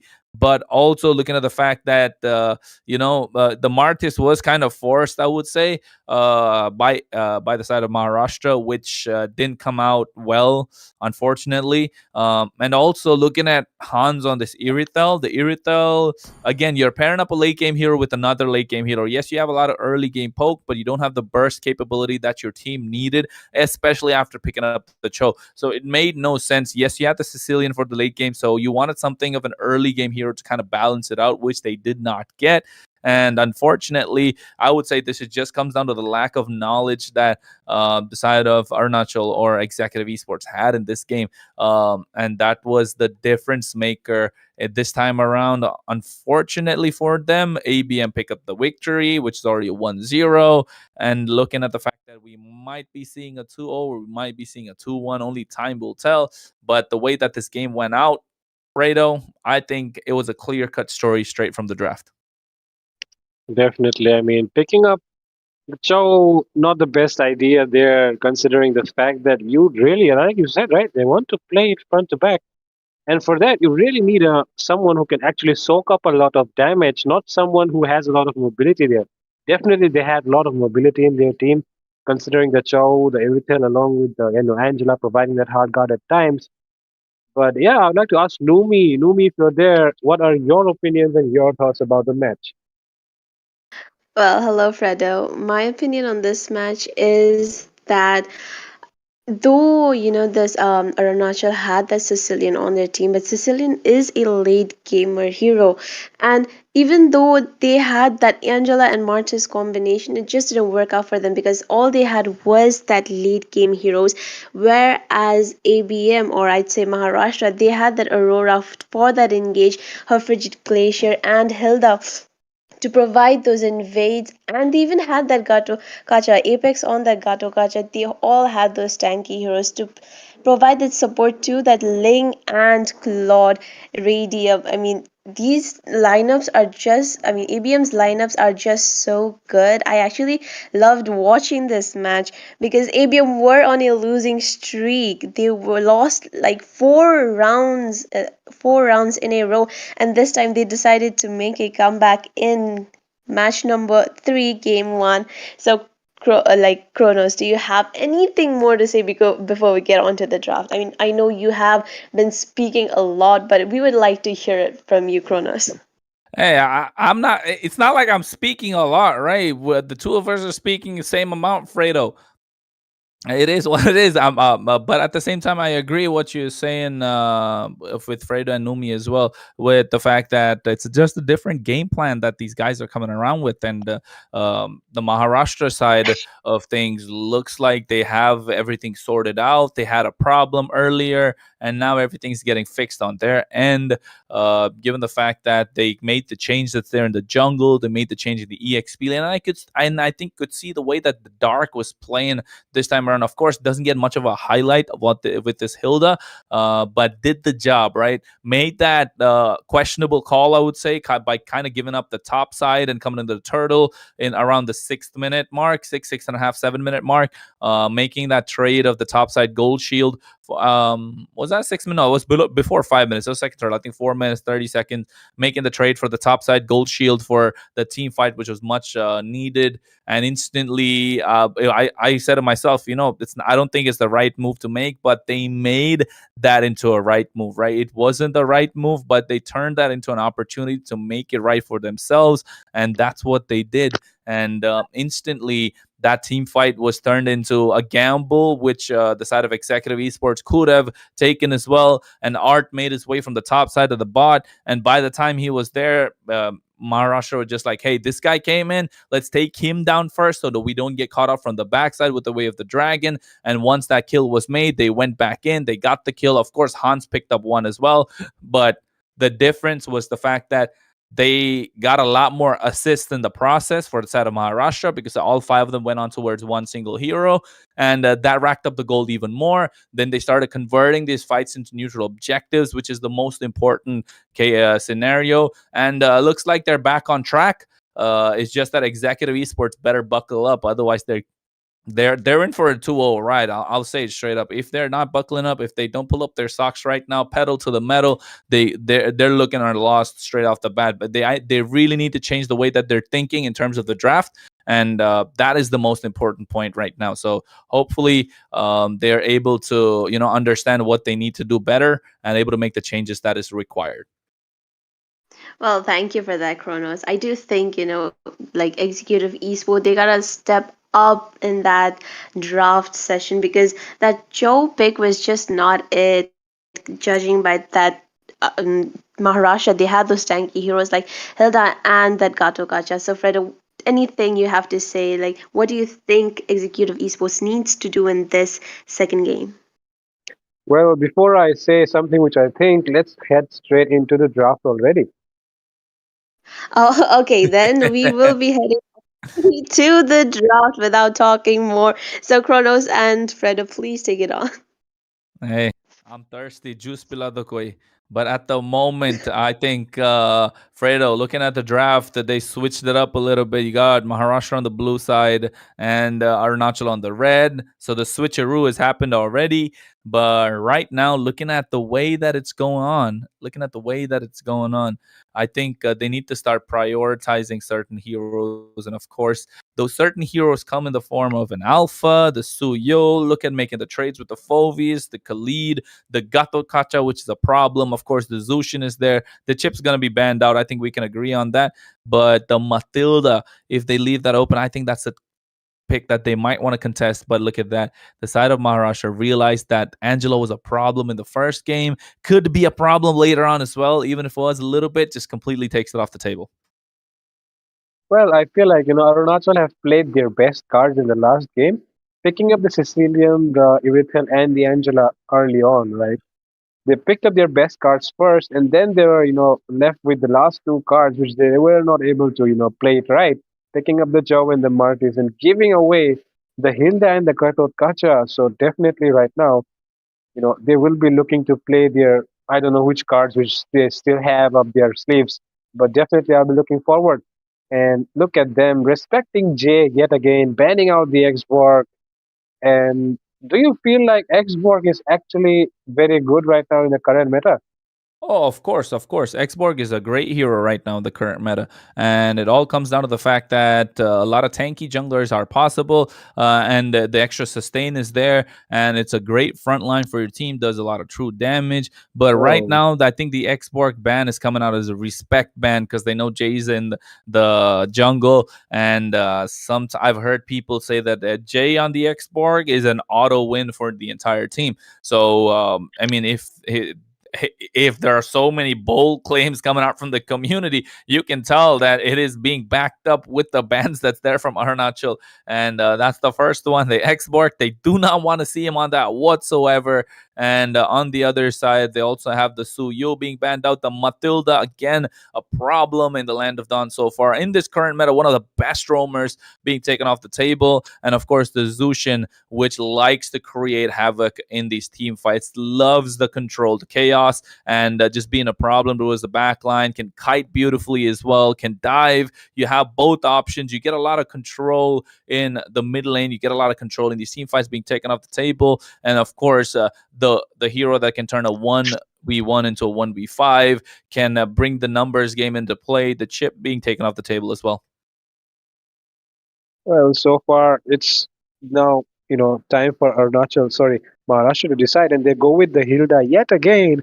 And to be honest, the hero which has come out the most prominent, the spotlight hero right now in this current patch, in this current meta, is none other than this Hilda, right? The damage boost is insane. Along with that, the cooldown has been reduced as well. So it just allows you to use that wilderness blessing a lot more. And definitely that is one of the reasons why Hilda has been rising in the ranks so far. But right now, Arunachal will be the one picking up the Sicilian, similar to the last game. And to be honest, Kronos, I don't know if it happens in your server, but in the Indian server right now, especially in the Mythical Glory rank, you always see the Sicilian getting banned or getting picked up. Yes, the Sicilian is a good pick in my opinion. The way that it's been going around, Sicilian has to be respected. It's a first round pick, I would call it. Why? Because you have a lot of late game scaling, but the early game damage is already there, which is what the early game damage is what got buffed, which was very much needed. And you can tell on the other side, Maharashtra go for the Hilda once again. It's just so much. It just asks the question like, hey, do you really want to pick an assassin when I'm playing a Hilda? And that's what the question is. And instantly the side of Arunachal had to respond with a Gatot, which could possibly flex in the Rome and the EXP. And they go for the Sicilian for that late game high ground scaling, which they need. But instantly again, Maharashtra realized that and they go for the dive. Why? The Hilda is such a great hero to dive, and they just got to pair it up. They pick up the Hylos, the glorious path. They're just going to run you down, like you're going on a highway. And next thing you know, boom, this centaur just hits you and you can't really do anything. And instantly they go for that Ling. Why fix what's not broken? So Jay on the Ling is going to be a problem once again. He's going to be looking to dive onto the back line. So this Sicilian's not going to be feeling safe. They got the Rafaela picked up. I like the Rafaela. It provides a lot more kite ability. You got a lot more sustain. You got that extra bit of mobility boost that you kind of need to make these rotations. But that means you're looking to pick up another fighter in the jungle. And that's why you can see Maharashtra banning out the Fredrin, and they'll be looking to ban out the Martis next to him. Yeah, Martis or the Alpha, right? That's what they kind of need to ban out. And on the other side, they ban out the Harith, which is once again a problem because they don't have enough CC.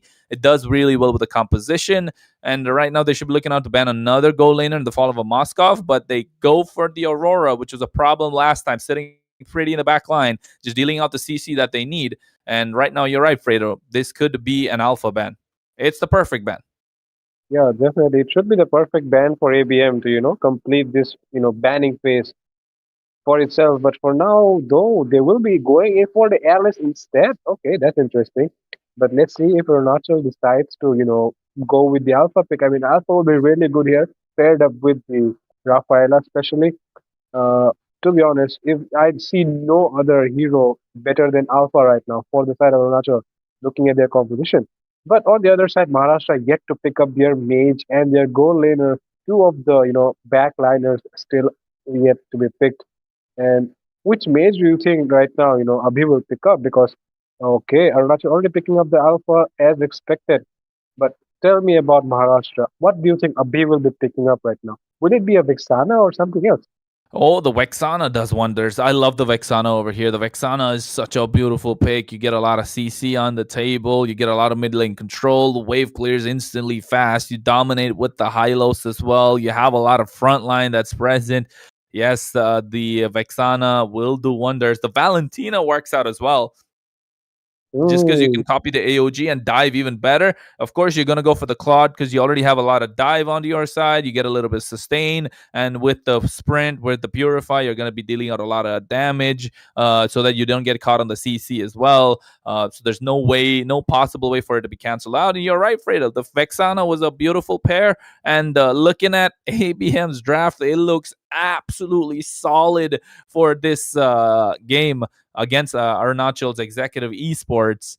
I'm not sure, man. I'm not sure. What do Arunachal got to do? They need a goal laner. I could think of a Beatrix right now that would do wonders. But I think if they really want something in their hands, they could go for a Bruno and just go and just give everything to the Bruno in the early game. You're right about that. The Beatrix and the Bruno, both of them are very reliable options right now. But let's see if they pick up. Oh my God, they go with the Natan instead. And looking at the dive which Maharashtra has, I don't really see the entropy will be enough for him to escape. It's a lot of dive on their side, and I don't think that's enough. But yeah, let's see. Let's see if they are able to pull this off with the Natan pick. But with that, ladies and gentlemen, the draft already completed, right? And Kronos, what is your take on this draft? Which draft do you prefer? Even though you said it's ABM, but after the Natan pick, do you think Arunachal still has a chance? Or have they lost it like you said in the last game? I mean, the draft of ABM and Maharashtra just look absolutely solid. They have the early game, they have the mid game, they have the late game, they have map control, they have a front line, they can dive, they can prevent a dive. So it looks really solid in their draft. But the side of Arunachal Pradesh, the executive esports, they're just saying, hey, we want late game. They got the Sicilian. Yes, he's a little bit of an early right now, but the Nathan means you got a lot of late game, a lot of magic damage. You're relying on the true damage from the Alpha to dominate the early game. But what else could be dominating is just the fact that this is the Northeast Cup that's presented by Battle Knights Esports for the game Mobile Legends 5v5. This pause got me thrown for a doozy, Fredo. Of course, it's me and you on the desk. My name is Kronos. You got Fredo going to be bringing that play-by-play. One game in the hands of Maharashtra, but the other game in the hands, right now, game number 2, looking to take the game is, of course, Executive Esports representing Arunachal Pradesh. But they got me stuck for words right now, Fredo. That draft, again, it's not the one that I want to see, but it's the one that I got, right? Unfortunately. Definitely. Unlucky you. Let's see if the Natan pick will be working out well, but To be honest, I really think I think, like you mentioned, right, the B3 would have been so good here for the lane clear as well. If you really want to go for the late game, you want the Sicilian to deal the damage for your team. You really want someone to be, like covering that early game a little bit, and the Beatrix would do so well with the, with the Wesker, is it, or is it the Bennett, or whatever it is. It may be. Let's go back straight into the game because the game has been resumed already. We see the rotations coming in from both sides. Apex still going to do what he usually does. He wants to annoy the jungle, but this time around, he's helping Abhi clear the lane so that they can make a quick rotation. Yeah, they're trying to make a quick rotation. Why? Because they have the Vexana, they have the high lows. Instantly, they'll be able to get a lot of river control. Sicilian does have a lot of wave clear, but at the same time, you don't have any presence in the river, which should be coming from the Rafaela. So Madara should be trying to provide some vision, but completely ignoring that, trying to help out Chosen to get the snowball going on the EXP side. And if they get the kill on towards Dark, which they didn't go for, it would have been a different story. Then you have a win condition through your EXP side because the gold side is completely dominated by Radium, who's much more of an early power spike compared to Hans. Hans needs a lot of items, like he's getting double upon right now. Oh, completely getting smacked down by 4 people there in the bottom lane. He will be going down already, just like the last game. This time around, they know Hans has a lot of potential. They saw his irritant in the last game. They know they need to lock him down. They don't want him to get comfortable in that goal lane. And that is why he will be punished first. Yeah, he was punished, and he was punished hard. But at the same time, Arunachal tried to dive on towards the EXP side, which didn't work out. Why? Because it's a Hilda. It's a lot more tankier. You got the Revitalize. You got the boost on the regen. But in the mid lane, they crash upon Abi. They get the kill, and that's 1-1 already. Oh my god, look at them. They're playing so dominantly in this second game. They're trying to take the blue away from Jay. Will they be able to do so? Yes, they definitely do. And with that, look at the, bat speeds coming in already. Tiger is dealing a lot of damage. AOG might be coming in as well. Dark will be taken down. Along with that, Apex is already recalling. He knows there's no way he can do anything except the fact that he can recall. And the blue buff is still up. Do you think Jay will be going for that blue buff? Yeah, I think Jay right now, I don't think he wants to gamble, right? You're going against an Alpha, and Alpha's got he's got what he wanted. He got the snowball on the cards. You got the Sicilian that's doing out a lot of damage. And of course, the mobility that comes in with this Rafaela. So the draft's looking nice. The only weaker side that they had is the goal lane, which went down in the first blood. But at the same time, he's somehow able to survive. Radium's not able to capitalize. He's trying to freeze the wave out so he gets something going for his side. But you can see the rotation instantly made to the goal lane. And now they're looking to dominate from there as well. Oh my god, look at him already jumping in onto the chosen one. He's taking Apex down so low. Apex using the glorious pathway to escape there. And finally we'll be able to make the escape. But did you just see the damage already? Oh no, the Hylos almost went down there. If not for the glorious pathway. Yeah, I think the glorious pathway was used up. He did have the revitalize, I think, so he could have survived. But it's just the fact that a lot of damage has been thrown out of the mid lane, and Tiger gets Ubby in the process as well, even after the use of the Eternal Guard, Fredo. But oh my goodness, now they're looking to go on towards the purple again. Oh my god, they're looking so aggressive in this game. Look at Abhi. I'm sorry, look at Apex. He's getting down so low because of that Alpha. Madara will be taken down by Dark instead. Art is still going in. Dark might be getting taken down, but no, he's still able to sustain with the help of the Revitalize. But the amount of damage this Alpha is dealing onto Apex. He picked up that high loss. He's not looking really comfortable because of the fact. Oh my god, but look at that goal lane though. Hans just chunking down all that gold. But he might be looking in for a potential dive coming in. Uses the Purify. Will he be able to escape? No, does not. Sunset. It is Jay who will be taking him down. And that definitely just shows that, this Nathan pick was not really the best. Yeah, and I think a little bit of a small interaction there on the top side when the fight broke out for the purple buff. Dark wanted to go in, and he went in. He got a little too aggressive. He was almost about to die because Chosen was about to take him down, but Apex being the bait as well at that time was a problem. But here, Art Oh my god, look at him. He's jumping in so heavy with that AOG. Abhi comes, Art comes in at the right time. Dark takes down Madara yet again. Oh my god. I mean, I think he has been told the job, by Apex or someone to just go and lock that Rafaela down and the rest will handle. Yeah, I think they tried to do quite a lot on the bot side as well, but you can see they get the inhibitor on. I mean, they get the tier 1 on the top side, so a lot of objective is being traded. Radium, though, he got almost taken down. That was a little risky, and you're right, Fredo. The aggressiveness that's coming out from Arunachal Pradesh is what they needed in the previous game as well, which they did not get. So you could tell instantly that Chosen is not so comfortable on the Martis like he's on the Alpha. Why? The Alpha's been in the meta for quite some time right now, so that's why he's been spamming it for a bit. So you can see the playstyle revolve around him instantly. They know what they had to do. They had to get that early game power spike. They needed to get that invades going, and that's what they did. Meanwhile, on the bot side, Bat's Feast already used from Tiger right now to clear the wave, and Hans over here looking to protect the top side and not getting dove upon by Jay as well. So you and Madara just providing a lot of vision and moving around with Chosen means that the mobility to cover ground is already there. And now they're looking to go onto the top side and protect Hans. You can see the rotation being made from Art as well. And I'm looking at it engaged right now on top for Jay. Well, he does have the Finch poise. He can easily escape anything which happens to him. And definitely he does that. But on the bot side, they need to be really careful. Oh, look at him. He's all alone at versus 4. Will he be going down there? Look at him. He's all alone, stranded down there in the bottom lane. He will be taken down. The main guy of Arunachal Pradesh falls down. This is not good news.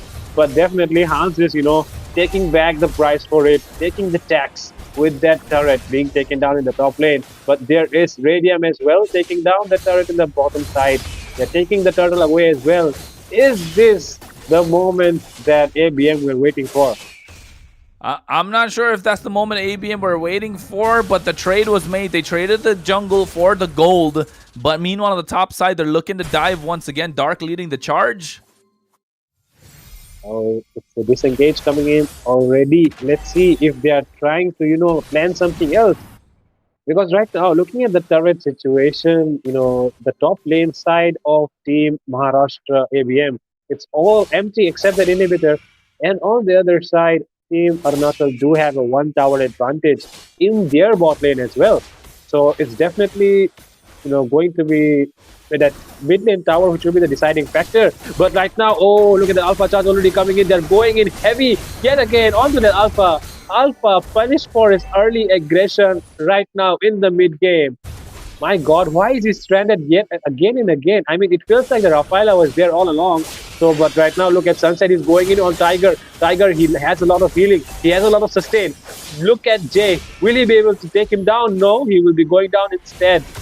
And like I was saying, Kronos, the fact that, the Rafaela, the one who sticks with him, is the one who survives, and the one who does not always goes down.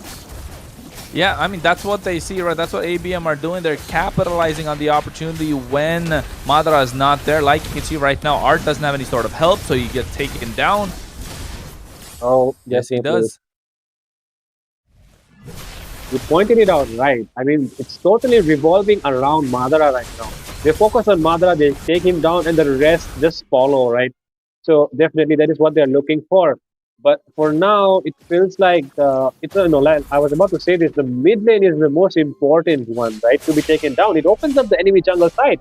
So right now, both the teams will definitely be looking to do, that. But let's see who will be the one taking down that mid lane tier 1 first and cracking up that enemy jungle area. Yeah, they're trying to crack it open with the mid lane, of course, still protecting with their lives. And Chosen right now, I think it is a good option for Madara to actually leave Chosen and go on towards Hans. But it wasn't the right time, in my opinion, because Chosen just needed a little bit more help. He needed a little bit more to get the complete, domination and effect, which they are seeing right now. Oh, finally, look at the engage. Oh, no, they do not. They do not engage. They decide to retreat back. They're not yet ready. The link is not still seen on the map, so they're really curious to know where the link may be. They do not want this lot to get stolen with that Tempest of Blades retribution. I mean, the fact that you have a link on the other side, there's always a possibility of the Lord being stolen away. especially because you have the Tempest of Fates. When you use that and use the Retribution, there is no one to literally stop you from using your Retribution on time. So definitely there's that. But meanwhile, in the top lane though, a skirmish going on. Oh, Entropy coming in at the right time. An outplay coming in from Hans. Look at that. Jay gets taken down in a 1v1 with the pick, which we just said might be the weak link. The weak link is the one taking down the enemy jungler right now. That just speaks for itself that Arunachal are the ones who want to take the driving seat. I mean, he's not a weak link anymore, right? He scaled up into the game, and right now the Lord is there. They're going to contest. AOG is going to the back line, Fredo. Oh, he's just trying to zone them out with that AOG. Apex is forced out of that Lord area. He's the tank. He wants to go in, but he cannot do that. Hansu is the one taking the Lord. Again, this guy, he's online. He's looking hungry. And look at them. They are going in for more. But instead, Chosen One will be the one taking down. And they finally decide to retreat because it's 5v4.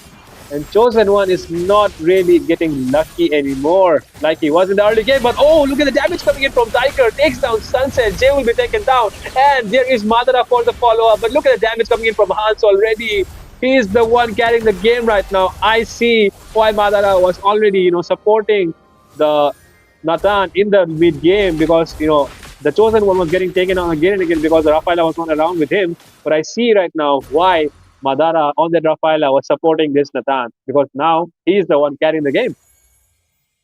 Yeah, he is. Madara is the one being the glue to the entire composition for Executive Esports, and you can see that clearly. Why so? Because they needed the mobility, they needed the extra bit of heal, which you spoke about in the draft already, Fredo. That's what this Rafaela brings in, and it absolutely works out right now. The only criticism I had is that Hans is a late game hero, but somehow he made it into the late game with a little bit of domination. My goodness, the damage coming in from Hans is just way too much. The Ling really cannot take those basic attacks anymore. I mean, even the super position is just enough to, make him dance around. But for now, let's see if, they will be able to come out on top because they still have those inhibitors standing. They still need to take one more Lord. They really cannot end this without a Lord right now. And Jay definitely not looking the best right now on that Ling because he's getting taken down left and right. Whenever he tries to engage, he does not have enough on him to, make those plays happen yet.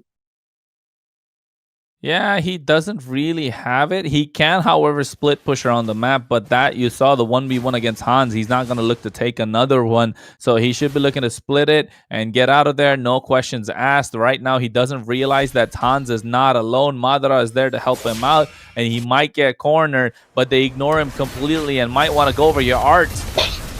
Oh, look at him. He has the AOG. Look at him. He uses the AOG on such a right place. But look at the blade. Oh, look at Tiger. Look at Tiger. Oh my God, look at the damage coming in from him. Dark just forced out of that place.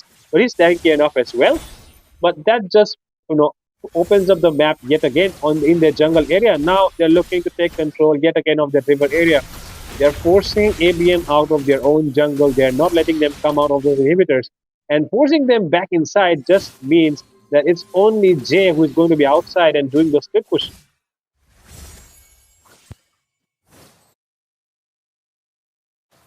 Yeah, and I think right now you can see the fact that they are going in on towards the mid side. They're trying to get a little bit of neutral objectives on the board, which is the Lord that's going to be spawning right now. The Luminous one is up for grabs. The top side is being pushed out already a little bit. The mid lane is still protected by the side of Arunachal. They want to contest for this Lord, but without the purple, he can't really do much, Jay. And over here, they go in. Art tries to find the one in the bush, but gets spotted out instantly. Well, definitely. There was Madara as well, trying to provide that vision, but Art just, acting like the EXP laner he is, zoning them out, and, the potential he has to make those counter engages happen with that AOG is very, very huge. So that is why they need Art to, come out at the right time, and he definitely does that. Let's see the Retribution battle, which will be coming in at any second right now. And the AOG, oh, look at the Lord has been reset. And Chosen One takes down Dark. Hans dealing a lot of damage. Double kill for this guy. He might be on a triple. Lord will be taken down. And with that, two members, the goal laner and the jungler, the only one standing on the side of ABM. This definitely might be the end, Kronos. Wow. Wow, wow, wow. It's trying. They're looking to end, but oh my goodness, the winner crown play, Fredo. Oh my God! Look at that. But oh my God, this guy. I'm sorry for what I said in the early game, my friend Hans. You are literally God, my friend, because I really didn't expect you to play it out so well with that Nathan. And look at him. He's just like you said, sitting pretty in the back right now. And oh, but look at him. He might be going down there. He does not have the wind of nature on him. But look at him. He survives with the help of Madara. And now he is going in for more. AOG will be connected onto the one and only Dark. But he will be escaping yet again. And it will be the one providing the AOG going down. As Sunset being taken out, Jay not doing well on that link. This might be the comeback that they're looking for. But look at Apex. He's doing his level best to take their Lord away. Revive. Oh my God, Apex, what are you doing? Oh, but meanwhile, Radium is the one trying to deal the damage, clearing those lanes, but no. Oh my goodness, the Lord finally takes down the base, and Arunachal deserved that win. They really deserve it with the gameplay that they showed in this game. Yeah, I think it was just an absolutely good performance coming in from the side of Executive Esports. They knew what they had to do. They needed to get that snowball going. They needed that advantage in the early game. It was a slim win condition for them. They needed that early game power spike to hit and help their late game heroes sustain and get, let their late game heroes scale up. And that's what they did. Tiger, though, was sitting pretty in the back line, dishing out a lot of damage, and Hans as well added on towards that. A little bit of mistakes made out from the side of Maharashtra. They did have a very solid draft, but just not able to execute it. I think it all started with that first invade, which was a little late, where Dark was a little late to the party. And of course, Apex wasn't present as well. Without the help of the CC from Ubby, in that skirmish around the purple buff, that was a perfect play coming in from the side of Executive Esports, and they made most out of the opportunity, and it was a problem after that. And ABM did not have any answer whatsoever. They tried to go for the split push, but the 1v1 against Hans was a little too much for him as well. He got taken down instantly, and there was no possible way for them to come back, apart from the fact that Radium was doing a brilliant job trying to defend, right? He went for the Blazing Duet, went for the Winter Crown, he went to the back line even in the end, but there was not enough tanking coming in for the Lord. The Lord already took down the base half HP, and then it was just it's just unfortunate for this side. But however, Executive Esports get 1 point on the board, which is good enough for them. And I think right now, let's just get Numi back on the desk for a while. Executive Esports. I'm so sorry for that mistake. Executive Esports, they had that, Nathan and that Claude to provide that late game damage. And Nathan had all of his builds and items to just dish out that damage. The damage he provided was awesome. So, Fredo, anything you have to say before we start the draft? Well, the only thing which I would like to say is we need a short break, because we have been casting 2 matches continuously, so it just feel like me and Kronos need a little water break like everybody else does. Hey, We'll be taking don't a short clump me break. with it. Don't clump me in with Fredo, guys. Fredo's the one that needs a break, not me. It's okay, Fredo. You don't got to do that. I'm throwing you under the bus for this one. But of course, he's right. It's not just that. We also have certain things that we're going to be bringing up for you in the next game. So don't go anywhere. Stay tuned. We're going to be back after a short break. Numi's going to be in the chat, so you can chat with her till then. So bye, guys. 2 minutes. Oh my goodness.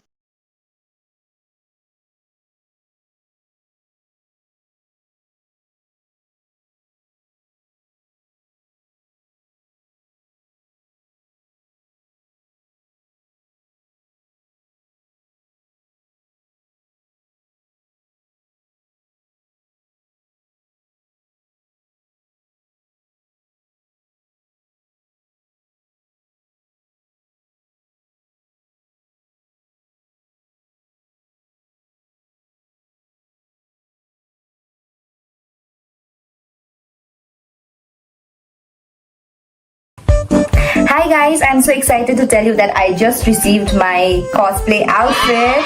I am so excited for the Northeast Cup. Also, just to let you know that the prize money for MOBA Legends cosplay event is 25,000. What? 25,000? Yeah. Like for real, 25,000?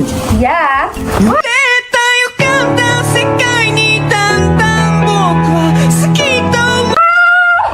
Guys, I got Rumi's outfit, so now the 25,000 is mine.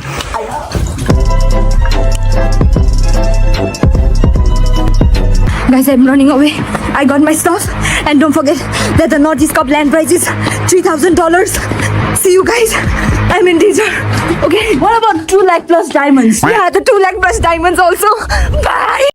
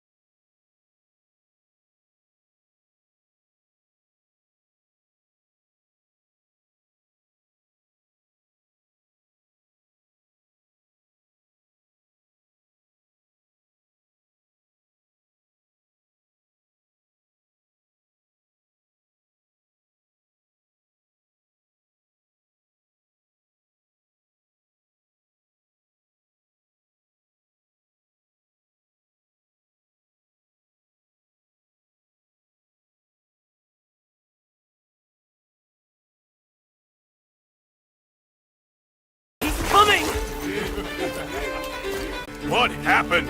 They're all dead! Oh no, no! It's him! He's coming! He's coming! Impossible! Get him out of here! He's coming! He's coming for us!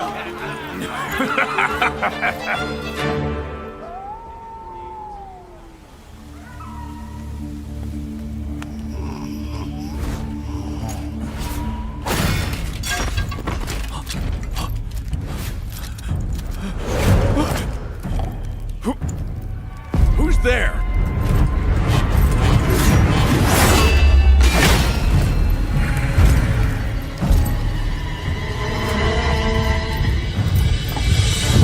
An imposter has sullied our name! We are the might of the kingdom!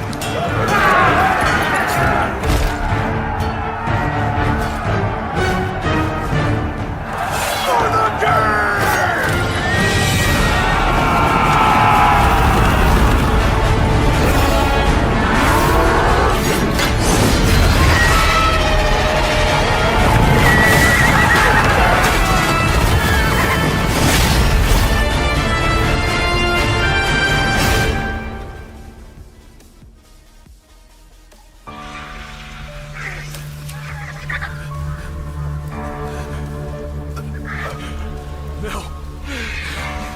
Please.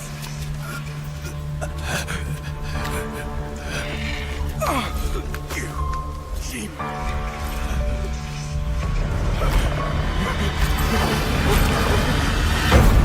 Please.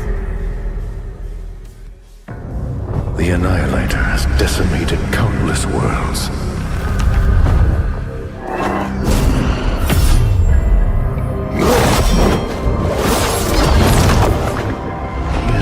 He is a scourge upon the universe.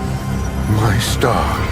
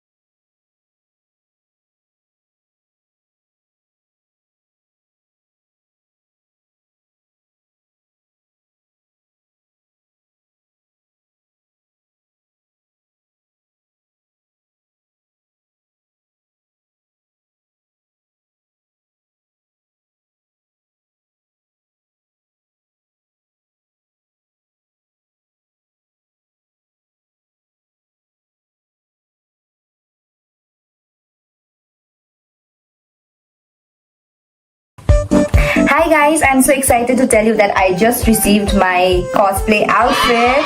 I am so excited for the Northeast Cup. Also, just to let you know that the prize money for MOBA Legends cosplay event is 25,000. What? 25,000? Yeah. Like for real, 25,000?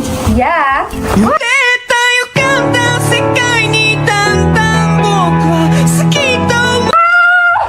Guys, I got Rumi's outfit, so now the 25,000 is mine.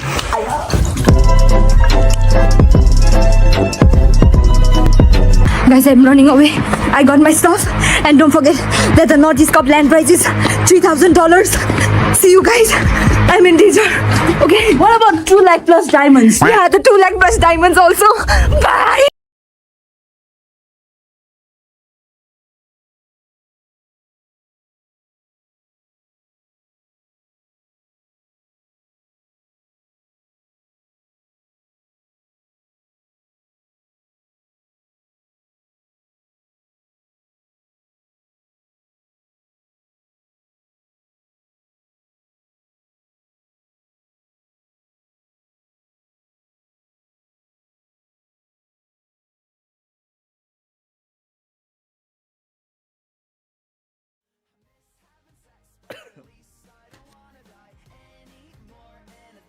Hello!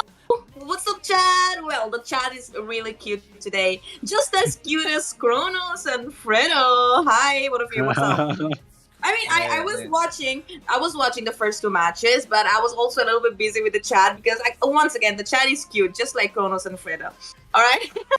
Anyways, well, we have seen the scores already. I mean, we know the scores. It's 1-0. It's ABM versus Executive Esports, and it's very important. It's a very important match for both the teams, right? So that, I mean, if you lose, you're gonna be out from the Northeast Cup, and if you win, you still have a chance to come to Guwahati. So come hell or high water, both teams need these points. And right now, it just got more interesting and intense because it's a draw so far, right? So this is gonna be the deciding match, and the curse. What curse do you call it? Kronos' curse. It's still going on. Kronos, is there gonna be an end? Is this gonna stop here in this match or not? Hey, look, Jenny, I'm not trying to curse nobody. I'm just saying this team is good, this team is bad, and this team might actually win, and this team might win. Like, in the last game, we saw they had a really good draft, and I said that they would actually win, but unfortunately, they lost, and everyone's coming in and telling, hey, it's the Chrono curse, it's the Kronos' curse. I'm like, I'm not doing anything, guys. But okay, I'll take the blame for it. I made the bet, I'll sleep in it. But Fredo, I think you saw the game number 1, you saw game number 2, and I think it's just that Executive Esports had a better idea how to execute their win condition, right? Well, definitely. They knew they wanted to snowball with the alpha early on, and they just did that. They went for the invade early on, without, Dark realizing the fact that they were going to invade. So, Dark, like you mentioned, he was late to the party, and that is why they were able to get the upper hand. Even Apex was not there, not even Abhi. He just got taken down in the mid lane. And definitely, they just capitalized on the conditions, and that's why they were able to come out on top in the last game. Yeah. I saw like that AOG in the end just before they took down the crystal. They got it figured actually. I liked Executive's draft, to be honest, in comparison to ABM. But again, given the glory, given the domination of ABM in not only just Northeast Cup, in the entire community and all the other tournaments as well, it's gonna be really shocking to know that they couldn't even qualify to top 4. Don't you think, Kronos? Hey, it is. It's gonna be a shock if some of the dominating teams from the entire tournament don't make it to the Northeast Cup, but also not necessarily a shock, but just the fact that how overconfident they could have been, and also how the other teams have prepared. And being one of the top team comes with a curse of its own. You have to keep playing, for the live stream. You're there, always there on the stream, and everyone comes to watch you most of the time. And when everybody comes to watch you, they see what you're doing. You have more strategies exposed. The more the opposition can read into you, the more the opposition can study you. And that is the problem that they're having. And you can see that very clearly that is what's coming in. That the past 3-4 days that the losing streak that they've been on has been for that very reason. Yes, they've had a few changes in the meta here and there, but guess what? They weren't able to pick it up. The other teams did, put them on the back foot, and now they're here. And it's just unfortunate for their side, and it's a do or die match is what's going on. So either I really don't want to say who's gonna win, but I feel like the way that's been going on around, I think this is really probably one of the most exciting matches indeed. Yeah. Well, I hope the losing streak stops today, or else they're gonna be eliminated from the Nordisk Cup. Anyways, it's time to move on towards the draft. And shall I stay with that, you guys, till the draft is over? Hey, Jenny, if you Or want you to. want to take me away? If you want to, right, Fredo? Fredo, you have any objections? Oh. Well, Fredo seems to have a problem right now. He's either muted his mic and forgotten about it, or he has a problem with his connectivity, folks. So don't worry about it. Right now, we are in the draft. You can see the 3 bans come out already instantly, Jenny. Oh. They have to ban out the Jay's respectable Xborg. They take out the Zushin as well, the Aurora off the table, but on the other side, the chips off, the Matilda, and instantly they've take out this Hilda who's been a problem. So that means they can at least go for the assassin route. But right now, Fredo, looking at the picks, they left the Suyo open. Jenny, they left the Suyo open. Why would they do that? Yeah, now that Jay has replaced Ryu once again, they're taking out the Xborg, huh? Yeah, they've left the Suyo open. I think they don't consider him the threat, and maybe they wanted to trade the Sicilian, who's gonna be able to do a lot of damage from behind. And given the fact that they already have the Gutted Kacha, if they come up with a Gutted Kacha, well, okay. First off, EXP or Rome? Oh, I love. You know what, Fredo, speak quick because I'm gonna hog the mic for a second. Okay, take it away. No, Fredo, I want you to speak before I can say anything. Go ahead, cover the rest of the ground, bro. Okay, all right then. Okay, I'll say it. The EXP is going to be going towards that Gato, most probably, because otherwise I don't really see the initiations coming in from that Gatot Kacha. You need someone to go in first so that the Gatot Kacha can time his AOG well. So you really need the Gatot Kacha to be going towards the EXP side. Along with that, looking at the bans, like they ban out the Eve, they don't really want that area control, that kill box threat coming in from the side of Arunachal. They really want to play it inside that kill box, which won't be available to them, banning it out, along with the Hylos as well. A lot of AoE heroes being banned out on the side of Maharashtra in the second phase. On the other side, Arunachal picking up that Alice, banning out the Alice. I think the Alpha will be the next ban that probably will be a good ban, I guess, but I really don't know what they'll be banning out. But meanwhile, I do see that they have picked up the Rafaela and the Natan, which worked out so well for it worked out so well for them, so it will be definitely worthy to see if they will be playing it out well. But 2 heroes being going away to the other side though, and the Alpha still open though. Let's see if Maharashtra picks it up. Okay, all right. Chrono. I gotta cover it. You see all the bans on the table, folks. I want to cover this right now. The Bruno, I've been calling this for a long time. Teams got to start picking up this Bruno. Why? The Bruno is absolutely brutal in the early game. With the help of the Malefic gun, he gets the extended range. You get the first item, Hostage Claws. You go for the Berserker's Fury, the Malefic gun. You get the penetration that's already added on, so you don't really need the Malefic Roar. Why? Because by then, nobody's able to tank any sort of damage that comes into the Bruno. And right now, they needed their early game power spike from that time to the side of Arunachal, because they went for the Sicilian in the late game. But that's what ABM are doing. They got the Sicilian, they paired up in the early game of the gold lane, and also right now they got the Khalid, which is an early game power spike with that early game Gatot as well, early to mid game Gatot. So right now they're covering their bases, and it's starting to look like a super solid draft in my opinion, because the way that it's been going around, this Bruno is going to start wreaking havoc. And I'm saying this because I've seen it in multiple other tournaments, which I've casted in alongside the Northeast Cup, of course. It has been a problem, and it's unexpected for Bruno to have such a long range, right? Because he has a short range, he does a lot of crit damage, but with the extended range, he's going to be a problem, and that's what I wanted to say. But right now, you can see instantly on the other side, Jenny, Farsa in the mid lane. This is another one I want to talk about. But Jenny, what do you think? I think Farsa was recently buffed, right? I don't know what exactly are the changes, but she's been buffed so far that I know. And yeah, like you said, I like the whole Sicilian Bruno thing going on up there. So, Khalid probably gonna be the roam with the more rotate like fast rotation, and there's gonna be Gatot Kacha who's just gonna jump in the back line, and they also gonna go for a Joy. So I think that Bruno and Sicilian, they're gonna have a really good space in the map to play around and deal damage from behind. Definitely. And Now along it with makes that, sense. yo, Okay, guys, the game has started. You guys carry on, and I'll be back once it's over. Yes, guys, I welcome you all back to the third game. This is the decider to see if Maharashtra will be the one proceeding ahead or will it be Arunachal Pradesh. This is me, Fredo, casting alongside Kronos, the one and only.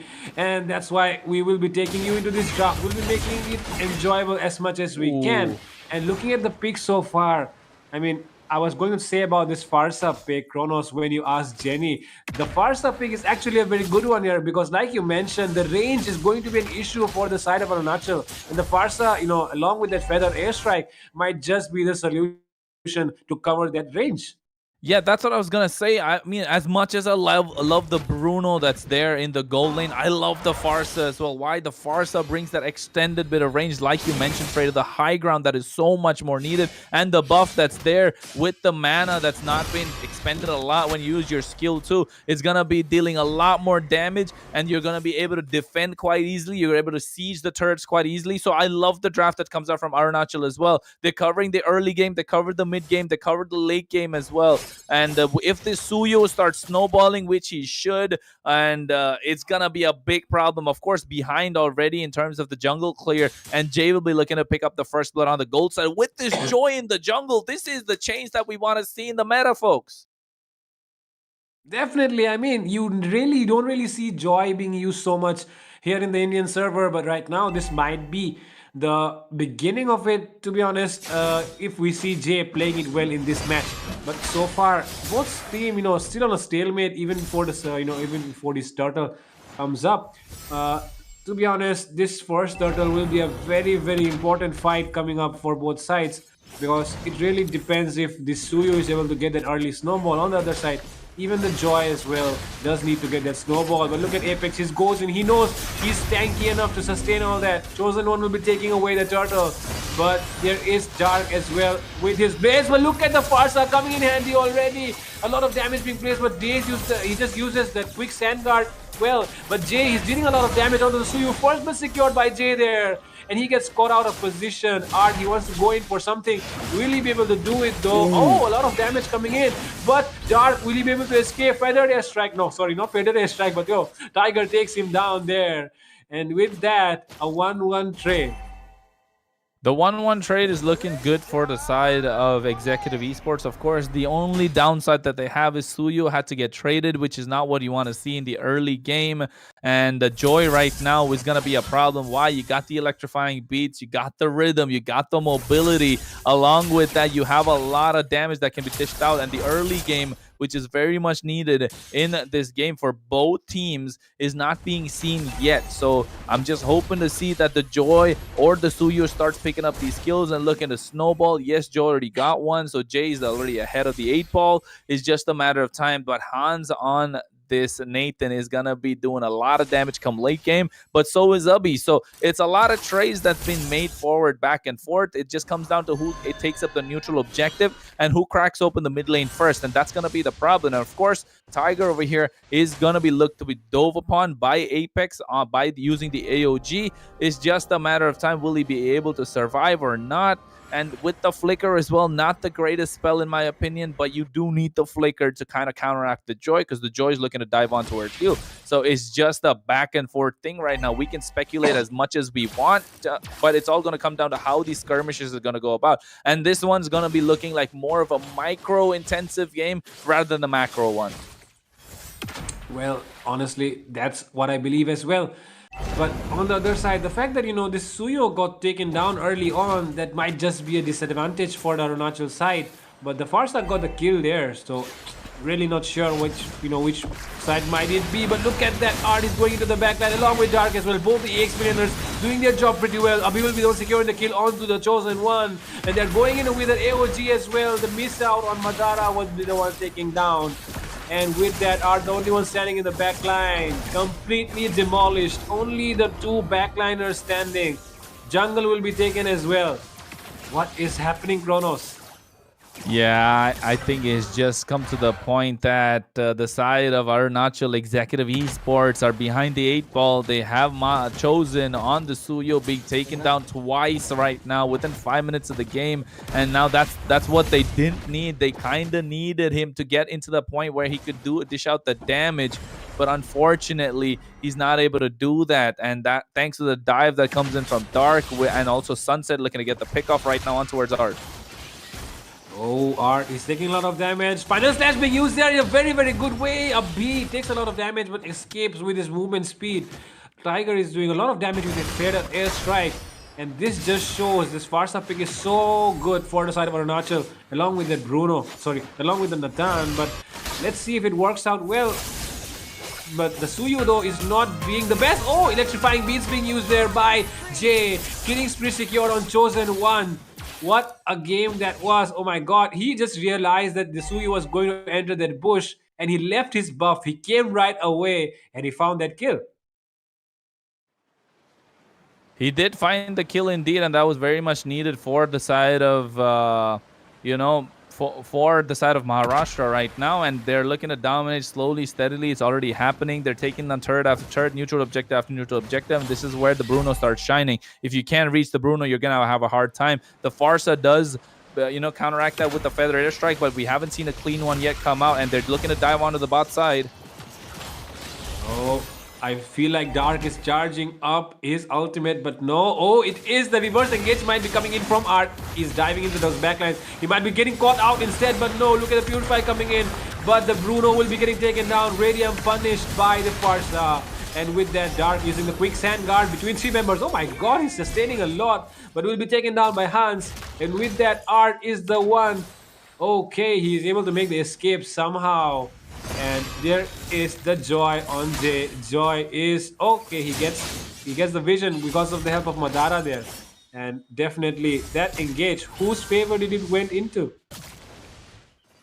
Yeah, I think it's not yet just favoring any single person. It's just no matter how you look at it, Maharashtra are ahead, but at the same time, by not a lot, right? So Arunachal are making trades that are kind of favoring them, and instantly you can see another T5 break out. Oh my god, look at Art, he's taking a lot of damage. Electrifying Beast might be used anytime, but Final Slash comes out first. And with that, the further airstrike taking down Apex. Along with that, Art will be falling down as well. But let's see if the Suyu is able to make the escape using the Soul Sever. And along with that, he's dealing a lot of damage there. But will Dark go down? No, he will not. And with that, Joy coming in, the cooldown is still there on him. He will be taken down there. Chosen One. The fact is that the Suyu, right, you really need to use those skills perfectly because the cooldowns, right, the cooldowns, sometimes they betray you and you get taken down just like what happened just now. Yeah, I think it's not just the fact that the cooldowns kind of betrayed them, it's also the fact that the Joy is just an unstoppable beast. Exactly, you're right, Fredo. We didn't even see that. The burst damage from the electrifying beast is too much. And right now, Dark gets taken down as well. Oh, Radium! No, Art will be the one going down instead. And this will be Madara. He's trying to make the escape. Let's see if he can do that. Yes, he does. He makes the escape. But on the other side, 2 junglers battling it out in the jungle area.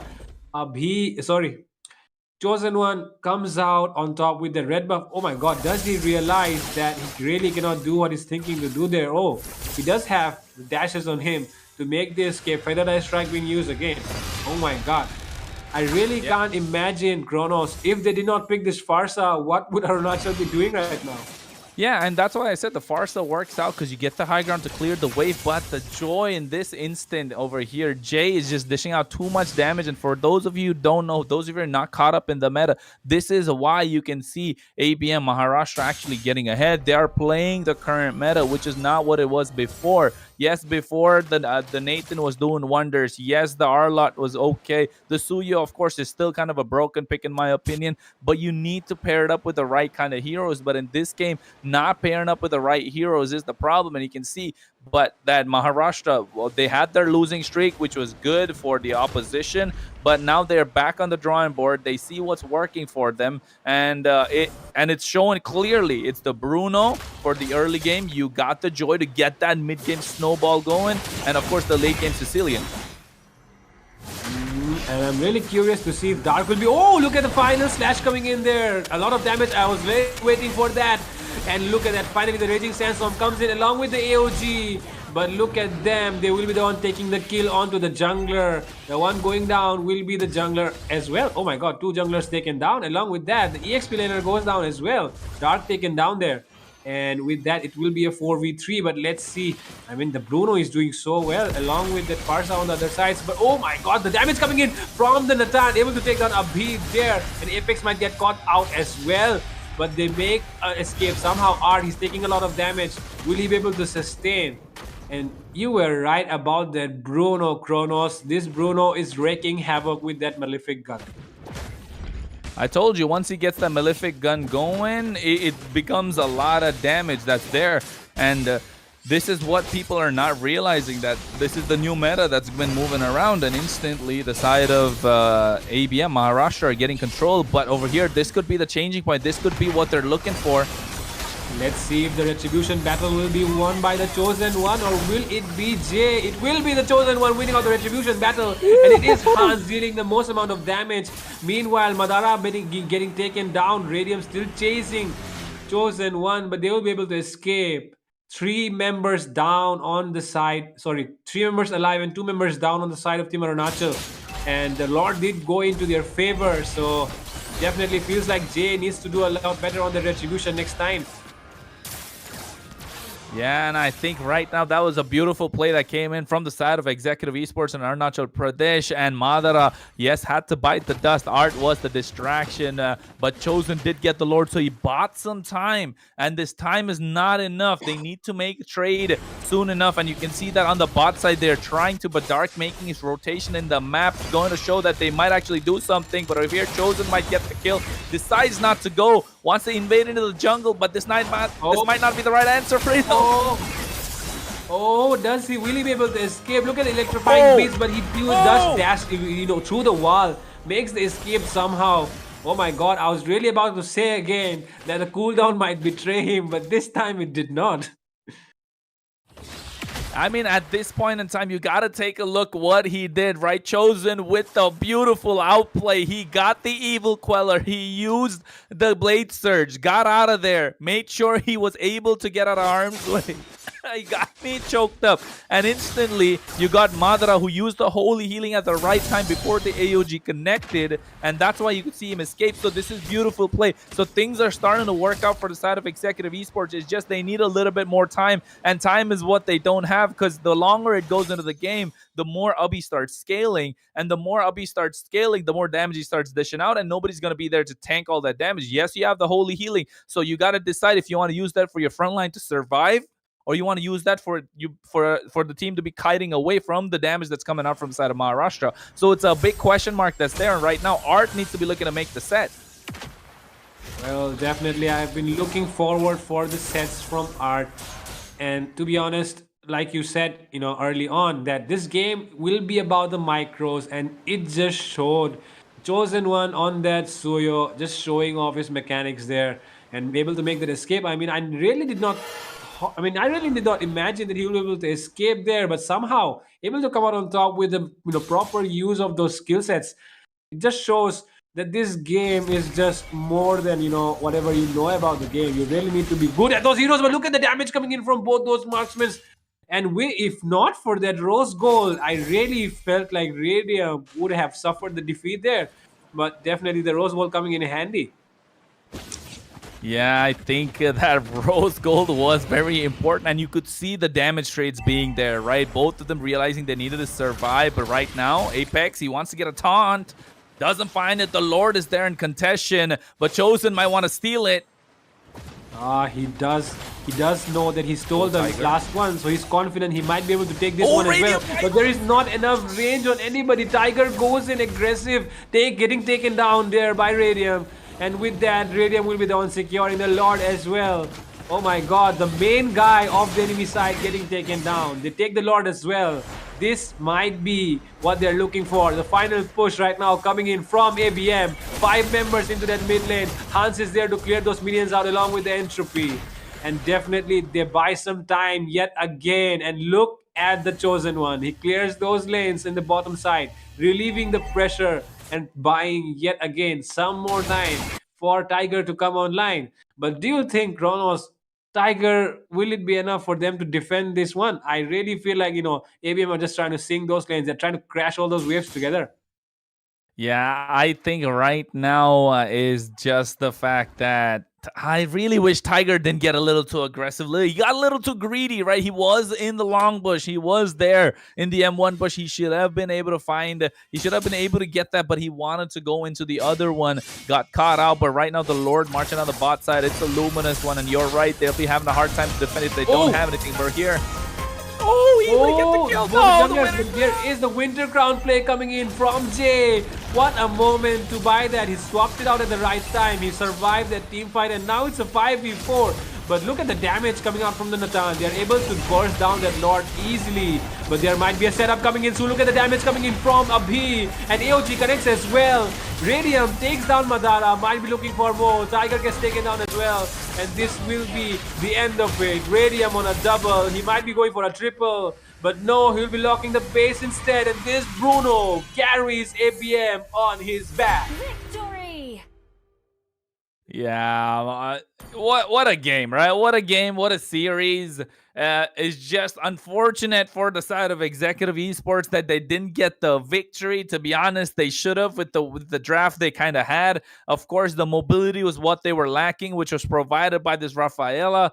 And just on the other side, they just knew what works. What works right now, what's a broken hero, what's dominating right now in the game. Just pick that up and you'll have an easier time. And that's what they did. They relied on individual skill rather than a lot of synergy this time around. So ABM, Maharashtra, relying on what works for them individually rather than looking to play in a synergized route. Of course, there was synergy among these heroes as well. You had a lot of, CC, a lot of AoE damage. And it's just that they really relied on individual skill, especially coming out from Jay on this Joy. You got, of course, Radium on this Bruno, which was doing quite a lot. You got Abhi on the Sicilian that kind of tied it all together for them. The only one that I could say that needed a lot of help in this game. But of course, Apex and Dark were just like, hey, we're going to just tank up everything for you guys. You guys just dish damage from behind. That was the game plan that the side of Maharashtra had, and it worked. But the side of Executive Esports, they relied on their teamwork. They relied on their synergy, and they really wanted to make it work, right? You could see the Suyo doing... he's kind of broken. He does heaps of damage, but it's just you need to get that snowball. You need to get that early game in your favor, and not having the early game this time around went to show that, the team that plays more aggressive in this current meta is rewarded.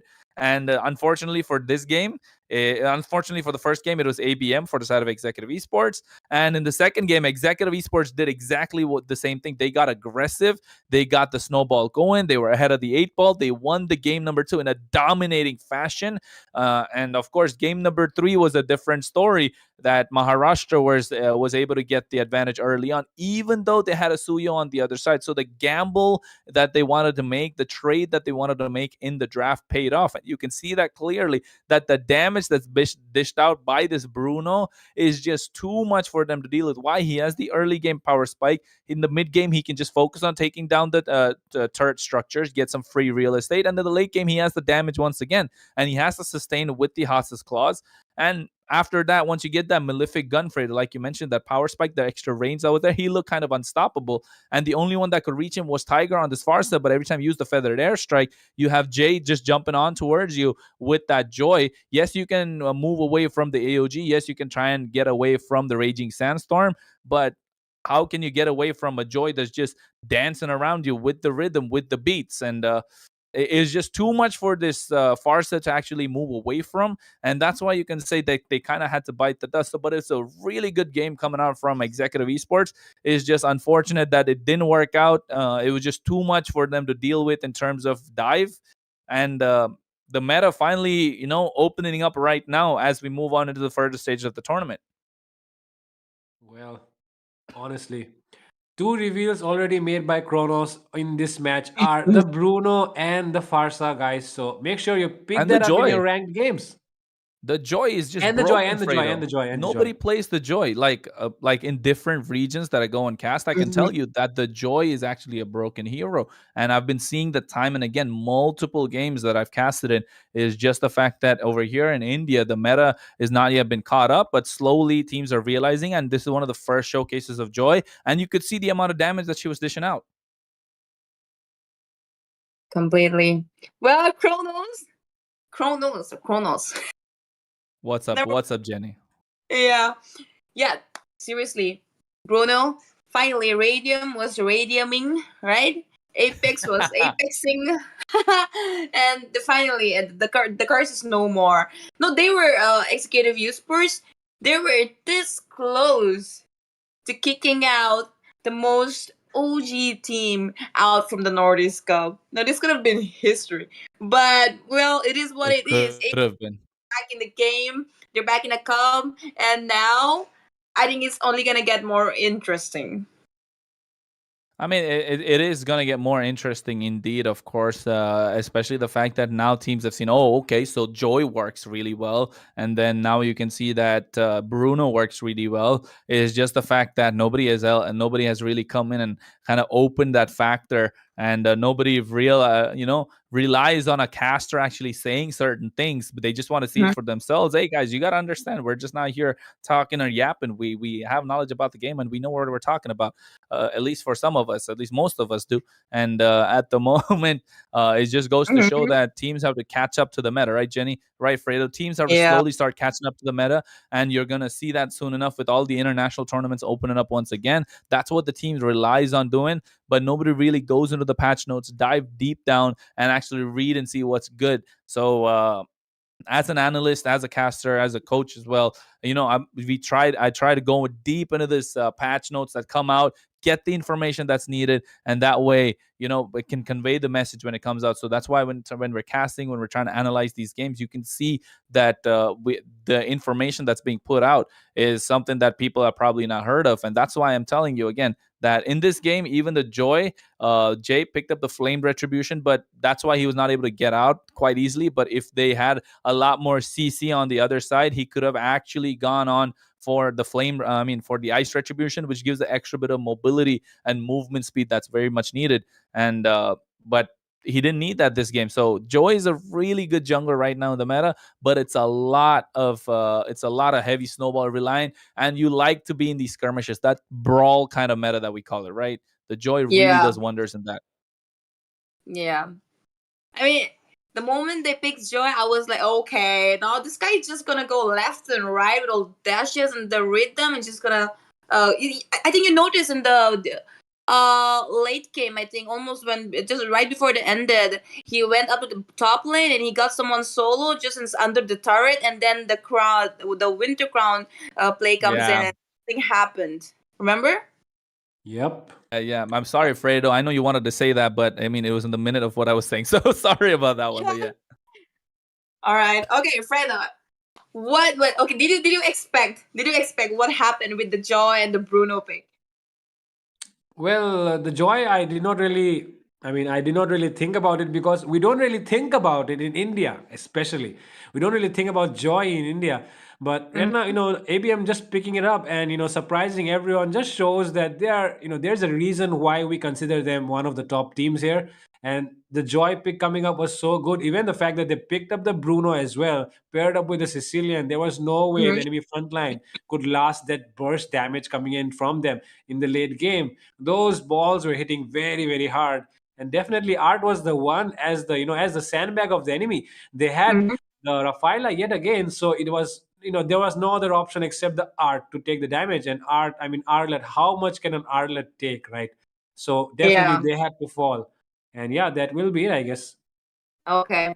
But yeah, Joy. Yeah, I see. Even when I'm playing in the ring in my daily gameplay, I don't see a lot of people playing Joy. But when they do, oh my god, it's so hard to counter it. Just keep on moving here and there. And I think even Mizoram, ZoHunt was picking Joys in the last two Yep. days. They're Loopsy doing guys. pretty well with that, right? Yeah, I mean, we called it. Loopsy guys. Yeah, even Zohan's jungler actually picked up the Joy quite a lot. We saw them banning the Joy against them. Why? Because they were one of the first ones to actually, realize the potential of the Joy. And you're gonna start seeing a lot of Joy pop up in the international tournaments as well. You're gonna see some, the meta just shifts into that direction. You have, it's a talk for another day. But of course, the meta is shifting, and the shift is gonna be Mm-hmm. quick. So people are gonna start realizing that, and the first teams that do will have the upper hand. Okay. With that, guys, we just had what you call it. I think we should call it a roller coaster of emotions, and that throughout all the three matches, right? But this is not over yet, guys. The show's not over. Next up is IGN versus ZoHunt, right? So Sikkim versus Mizoram, isn't it? Oh, Oh, this is gonna be fun. big match, big match. That's a Big tough match. one. That's a tough Definitely. one. Definitely big match because what I've noticed is that Zohan that they are supporting Mizoram, so obviously the Mizos are gonna support Zohan.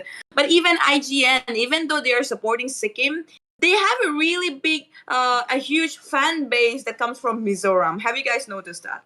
Mm-hmm. Oh, Not No. really. I guess it's because of I7. I guess it's yeah, because definitely, IGN definitely. I was mean, yeah.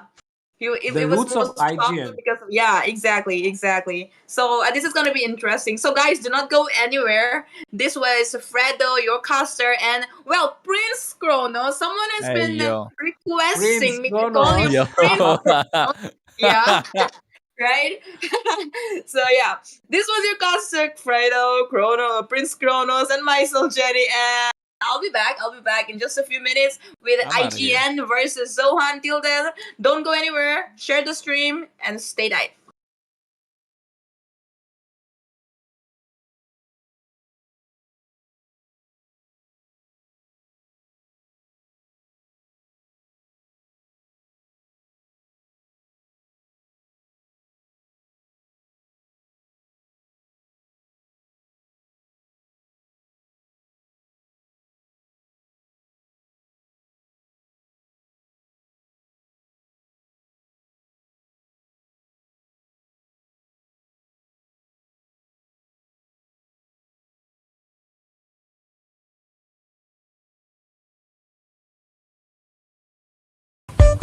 Hi guys, I'm so excited to tell you that I just received my cosplay outfit. I am so excited for the Naughty's Cup. Also, just to let you know that the prize money for MOBA Legends cosplay event is 25,000. What? 25,000? Yeah. Like for real, 25,000? Yeah.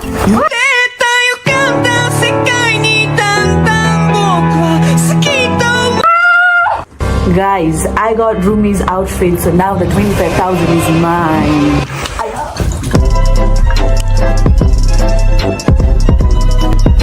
Guys, I'm running away. I got my stuff. And don't forget that the Naughty's Cup land prize is $3,000. See you guys. I'm in danger.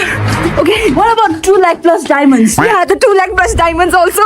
Bye.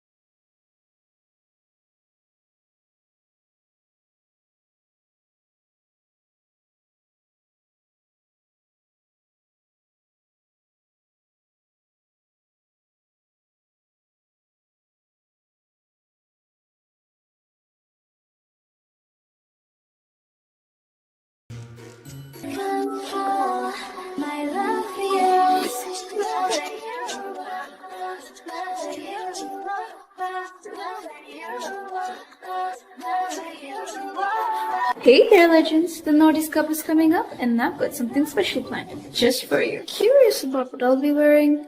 I'm not giving it away just yet, but I might drop in a little hint if you're paying attention. And if you really want to know, follow me on Instagram for the inside scoop.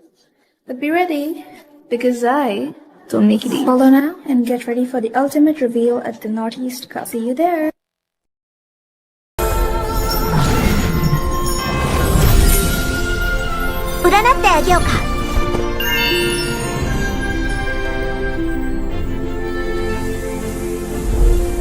A thought to miss you, another to hate. Umbrella, show us what you've got. The umbrella is yang, the human is yin.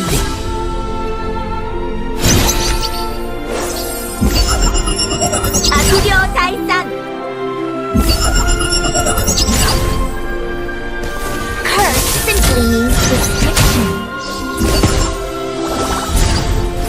It seems that very few people know about MOBA.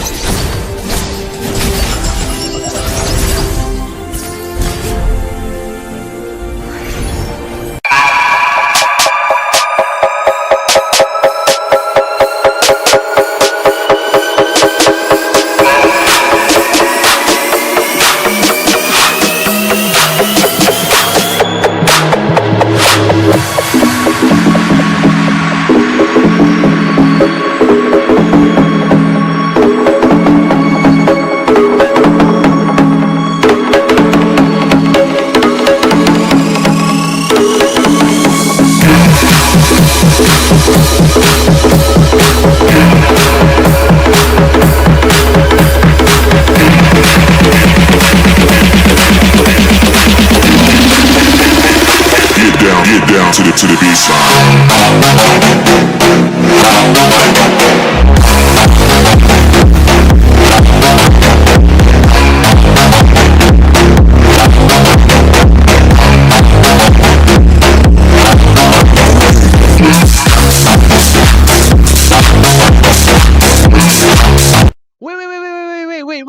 Wait, bro. Chill, bro. Daddy, chill. Do you want to get a free epic skin? Yeah. Battle.net Esports is doing a free epic skin giveaway today, tomorrow, every day in every live stream of this tournament. Free epic skin, bro. Free epic skin. Free epic skin. Free epic skin? Free epic skin? Free epic skin? Give it to me now. Hey, bro. Give me the free epic skin, bro. Please don't kill me, man. I'm just a messenger, bro. Please don't kill me. I have a wife. Give me the I skin, have bro. kids. Please. Give me the Please skin, don't bro. kill me, bro. I'm just a messenger, man. Let me tell you how you can join the giveaway. Let me tell you What? how you can join the giveaway. Okay. Just stick around till the end of the live stream, and Okay. the host and the casters they will select you, man. I'm gonna go watch the live stream. Just comment down your UID and the team you are supporting, and they will select you. Please don't kill me, man. Please. If I don't get the skin,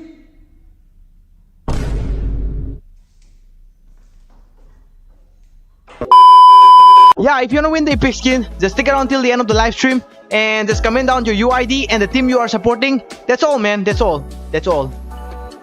Good luck, guys.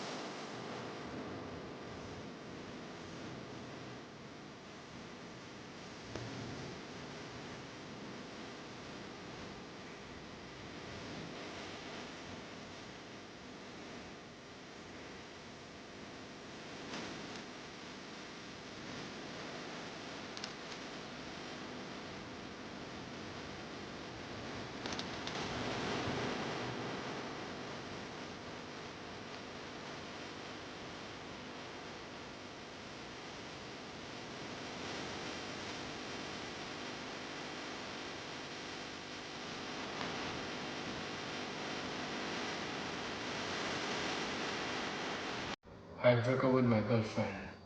She wants epic skin, bro. Give me skin. Bad. I told you I don't have money. See, but I can dance for you. Just stay away. He will dance. Eu já lavei o meu carro, regulei o som.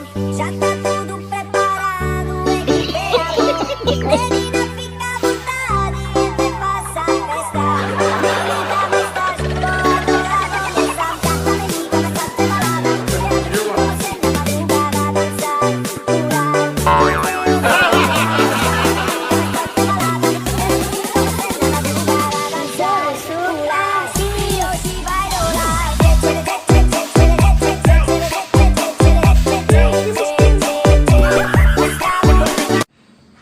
I tried my best. I tried and tried and tried again and again. But alas, she left me. Guys, please support this tournament, okay? We should support this. We should grow together. We should support each other. And this is not all about giveaway, brother. This is the biggest tournament in India, bro. This is the biggest tournament MOBA 5v5 in India. Watch till the end and join our giveaway. Testers, players, and all of us. Like, we are giving our best, brother. So please keep supporting us. Watch till the end and enjoy this live stream. Have you heard the rumors? About what? The rumors from the board. The demon. He's coming! What happened? They're all dead! Oh no, no! It's him! He's coming! He's coming! Impossible! Get him out of here!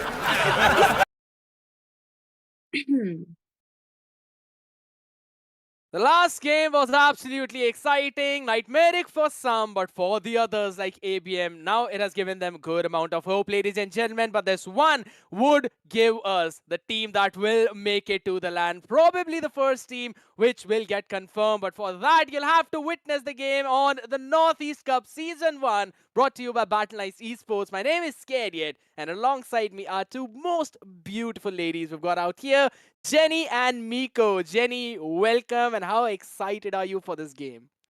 Oh, I'm very excited because it's IGN versus ZoHunt. You know, the thing is, well, even though IGN is, I said it even before in the last match when we were just about to take off.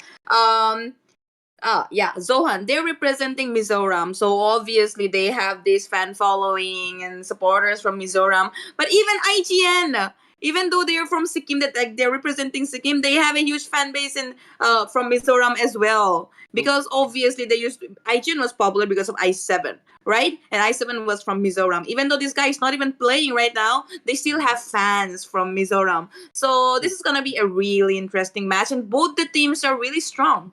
I 100% agree, because Miko, we are talking about an OG team that is IGN. Used to be at the time when you were top 1 Layla as well. And yeah, the legacy was started with i7, but now it's being carried forward by Witch, who has got that international experience. So how difficult is it going to be for ZoHunt to deal with that?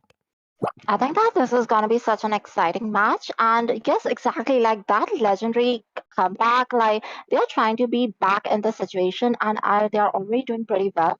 So I think that all the fans here existing, like not only just supporting Mizoram teams because they are from Mizoram, and I think that Sikkim is also getting some amount of support from Mizoram as well. So this is going to be a really interesting match, and I'm so glad to be here to cast it for them. It's a pleasure to be here with both of you as well. I mean, I'm the lucky dude out here. But all right, ladies, I know you guys are very interested to jump into the game because Jenny, you've got insane amount of energy. Miko, your analysis is absolutely on point. Drop that low tonight, though. I'll call you. Now, before we move to the game, and I need this to be very quick, just one word answer. Jenny, who do you think will take this game? IGN. IGN. What about you, Miko? I think the same though. Oh, okay. We've got 2 votes for IGN. You know what? I'm going to support ZoHunt out here. Now, ladies and gentlemen, let's see which one of these teams will actually get the win. Over to you both people. Well, so we're back, Miko, and I think this game is just gonna be as interesting as Scared Yet's Orange Tika. What do you think? Yes, I think this is going to be really good. I'm already looking at the bands. I think these are good decisions as well. Like, look at that. There's not going to be any electrifying beats from Joy or hardcore by Angela either. Like, that is a good decision by Sikkim. I think Yeah. both. Yeah. Well, I saw what a Joy could do in the last match as well. He's really good on picking off those 1 versus 1 pick, especially up against the mage or the marksman, even inside the turret. So get rid of that. Get rid of that guy over here. And a chip has been banned. A chip slightly nerfed, but he still got the mobility. He still got the shortcut that can bring your entire team up to you and easily get the isolated picks. Again, Fanny. Oh my god, the steel cables. I mean, let's not talk about mobility. Let's not even start. What next? I think maybe Asuyu. What do you think? I think that Matilda is going to be on the ban zone as well. Oh, it's a Fredrin. Now that is also looking a good ban. And as you said, oh my god, Chip is so annoying. Like that teleport of his, why walk? And I completely agree to that. He's like the Doraemon in this game, like with the anywhere door. Yeah. Exactly. Anyway, door that could be that's the right thing.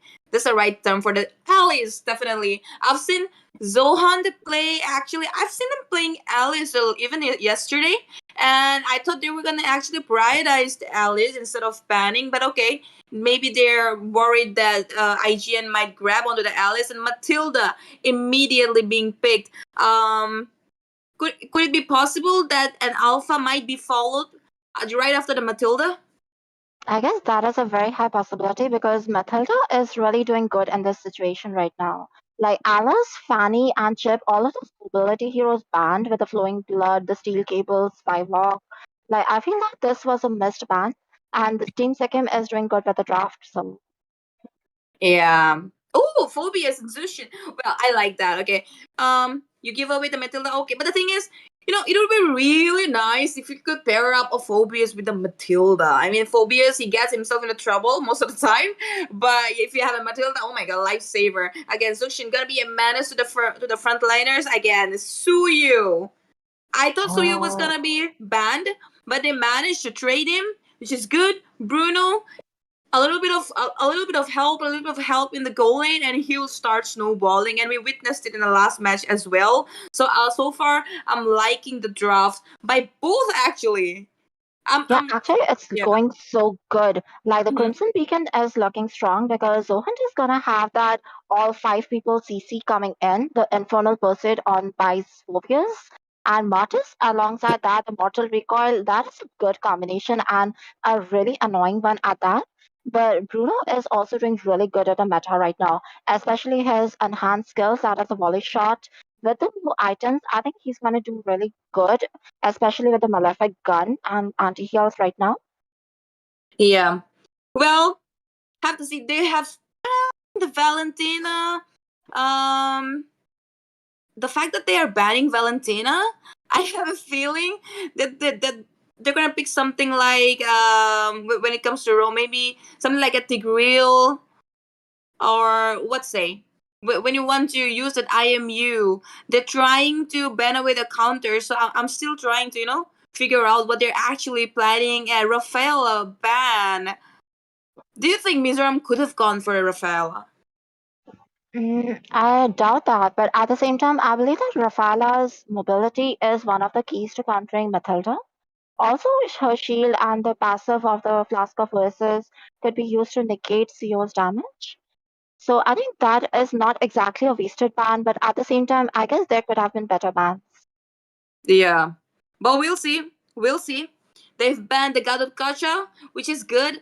But I don't know. I think they're not gonna go for a Rome God of Gacha. I have a feeling that they're gonna take something like a support, like an annoying one. But they gold laner 1-1. I've recently seen people playing 1-1. Yes, 1-1 is one of those marksmen who's so hard to catch. Okay, the primal wrath gonna come in with the Edith, and they're also gonna have the Sicilian. Okay, Sicilian. Talk about the spacing. When you have a Sicilian, you're gonna need spacing, at least in the early game, right? Will they be able to provide him the space? Because we can see that there's see. I told you They're banning that. They're banning the Valentina. They're probably gonna go for the Tigreal, and there you go. We have that.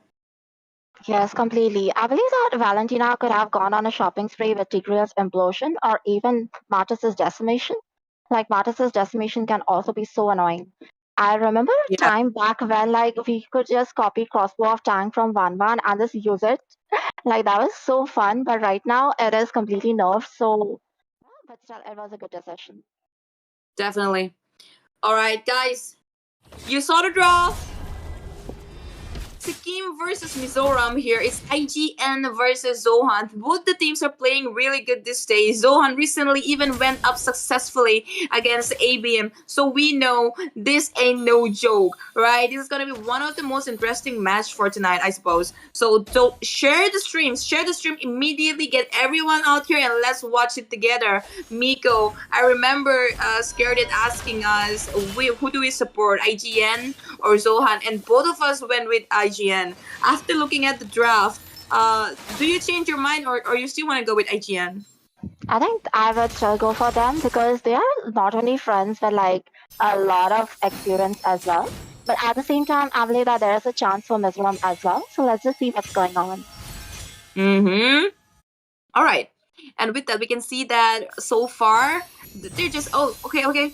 Faden, being the minutes he can with the fluttering grace up there. But could be a gang up in the top lane. Looks like they're sort of rotating towards the top instead of the bottom lane. They're going for win.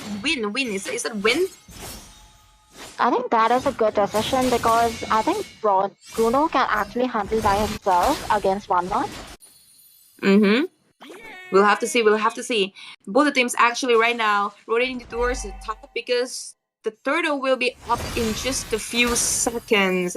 And I think now we're gonna know. As of right now, both the teams are playing the same kind of aggression from Kimi as well as a family problem up here. And Kimi, according to me, one of the best things in India as of right now, from what I've seen in the recent tournaments. So we'll know. Let's see who does a better setup for the turtle. As for right on the top lane, and he could be in a little bit of trouble. White and Faden going straight up to him with the Infernal Pursuit being expended right before the turtle might actually get the first blood. And there you go. ZoHunt secures the first blood right before the turtle. A really good setup for the turtle, I should say. I suppose that was actually a good decision because, the Tigreal's implosion coming in and that's one more kill. Seo goes down as well. That's a free total for ZoHunt. Yeah. Okay, I hope we don't regret both of us supporting IGN blindly out of nowhere. We're like, okay, IGN, we know their reputation, so let's go for IGN. But ZoHunt, they might actually prove us wrong from the way they're playing. They got 2 kills, they got the turtle, and now the faster rotations actually, even though they have a Matilda, they were supposed to rotate faster because of the guiding wind, but family problem, doing a really good job at throwing away the visions so accurately, they're not being able to rotate. Look at him. He's got the vision on Witch, he's got the vision on Kimi the other time, and now he's gonna do the same thing all over again. Not letting Kimi ambush at all once again. That is completely a very wise choice, and I love the way Family Problem is dealing with it because not only Zushin but Tigreal, both of them are doing a good zoning and vision game. I think that Revenge is also having some amount of problem to keep his distance. Yeah, Kimi might find himself in trouble, but okay, not yet. I thought actually they were gonna try and take down Aaron in the bottom lane because obviously you don't want that guy to be snowballing because he's gonna do that once he gets his items, right? And looks like Prime would be in trouble. That mobility is not yet here. Her Tiger Piece is a good passive, but at the same time, it needs a lot of items to get to its full level.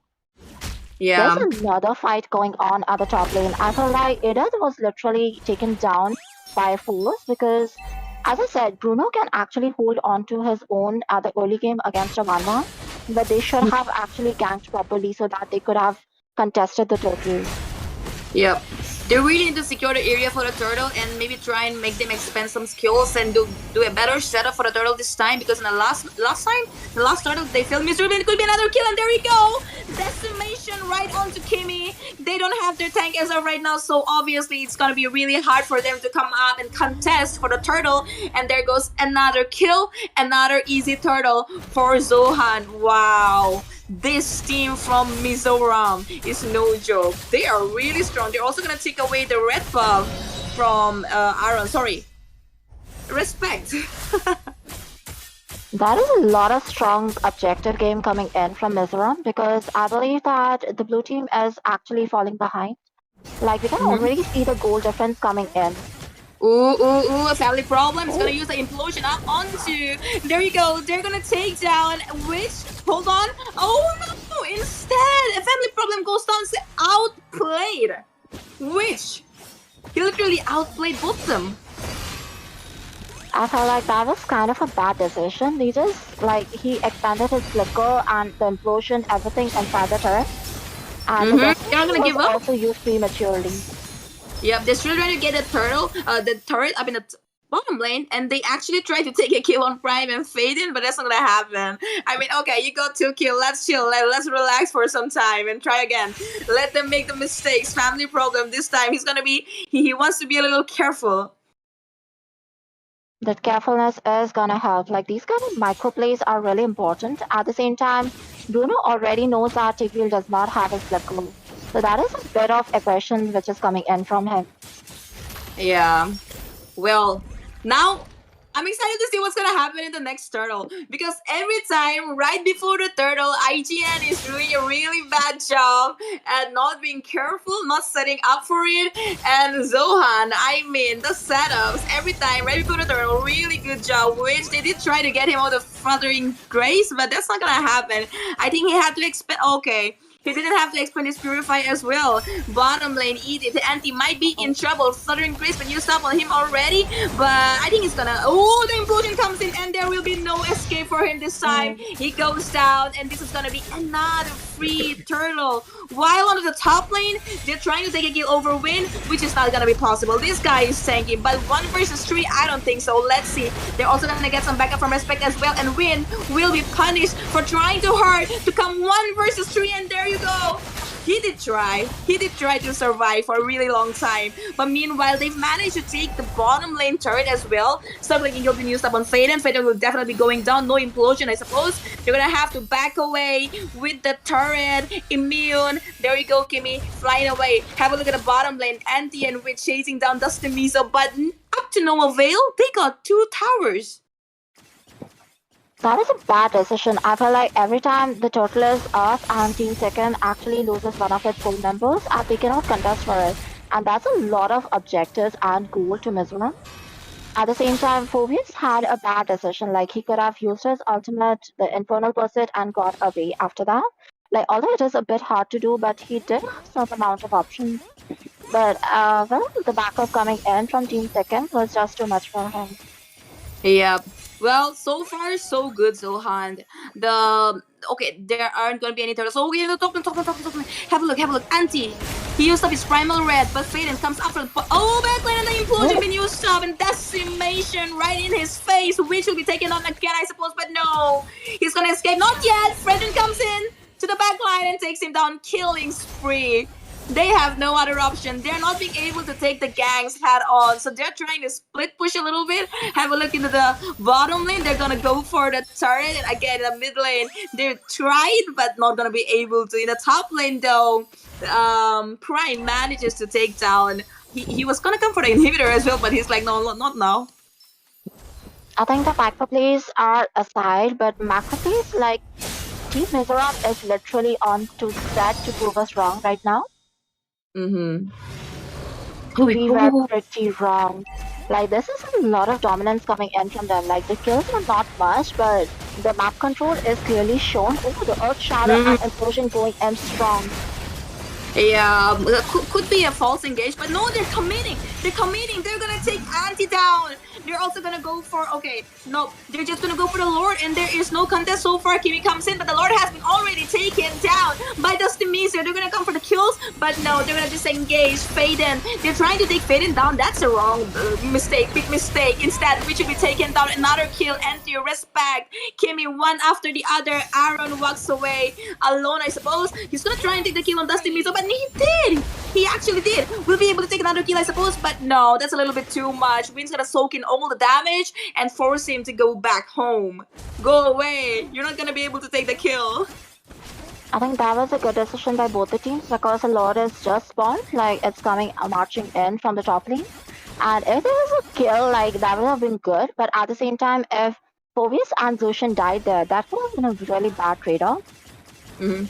But at the same time, as I said, guys, like Sikkim is losing members every time before an objective. The Lords, the Turtles, the implosion coming in onto Natalia.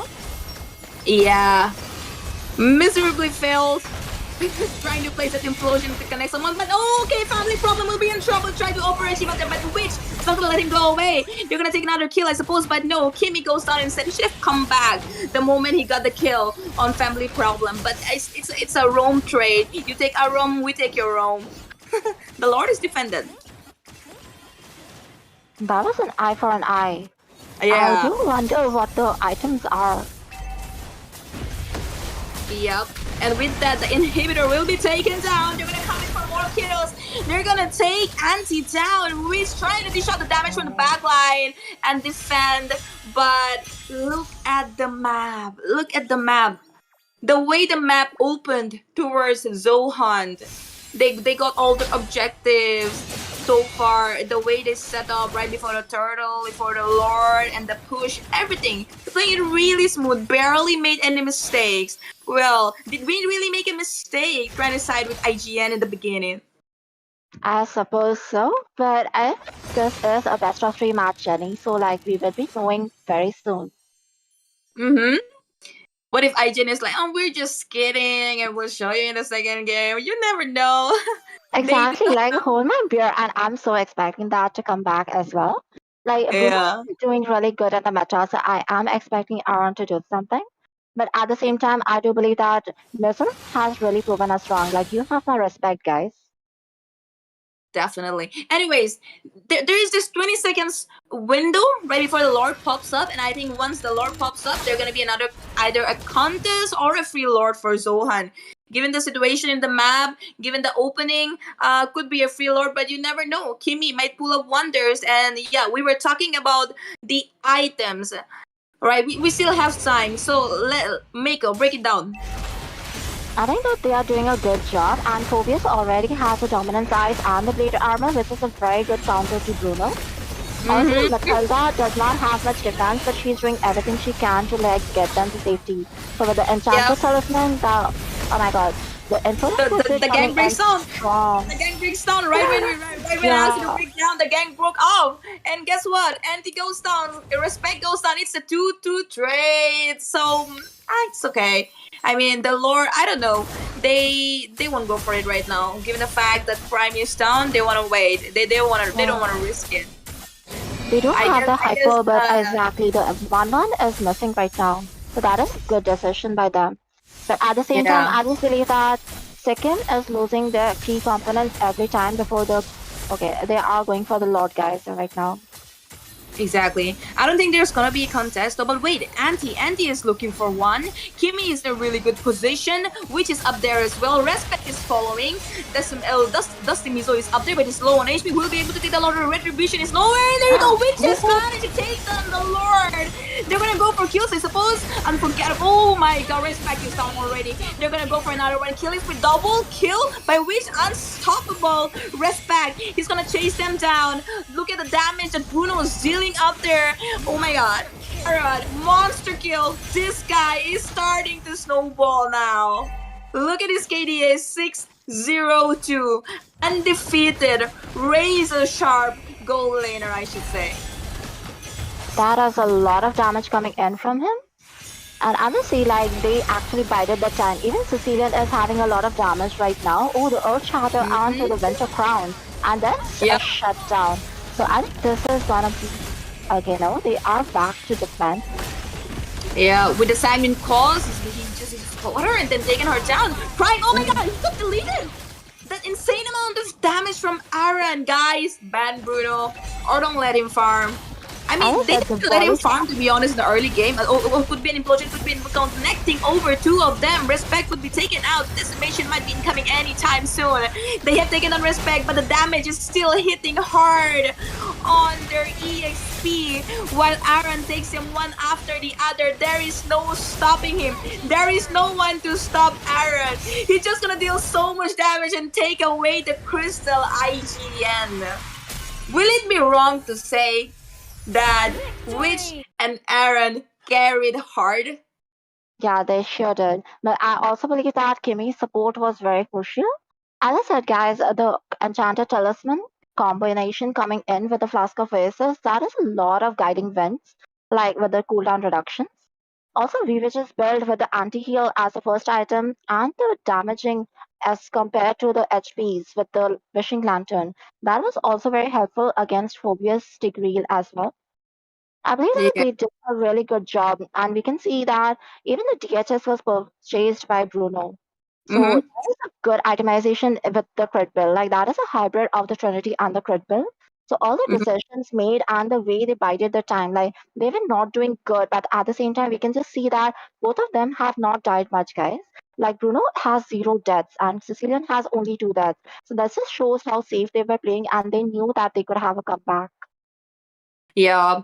You see, they weren't doing really well in the early game, but Aaron, even after that, he managed to get the gold, he managed to get his items in time, and then they turned back.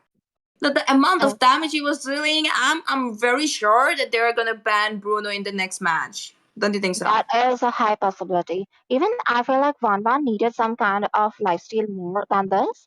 Like I Mhm. feel like she could have gone for the House Claw or some Rose Gold Meteor because she could not survive the damage. Van in the late game is really, really squishy, and to get her crossbow off tank, she has to dive in a bit and target attacks like Bruno's volley shot. Like that is an instant delete for her, and that is exactly what we saw. Also, I feel like Dusty Mizo wasted a lot of his decimations, and he does not have much stacks on to his items either. So I believe that that could have been a better choice if he had stuck to one kind of build instead of Mm. going such a hybrid build. Yeah. You see, when you go up against such a team, it's gonna be really hard for you to spam the decimation, right? So should have thought it through. And do you think that they could have gone for a better jungler? I mean, I'm talking about the champion, not the player. They could have gone for something else other than the Mardis. Yes, I believe that Alpha could have also been good here because of the true damage and all. Like, although I know decimation is also a true damage, but if you miss it, and especially with Kimmy's shields going on, like we already know, shield is a counter to that. So I believe that that could have been a better option as well. And they were really aggressive. Like the macro plays were so good, the objectives and all, but they did lose the team fights because when it was 5v5, IGN literally shows us what synergy is. So the synergy and the combo moves, the Earth Shatter coming in with the volley shots, the Sanguine Claws, all of them hitting and hitting hard. I do believe that Respect had a little bit less to contribute to the team fight. But at the same time, his being there, like he was being targeted a lot. So if he was Yeah. not there and Bruno was being targeted instead of him, that could have also been a lot of problem for Aran. Well, see, the thing is, it is really important for ZoHunt to win, right? If IGN wins this game, for them it's like there's no stopping. If they win this series tonight, there's no stopping them from coming to Guwahati. But if they don't, they might have to win another game tomorrow. But if Zohan doesn't win, they might be in trouble. So I hope. Well, is Scared here? Hello, Scared. Okay, I guess not. Is It's that? like, yeah. Yeah, exactly. I So mean, yeah, exactly, guys. This is it just takes me a while to wrap my Oh, head he's around. here. Yeah, I know I'm here. yes, I'm here. yeah. It takes me a bit of time to wrap my head around as to what we just witnessed right now. But again, I mean, they're just one more step closer to the victory because this one is important for both of these teams, right? Yeah, we want to see the game number 3 as well. But in certain sense, you really want to see this team get this 2-0 right off the bat. Yeah. I believe we were not wrong, Jenny, like commenting on who we are thinking would win. Like that was a really shaky roller coaster, and I was also scared. Like, okay, make are your predictions getting rusty? But I guess not that much.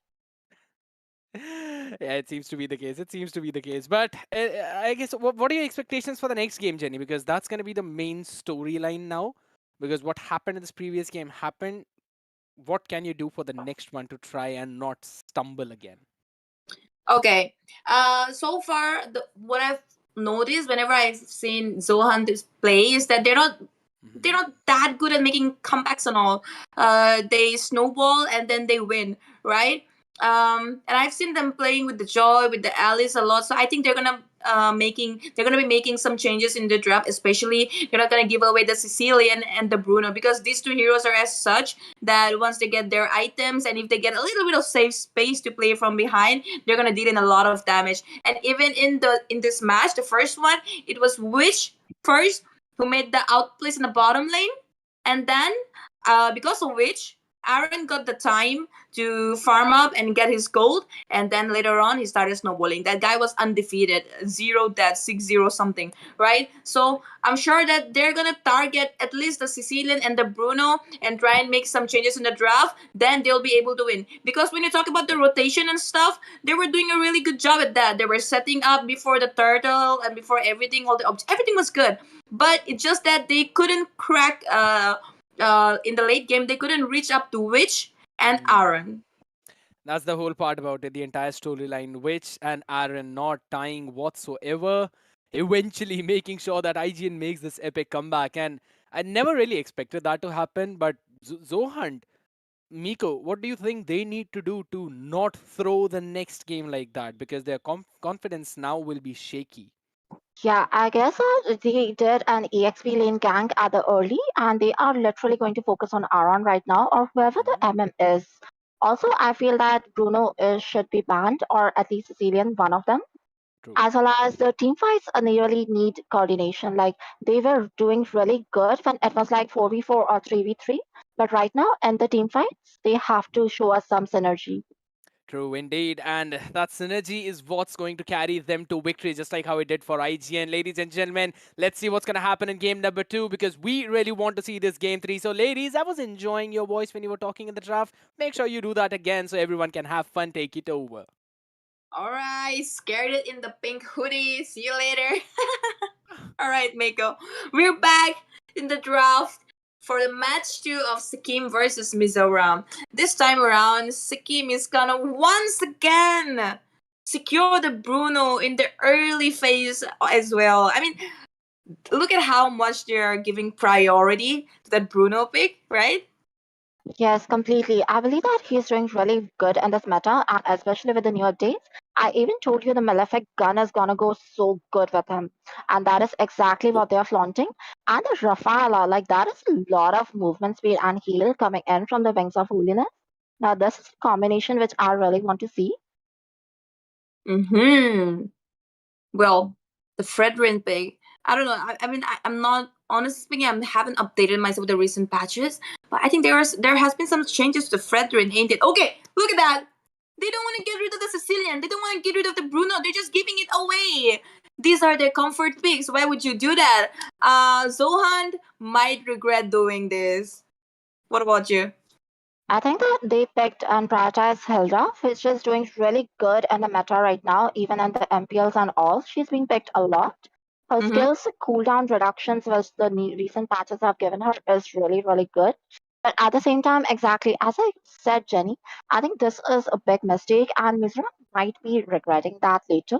But at the same time, guys, we have already seen Sicilian and Bruno perform really good in the last match. So this is gonna be so sure that they are gonna be targeted this match. So they are gonna be like, okay, that is a comfort pick, you can go with it, and we are gonna show you how we react to it. So that is some amount of ego also coming in from the experienced players. What do you think? Yeah, I have a feeling that Hilda is gonna be badly after either Sicilian or Bruno. That is after Witch or Aaron the whole time. But probably Aaron, since it's gonna be there up in the goal lane, sometimes alone. but we'll see. We'll see. Again, I can see that Alice has been banned from. Okay, it's the same kind of bans that they did in the last match. I don't think a lot of difference, but yeah, just the Matilda. This time around, they're going with the Rafaela to annoy that Fredrin, gonna slow him down a lot. You know, when you're playing Fredrin, you're really gonna go up to the opponents, right? You're gonna have to go really close to them, and when there's gonna be a Rafaela to slow you down, it's gonna get annoying for you. But again, they haven't yet revealed the gold laner and the EXP lane. Okay, the glue in the EXP gonna be very tanky. So this means once again they're gonna have a really good front line, right? So goes with ZoHunt. They had the Fredrin. They already have a really good front line, and Hilda probably on the goal lane. Oh, sorry, on the roam. But then she's gonna be all around you. She's chasing you, even though she's roaming. That is questionable. Actually, I feel like she is a versatile pick right now, and she can be even flexed in the EXP lane. Okay, as I said, she might be the EXP laner, and Kaja might just be the roamer. So Beatrice against Bruno, that is also a good pick, but like she's a mechanical hero and requires a lot of skill, but she can maintain her distance with Renner. So I think if she is placed well and like plays safe, she can also deal a lot of damage to Bruno. Ooh, the Last Insanity also looking good in this draft. Actually, yes, Hilda is going for the EXP while Kaja will be the roam. So, okay, if we're taking a Kaja roam, Bruno's not gonna dive in.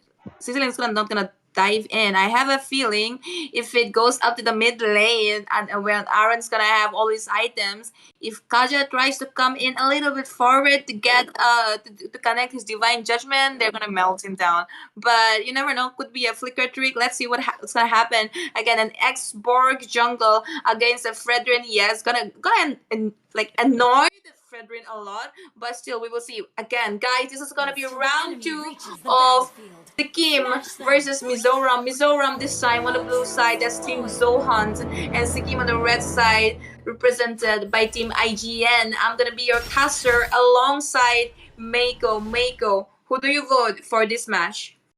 Well, I do believe that I'm still going for IGN because they have not exactly taken a hero who can mark on to Bruno or Sicilian. And I feel like that was a kind of a bad mistake decision. Let's just see how they are planning with this drive. Yeah, like Sicilian and Bruno are not exactly being marked on by anyone.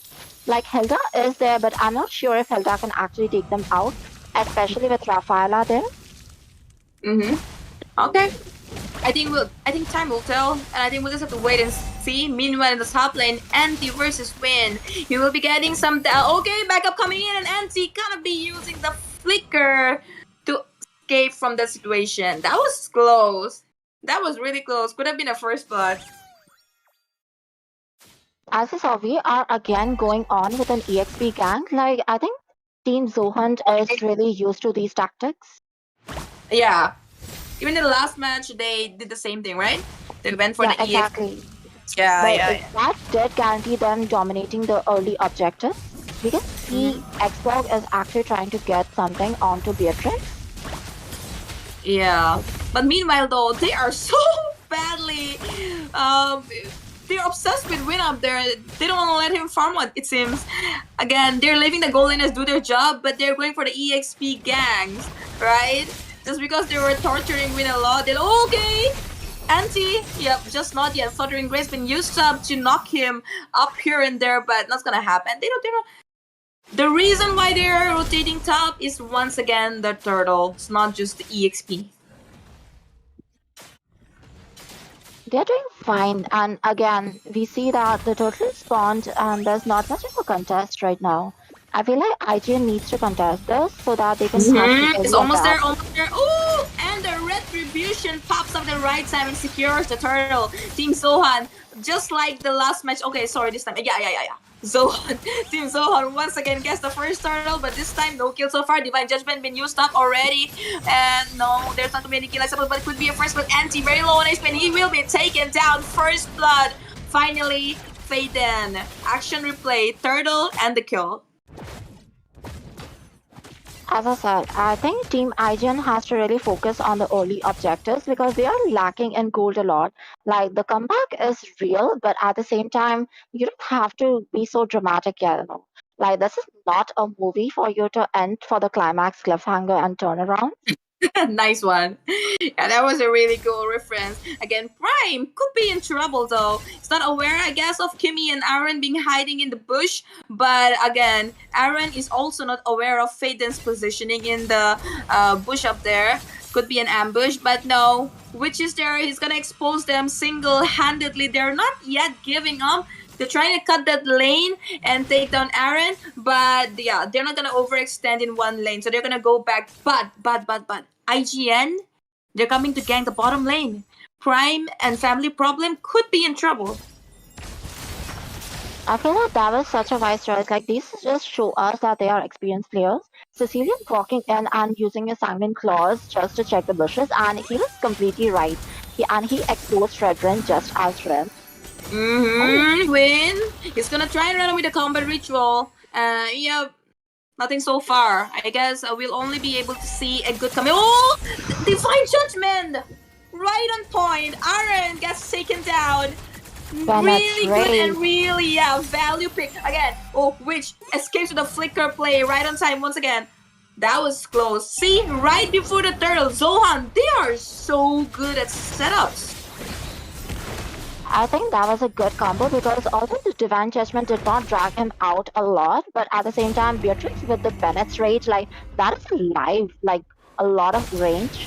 So, well, you cannot exactly escape that, especially when Kaja is using his Divine Judgment on you. So that's a guaranteed kill, and they are not gonna make the mistake again and leave Aaron unchecked.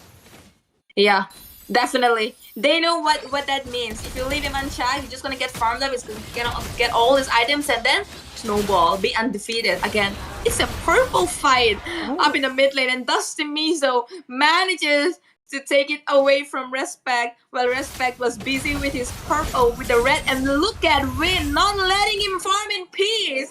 He is being a menace in the roam for Respect.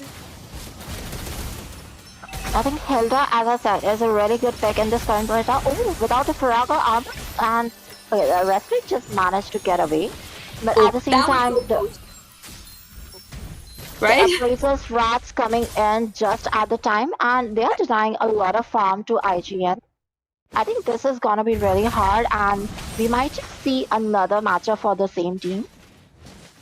Yeah, that was so close, man. I thought he was gonna go down again. Anti, he's trying to take all the damage. Oh, hold on. He just went out Dusty Mizo, but he has to go back. You know what? Over Ace and Divine just been used up on Kimmy, and Kimmy gets taken down. There won't be any more holy baptism. There won't be any more holy healing, and they're gonna try and push the mid lane while Witch won't be able to do much, and he's been forced to retreat. Meanwhile, Prime in the top lane trying to push the top lane turret, and Anti doing a really good job at defending, but he got back up. Prime has got back up. Anti not doing very well as on a very low on HP. He will be taken down, and Prime, he got the kill. I feel like Beatrix is doing a lot better, and she is much better in the early game as compared to 1-1, so that is creating a lot of issues for IGN. Oh, the Faraga armor is down, like Bennett's Rage. That is exactly what Rage looks like. Yeah. I mean, it's getting hard for Respect as of right now because the Faraga armor is going down really easily. And once it's down, they can easily pick him off, right? And once again, have a look at the skills, which does not have his ultimate, right? They have managed to take another turtle very easily because obviously Respect is busy with his own farm, he's busy with his own buffs. So, I don't know, man. Maybe it could be a comeback like the last match? It could be, but at the same time, I believe that they already know the tricks and they are going to be really careful about that because they seem to be focusing on Bruno as well. I feel a flicker Divine Judgment onto Bruno by Kaja and a good Bennett's Rage or a combination coming in from Beatrix and Fredrin. That could easily be a kill on Bruno. Yeah. As of right now, they are way behind in the game. Talk about the gold, the towers, the turtles. They got nothing at all. The map is not opening for them at all because they're not being able to take a single tower. But you never know. In the last match also they weren't doing really well, but still they managed to win. One mistake from the side of ZoHunt and IGN will come back. They'll find themselves back in the game. Right now, they have lost control, but we'll wait. We'll wait. I mean, they still have the Sicilian, they still have the Bruno, and as of right now, Bruno's KDA goes 1-1-0. Not sure. You tell me, Meiko. That is not so bad, and I do feel like he's working a lot with his positioning. But at the same time, the Mizoram team is actually aware of his positioning and are trying to mark him down. What I feel like is Xbox is a bit lacking in this situation because he is not even able to cast his last insanity. He also does not have an immortality yet. So even if he does cast it, he's gonna be taken down very quickly. And they don't have enough damage to melt Red Room right now. Like his crystalline armor is gonna be a lot of issues for them. Yeah. Well, they have just like 5 seconds for the Lord, and this Lord could be an uncontested one, just like the turtle. So I don't know. Let's have a look at the items since we have time. And Meiko, you can just break it up for us. I see that Beatrix is doing a good job. She already has a magic blade, so she's trying to play it safe. At the same time, she already has a Blade of Despair and the Malefic gun. That's a lot of damage and penetration coming right there. Bruno has gone with the lifesteal, which is a good decision. He does not have the speed yet, but he does have the damage with Berserker Fury. And Fredrin with the HP items, the Guardian helmet, okay, that is looking good as well. So I think the team ZoHunt is trying to properly counter Bruno's damage. Also, the Radiant armor looking good onto Hilda. So Hilda is not going to be taken down that easy. So she's Divine Judgment! The flicker. Oh my god, they got the power big. They got Witch down with the Divine Judgment, and there will be no Moon, there will be no bad impact. Anti trying to escape, but they're gonna let him go away. No! Brian wants the kill, he's gonna take the kill as well, and this could be a clean sweep. Oh, sorry, not clean sweep. They already won one match, and they are going straight in for the crystal. There will be no offense, and ZoHunt find themselves back in the series in the second match.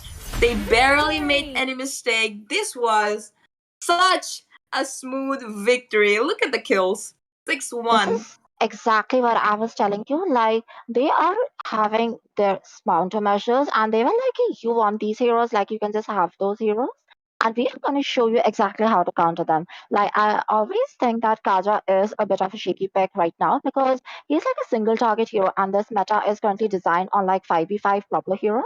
Like, we haven't seen any Khalids or Adepts right now. But Kaja, with the last flicker Divine Judgment onto Sicilian, like, that is such a good setup. Like, you just have to mark the one who is dealing or causing the most trouble to you. And once you get rid of that person, like if it is Eudora, if it is Kaja, like even one person, you die, but you take them out. And that is so much relief to your team. And then the 4v4, but without the key player of the enemy team, like that actually leads your team to victory. And I think that was a good strategy which was employed by Team ZoHunt.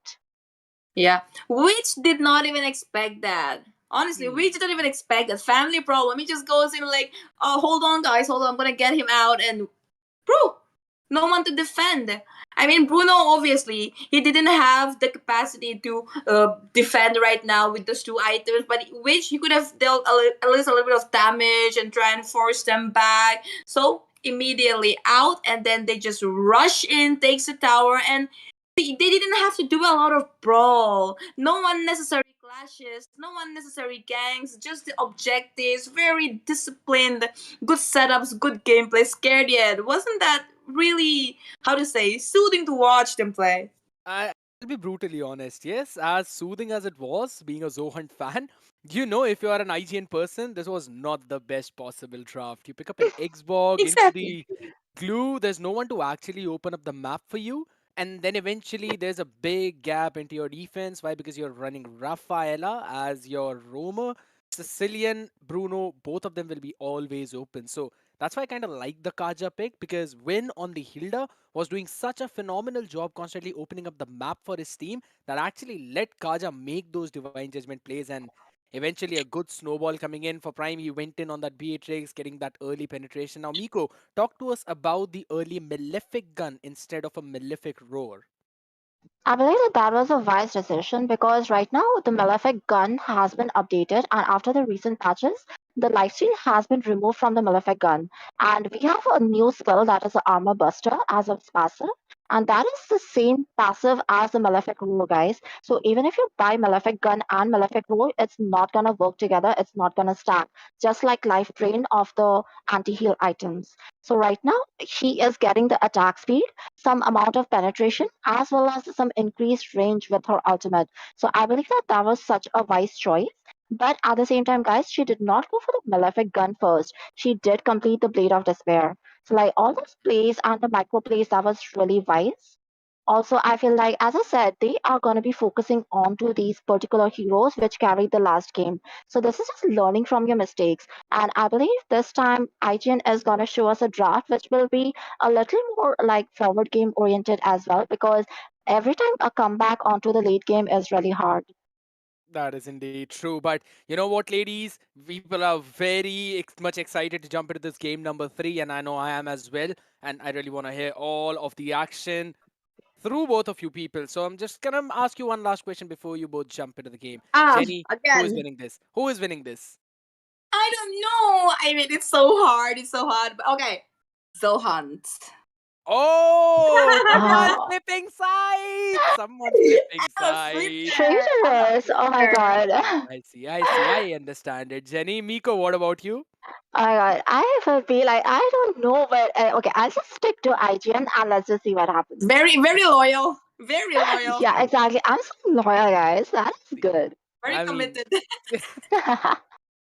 yeah, okay. All right. So Jenny is the one who adapts a lot. Miko is the one who is into that Delulu. I'm gonna stick to ZoHunt as well. I'll play with that Delulu, ladies and gentlemen. Let's jump into this game. Number 3. All are watching the Northeast Cup Season 1, brought to you by Battle Knights Esports, and this is the match between ZoHunt and IGN. Game 3. Over to you, ladies. Yeah. Pink hoodie Guardian just called her Delulu before going away. I mean, he's so smart. He knows he's gonna go away. He's gonna throw us the draft and he's gonna go away. So he called it Delulu just for going away. All right. Let the game end and we'll get back to you. You know, this reminds me of like those Tigreal picks at the third pick of the first ban draft phase, and then suddenly just banning Diggy. And like, we are gonna pick Tigreal and you cannot get Diggy. Like, that is exactly what he did to me. Exactly. All right, we have time. We'll get him. Let the match end. But hold on. If ZoHunt wins, the Delulu will be justified. By the way. Yeah, that is kind of true. Let's not hope for that, but let's see at the bans. So again, electrifying beats. Joy has been banned, and even Appraiser's Wrath, Veteran has been banned. Hard Guards, Arangila has been banned, and I think the rest of the bans are at the ban section permanently and coming on from the previous matches. So again, with the Rafaela pick, what do you think about this? Because I'm not sure if I like that pick a lot right now. Given the fact that Matilda is open, they should have gone for Matilda. Oh, they're going for Matilda, I suppose. And meanwhile, Hilda and Zushin once again looks like Zushin is their power pick. Like they don't want to let it through. They're gonna go and prioritize Zushin all day, every day. And Hilda once again definitely came in healthy. She was soaking in a lot of damage. She was being very, very annoying when the Respect was trying to farm. She did not let Respect farm in peace at all, from what I've noticed. They're going for the Bruno once again. They do have trust in him. The Hylos is gonna be Pig. Yeah, could help for even for engaging or escaping with the glorious pathway. But okay, followed by a Harriet in the goal lane. Harriet versus Bruno in the goal lane. What's your take on that? I feel like the Saman Force is literally shining, but at the same time, Harris is not very good with burst heroes like Bruno. Like, even as a Layla player, I know it might be a bit of trouble in the early game, but at the late game, Harris can literally be deleted by Bruno. Unless he is flaunting a vengeance, but at the same time, I feel like he might not be. Like Purify is also very detrimental to her health. So let's just see what he goes with. At the same time, as I said, I think Matilda is a better pick as compared to Rafaela right now. And EXP lane high-lows, okay, that is looking good. But at the same time, I feel he is losing a lot of mobility as compared to Hilda. Because the glorious pathway aside, he does not really have a lot of mobility from his law and auto first skill. So Hilda is gonna do a lot of zoning in and map control for them. Yeah, just like in the last match, Hilda being Hilda, running here and there, dealing damage, annoying. What do I say? Okay, again, it's gonna be bad. No primal red. She's very tanky. She's gonna soak in all the damage, and in the end, she's gonna surprise with the primal red and dish out all the damage. Get rid of her. They could have flexed it in the EXP since they already have Yes. Bruno. I feel like these are really good bands like Sicilian and Vexana. Both of them can be annoying. Okay, my bad. It's not Edith, it's Vexana. Why do they look so similar? The small icon. Yes, but the terrifying coming in from Vexana. Okay, did I just say, oh my god, that is such a diss, Jenny. We are gonna do something about this guy after this match. Definitely. So, well, coming back to the banks, oh, Alpha has been banned. Like, he was open for so long, and I do believe this is a good decision. But look at the mages. Like, Sicilian has been deemed worthy to be banned this time. Like, I feel like last match they decided to flicker out Sicilian with Kaja just because they actually see him as a threat. And Yeah. also the Deathly Grasp, the Nether Touch, and the Eternal Guardian. Like, that's a lot of damage. Terrify, CC, all the things combined coming in from Vexana. And with Matilda, she can be like so mobile as well. So that's a combo you will not want to have. Yep. Finally, they're like, okay, we're not gonna let them take Sicilian, and we don't have to pick another Kaja to go and get him out of the turret with the flicker. So they're gonna go instead with the RWM on the Eve. Yeah, could help. Imagine the RWM is open and Hylos is just gonna go and engage with the glorious pathway, and Bruno he'll just be playing in that RWM box. So could be wise, but again, they have the Agato Kacha. What if Gato Kacha just jumps over Yi when he opens his ultimate? We'll have to see how they execute and how they use all their skills, the potential. Time will tell. But so far, Mega, who do you think did a better draft? I'm really confused because I'm not sure I like the fact of Eve against Gatot Kacha because, as you said, once she's using the real world manipulation, that she is literally vulnerable. And Xbox with his last insanity and Gatot Kacha with the AOG can literally jump onto her. Although at the same time, they do have Matilda to help her repossession. But this actually depends when you are using the skills, and well, the gameplay will tell us soon enough. Yep. As of right now, guys, this is gonna be the deciding match for the series between Sikkim and Mizoram, between IGN and ZoHunt. So whoever wins gets another point, and if IGN manages to win this match, there is no stopping them from coming to Guwahati and participating in the LAN event. Guys, cheer up, share the stream, and we might have a first blood, but not yet. They're trying to dish out some damage, the family problem up there, but no, he'll be able to secure the little wonder up here and might actually do okay. No, not yet. The revitalized pops in, and they're gonna escape. I feel like Revitalize has become such a good spell right now. Like, it was so neglected before, like, so heated. But right now, as usual, like, Mizoram is doing a lot of good engages in the early. And they are trying to keep their distance, like, not give them the kills. Mm-hmm. ZoHunt, I told you, they're good in the early game domination. We saw it in the first game, we saw it in the second game. First game, it went up a little late, they made a few mistakes and they lost. Second match, no mistakes at all. Third match, if the same thing continues, ZoHunt definitely gonna take it away from IGN. But again, we'll see. As of right now, that guy, which is already dealing a lot of damage with the Void Crystal and the Void Blast. Once he has his RWM, let's see what's gonna happen. Again, the turtle is up here, and we have been noticing in the first two matches that they mess up before the turtle. I hope that's gonna happen once again. Yeah, completely. But at the same time, I believe that Hayabusa is really fine at the early game. That's a Hold on. lot of zoning in coming in from Eve as well. So I believe that if they can just get rid of the Faraga armor, that could be the shadow kill. Shadow kill and then match made on fade and they're gonna go for another kill as well, but the turtle has been taken down by Respect. Lost in time has been used up already. Dusty Mizo will take it down as well, and this time IGN finds themselves back in the game for the first turtle. Finally, in the third match, they managed to get 2 kills and the turtle. No more action replay. Let's see, because I feel like, okay, they even get the red buff.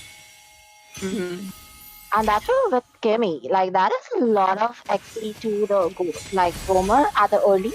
And the defensive AOG was a good decision. At the same time, we did see that Team ZoHunt is really good at the early initiations and the withdrawals. They know when to withdraw. So that kind of micro plays are also very important. But we have not seen any focus onto the gold lane yet. There's Harold and Bruno there just junking around. Like, they're just trying to get the last hits and all, getting their farm. Yeah, just when you mentioned, no rotation towards the goal lane, we saw Dusty Mizo coming up towards the bottom, but he's gonna go back. Looks like Respect might be interested in taking a pick off onto Prime. He's trying to get the vision, he's trying to ambush him, but not happening. Prime is he's already gone back, and looks like they don't want, none of them are looking for a fight as of right now. Kimmy, okay, just gonna give away the vision and come back. As I said, this is the last match of the BO3, so both of them are being safe. And because they know, like, if this gives a sudden kill, that could be literally problematic at the early game. And they don't want anyone else to, like, snowball. Like, both the teams are being careful. At the same time, we just see that Hilda is actually showing off her new patch work. Well, Win once again trying to delay Respect from his spot, but hold on. Suddenly he'll be using for Mizo. He's gonna use up his last insanity. Just wasted right before the turtle. Win might be in trouble, but just forced back to retreat. Once again, IGN might be able to take away turtle as well. But let's see, Win's not giving up again, going straight in for Respect, but Respect losing up the shadow, kill and Win, nothing's gonna take him out. AOG been expanded as well. Who got the turtle make away? They're not giving up, they're gonna go in and take down Win. They're also gonna try and take down Family Problem, which they will, because he does not have the AOG, and there we go. The turtle has been slain by Mako, tell me. Yeah, as I said, exactly. This time IGN went for a hyper who could like go for the early as well as has a lot of mobility. At the same time, I also told you that Eve has to be careful like when to use or time her ultimate, the river manipulation. So just after AOG was used, she was in it, right? And after the AOG has been expanded, like Gatherfist does not have a lot of escape and he was taken down.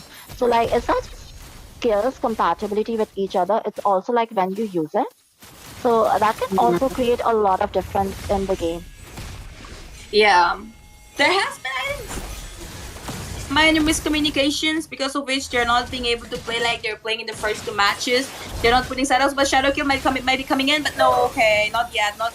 You wanna wait, you don't wanna waste it on Family Problem, so they're gonna back off, I suppose. But they're not aware. Dusty Mizo is still waiting. He's probably looking for a kill towards Aaron, the creator, and they don't want to let Aaron farm. They saw what happened in the first match. They don't want that to repeat. But Aaron very smartly recalling. He already had low mana, and I think this is really wise because getting stuck there without being able to use your skills could be really problematic. And he just doesn't want to be taken down because the scoreboard is right now at 4-0, guys. So this is looking good for IGN. Jen, I might just be having the delay loop. Yeah, could be. Alright, hold on. Boris Motto has been expanded to chase down Win. Shadowkill been expanded as well up to no Win because they are so tanky. AOT wasted, to be honest. Whispering OHT, and look what happens. He's been taken down by Prime, but he had to give himself up for the kill over Witch. Right. Well, I think that was a good trade-off because he gave the kill to the mage, but as a gold laner, he also got a kill. So a gold laner getting extra kills is a good trade-off. So gold for, like, I'm not exactly sure, but at least you are getting the enough gold as compared to who you're giving the gold to. Yeah. Well, IGN once again takes the turn this time uncontested, and looks like it's getting really hard for ZoHunt to find themselves in the game this time in comparison to the first 10 seconds. This is very weird. Gotta get used to Fade will be taken down.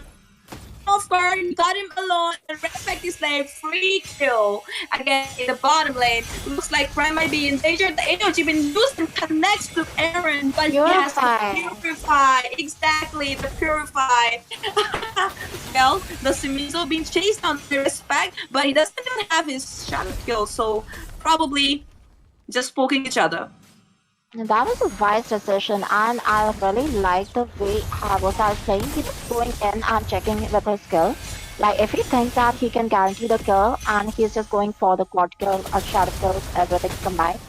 But at the same time, this is exactly what shows that you actually know your hero. Like, he has an idea how much damage Hayabusa will be dealing at this level. Because if he feels like even when the enemy was low, like when family problem was low, he did not commit to it because he did not want to waste his ultimate for a kill which is not guaranteed. Exactly. Why waste? Why expend your skills, right? Anyways, could be a This fight in is the mid completely lane. the reason why you would want to go for a comfort pick because you know the hero so well. Exactly. Oh, hold on. Glorious Potter been used up, chasing him down. Prime goes down. They're gonna be going for more kills. They're chasing Dusty Mizo down as well, and he will be punished. Double kill for Kimmy. Family problem walks away. IGN gonna walk away with 2 kills. Oh no, might be even chasing more. Instead, they're gonna pressurize that mid lane turret while Respect goes on taking the purple buff away from Dusty Mizo. Again, they've managed to take down the turret, and they will also be taking down family problem. Wow, shadow kill gonna be used up. I suppose it doesn't have it. He won't even need it. Now that is a farm difference speaking because he has a lot of damage and that is a free lord to the blue team. As I said guys, so this time they are literally going for a forward oriented team because the Void is coming in from E, that is a lot of mobility and damage, and Hayabusa is doing a lot of effort like early jungle, and we can just see him melting the people there. Yeah. IGN's doing a fabulous job this time around. There has been no domination. There has been nothing from ZoHunt this time. I don't know what happened to them. Again, still the win, trying to get Respect down. Shadow kill being used up, not yet. Circling Eagle being faked, and it's gonna come back again. Could be a glorious spot away from behind, but Anti just trying to escape. Actually, the Lord is marching towards the top lane. They will be losing the turrets, but yeah, they can defend it definitely. Yeah, this will be defended because it's not even the Luminous Lord yet, but at the same time, they are not making any mistakes with the objectives. Oh, the last Insanity has been expended.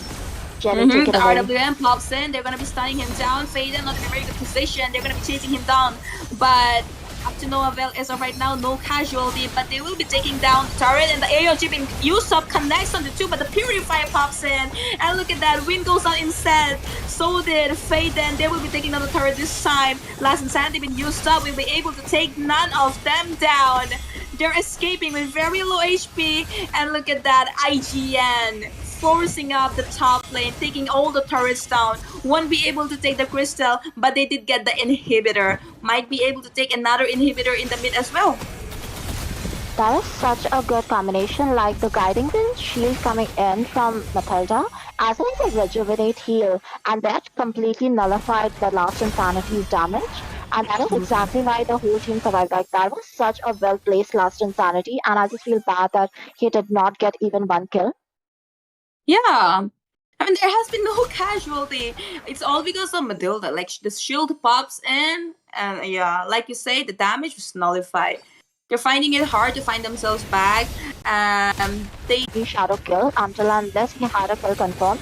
But right now, what he did was he just used his ultimate to deal as much damage as he could, and he just let Bruno clean it up. Yep.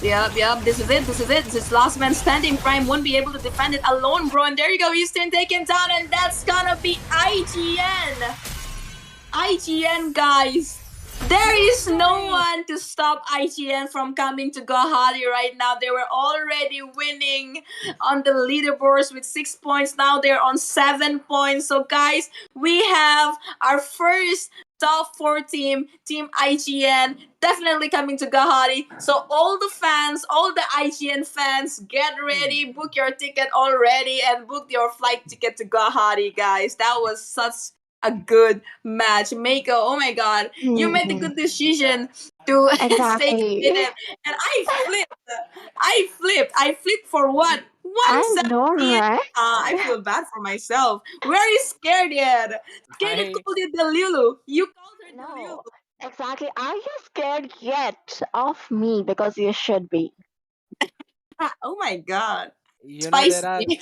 there are two ways with which I can approach it. Either I can be very savage and I can reply back to you in a crazy manner, which might start a war, or I can flirt with you on the stream, which I don't think so I'm allowed to do right now, but maybe later. But yeah, here's the thing. I agree to the fact that yes, you made the perfect choice. I called you the Delulu, but that's back on me. But Jenny, I'm gonna call you the black sheep. You were supporting IGN for the first two games and they Well, almost lost 2-0.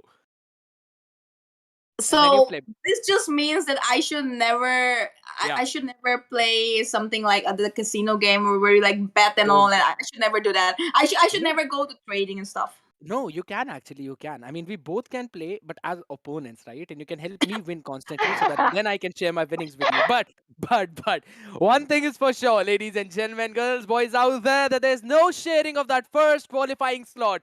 IGN, one of the OGs, the gods of this game, becomes the first team to qualify for the Guwahati LAN, an experience that no one wants to miss out. And I know for a fact, Jenny, you are going to be super proud of them. Will I? I don't know. You tell. Just kidding. Obviously, I will.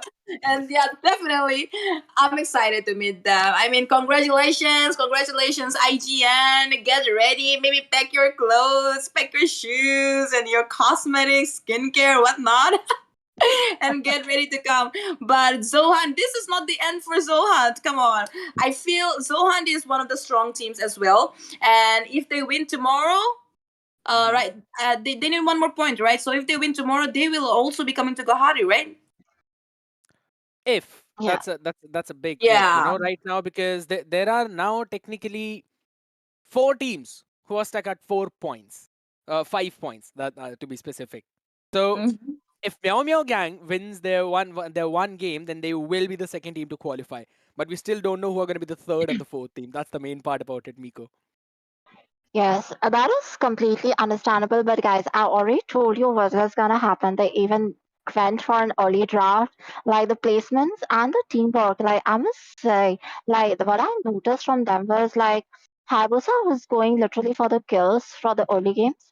And at the late game, he was just trying to deal some massive like mass damage with his ultimate and other skills. And he just led the cleaning up to Bruno. Like Hayabusa is supposed to be a reaper, but that task was given to Bruno with his damage.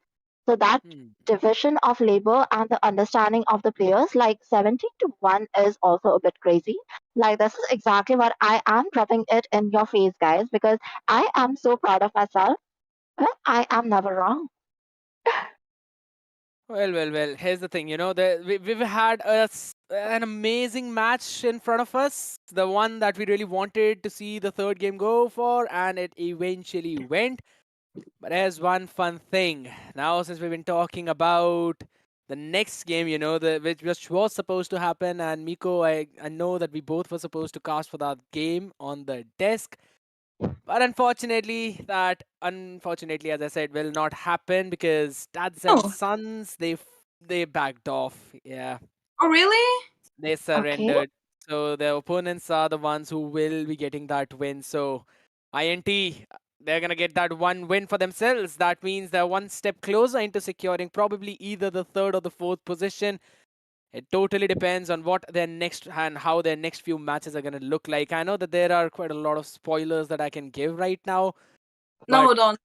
yeah, I'm not gonna do that. I'm not gonna do that. The fun thing is that we actually got the first team who qualified for the LAN, and that's gonna be IGN. And I believe these were the last few games. So, ladies, before we move away, before we close out the show, any last few words? Jenny first, and then Miko. Hey. Just kidding. Well, I just want to congratulate IGN on securing the slot and coming to Guwahati. And I want to wish ZoHunt best of luck because they were really, really close to winning today. Their performance was in the first and the second match. Even though they lost the first match, it was so good. The rotation, the objective, and everything. The third match, I don't really know what happened. Maybe Miko will tell us.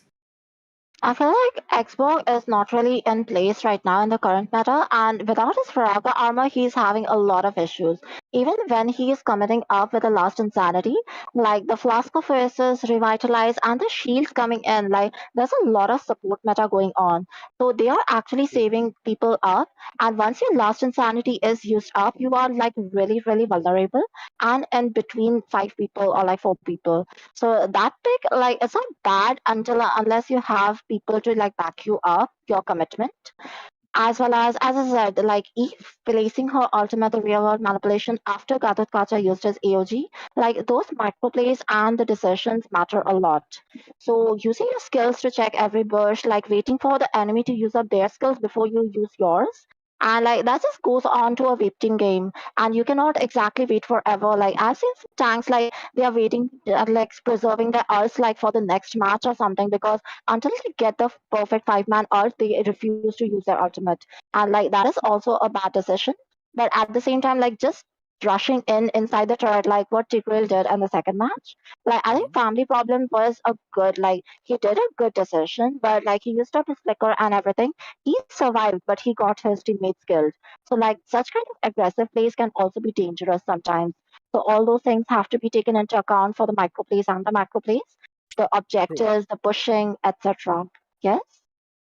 I totally agree with all of that, Miko. And now, ladies and gentlemen, with this all said and done, one slot is confirmed for IGN. Meow Meow Gang have the chance to become the second team to qualify, but there's still 2 more slots, which I've been constantly saying on repeat.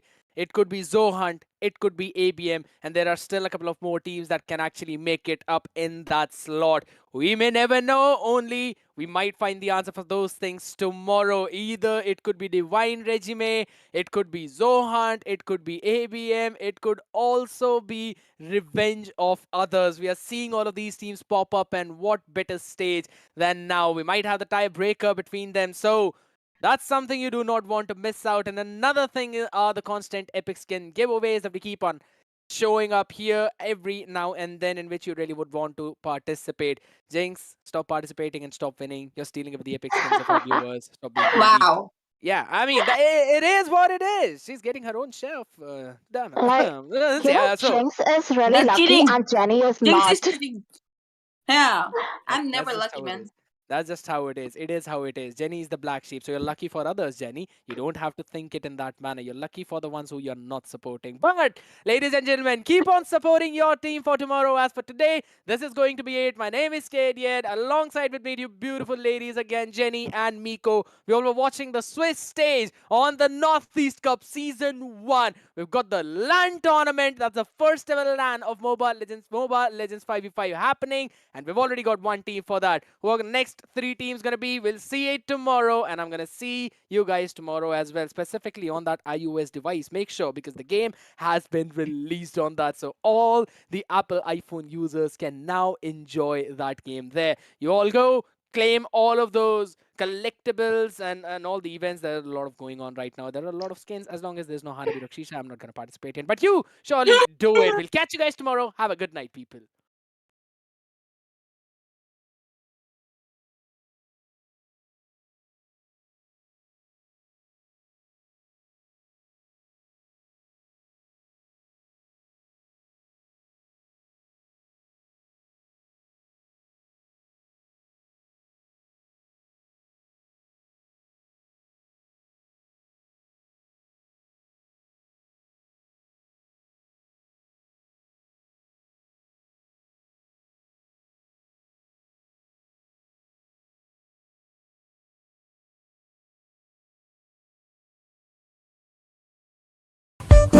Hi guys, I'm so excited to tell you that I just received my cosplay outfit.